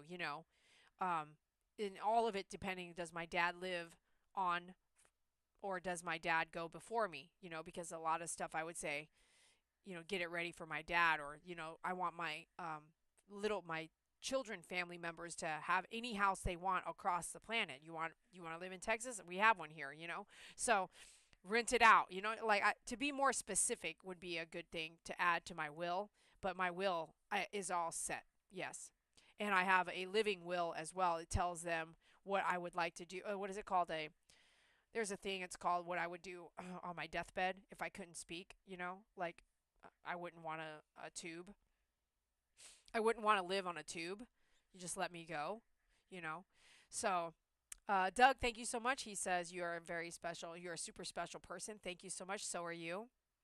KG says I cannot wait for your book, which I guess I better start because I've been talking about this book for myself for a while, and lately I have written a lot of small books, um, short books in my head that I need to put on paper. And wow, I'm wondering if that's what I should be working on in between all the other things that I'm doing. But thank you for look, you guys have made it through 4 hours of us hanging out. So I think I probably talked for 2 hours and gamed for 2 hours. So thank you. And MP, I'm glad I could be here with you.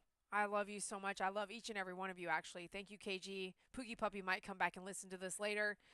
Some really cool stuff and interesting things you never knew about Dee Dee and David, um, but about me and my life story. So thanks for listening. Love you guys so much. And KG, obviously, can you text me your phone number so I can just save it when I want to text you? I can text you. The other day I was looking for it and I was like, man, it's not saved in my phone. I probably have a text about a year ago from you, but I will save it under your name this time. It's just my phone is drowning. But just text me so I have your number because the other day I was going to say, KG, thinking about you. And I was like, oh, I can't. I got to go find it. And if you know how busy I am, you know how hard it is to do any of that kind of finding stuff and all that stuff. Doug always helps me out too. So thank you, Doug. And MP does too, by the way. And if any of you guys want to go on this cruise, it's November. I have a pet sitter coming in case somebody wants to come damage my house.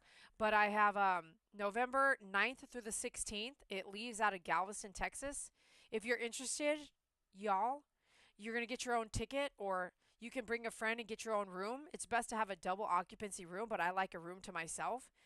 And it's under $1,000 for 7 days, and it's 800 and something right now, or I'm not sure today because I booked mine 2 weeks ago or something like that, a month ago, 2 weeks ago. Um, if you guys, MP, if you're like, you know what, I want to go, I will connect you to my travel agent who does low cost cruises for me, and I've gone on. This will be my ninth or 10th cruise. Then you could, if you want to go, just I'll tell him to tell you what boat it is, and you just book it. You'll be paying for it now because we're too close to leaving. He said that they do take the full payment. But you can get insurance in case something happens and you can't go. But if you happen to want to go and hang out some, I do have it booked. So book it. Let me know. Message me. And have a good night, sweet dreams, and we'll be seeing you tomorrow. I do have to read. KG says, if you had signed that paper, he could have filed it as a common law marriage. I know. Common law marriage is legal marriage in Texas. Yeah, and I think it's 3 or 6 days common law marriage when they're living in your house. No different going to the courthouse and getting a marriage certificate. KG. And the comment that he would say to me in the first year that we were dating and living together, is that everything was half and half, including my business, my favorite groomer. And he said that sober. And I started to have resentment to him because this was a time before he was actually helping me at the groom shop. Like, he ended up helping me by year 3. So in year 2 or 3 was when maybe the engagement ring was, I was wearing that around. And in the first year when he said that to me, because I it was 2017 and 18, um, I think 2017. Um, the feeling I felt was like, wow, this person just came into my life and they want to take everything from me that's mine. Meaning, I bought my house by myself, working hard. I opened my favorite groomer in 2005, and this was 2017. And David's mental mind, and I feel like he was a sociopath. David said, everything's half and half, Dee Dee, 50-50. Everything's half mine, half yours.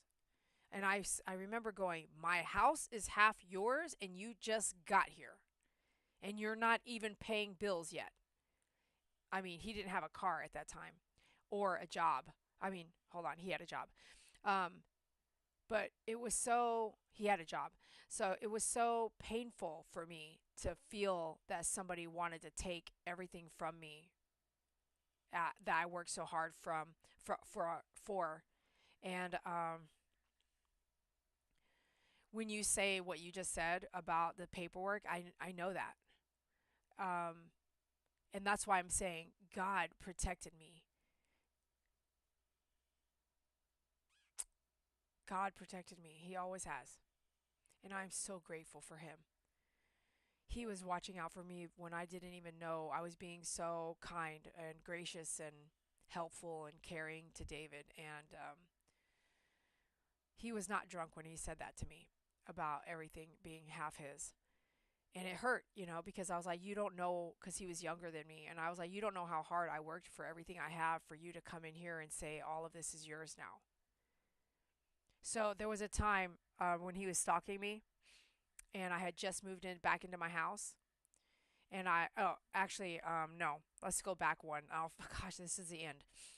So he was stalking me. I was staying at that veterinarian friend of mine's house as I used it as a safe haven. No one knew where I was at. I gave her $500 and I stayed there for 7 days. And she took it. And I'll remember that is what I mean. I paid her and she didn't have to take it, but she took it. And this was also the same veterinarian that I would buy all my doTERRA oils from. So I supported her a lot, like hundreds of dollars. So I stayed there, and in between that, he had come to my house and sat in my driveway with the lights on, honking, running the car for hours, calling my dad because I wasn't answering. Remember, the cop said cut everything off, and this was the first time in like those 4 years of dealing with all this domestic violence that I actually cut it off. It was the hardest cut off. I mean, and then later I dated him again. I mean, like what?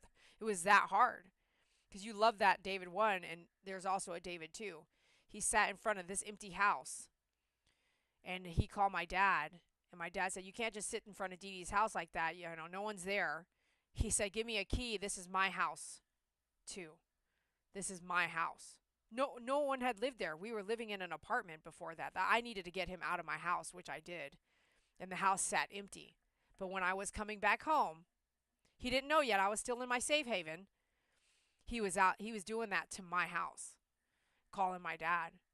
This is my house. This is my house too. Honk honk and running the car outside. My dad said he did it at least twice. I think just twice. I think he did it just twice. But that feeling of like, um, is he jumping the fence now and breaking in and then just going to start claiming the house? You know what I mean?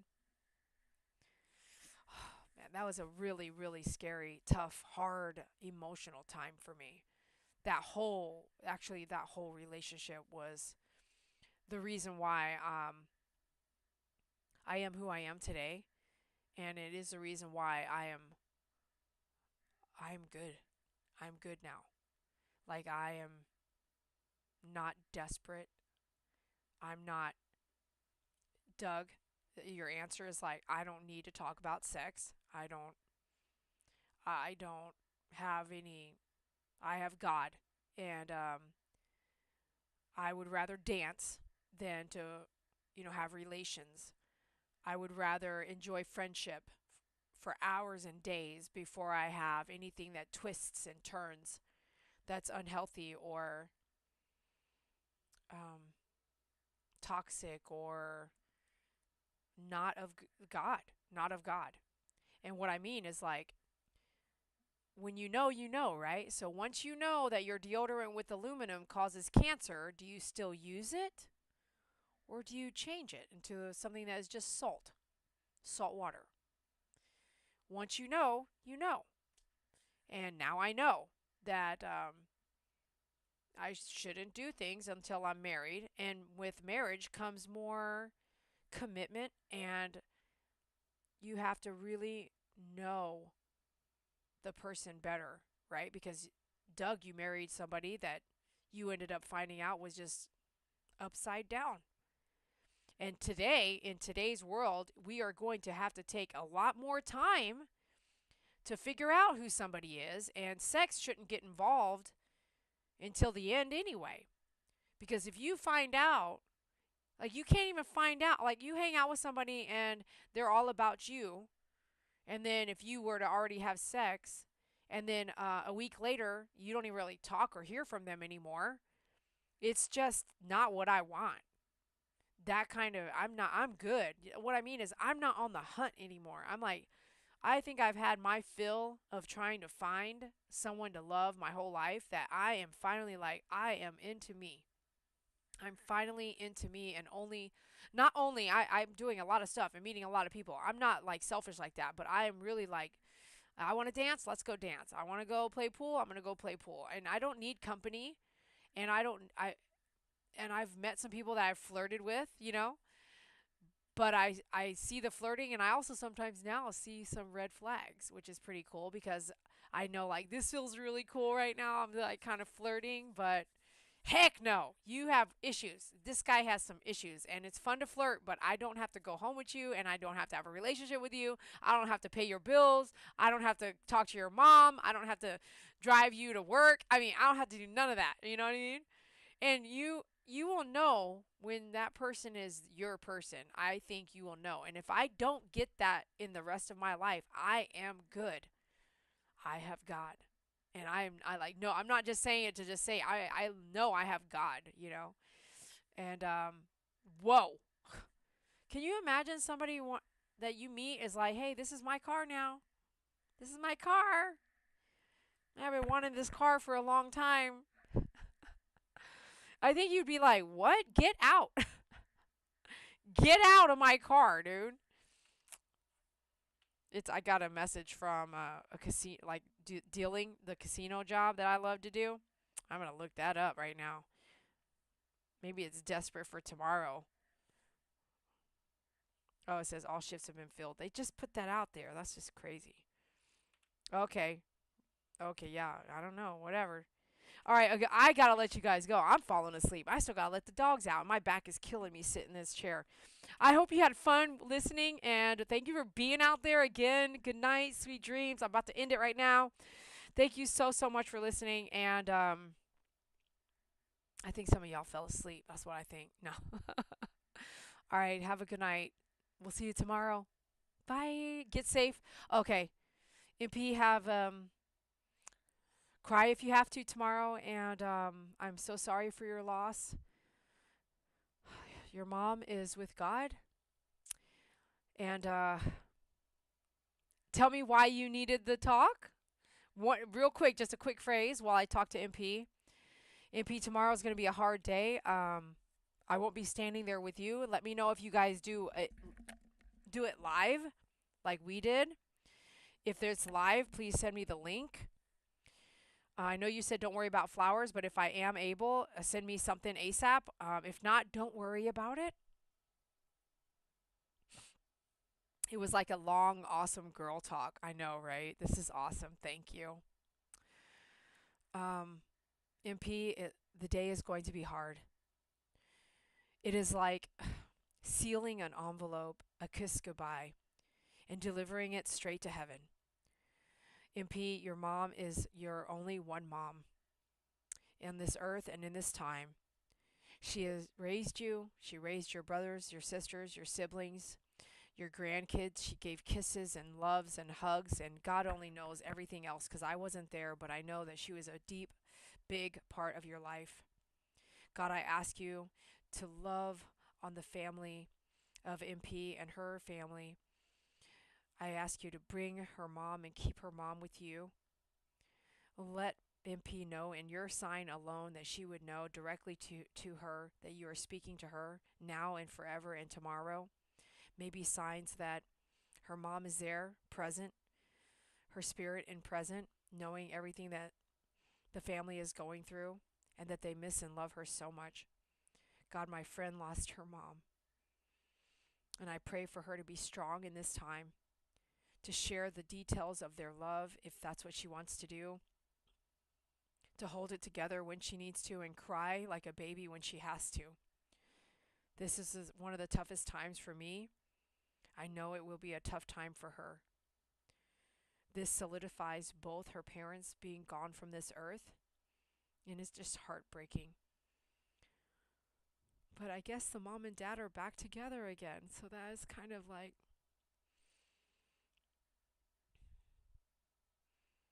wonderful in itself. She can finally go home. Whatever they have to do tomorrow, let it be swift, fast, easy, kind, patient. Let it go smoothly with no hiccups. The feeling of love to surround them. And thank you so much for bringing her in my life so we can support her and she can support me when we need to. Thank you for my fans here. And thank you for being with us, God, during the hardest moments that we end up having. It brings us so close to you. MP, you got this. We're here if you need us. And we'll see you as soon as you get home and get to gaming. God, help everyone who's traveling tomorrow if they leave the funeral and go home.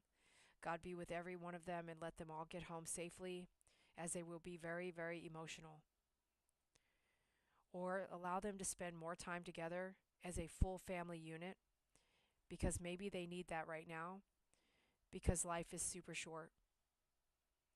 And life is so short that even another family member could pass when there's devastation of this size. So if they need to take the weekend to spend time together, maybe give them the sign if that's a good sign for them to do. When I think about how many people are traveling to be there tomorrow together and have already traveled to be there, that's what comes to my mind, is that this is a perfect opportunity to really see everybody, touch everyone, love them, hug them, kiss them, and really say how you feel about each other. Life is so, so short, and you just never know when it was going to be your last time to see someone. You might not get that. Lord, keep her safe.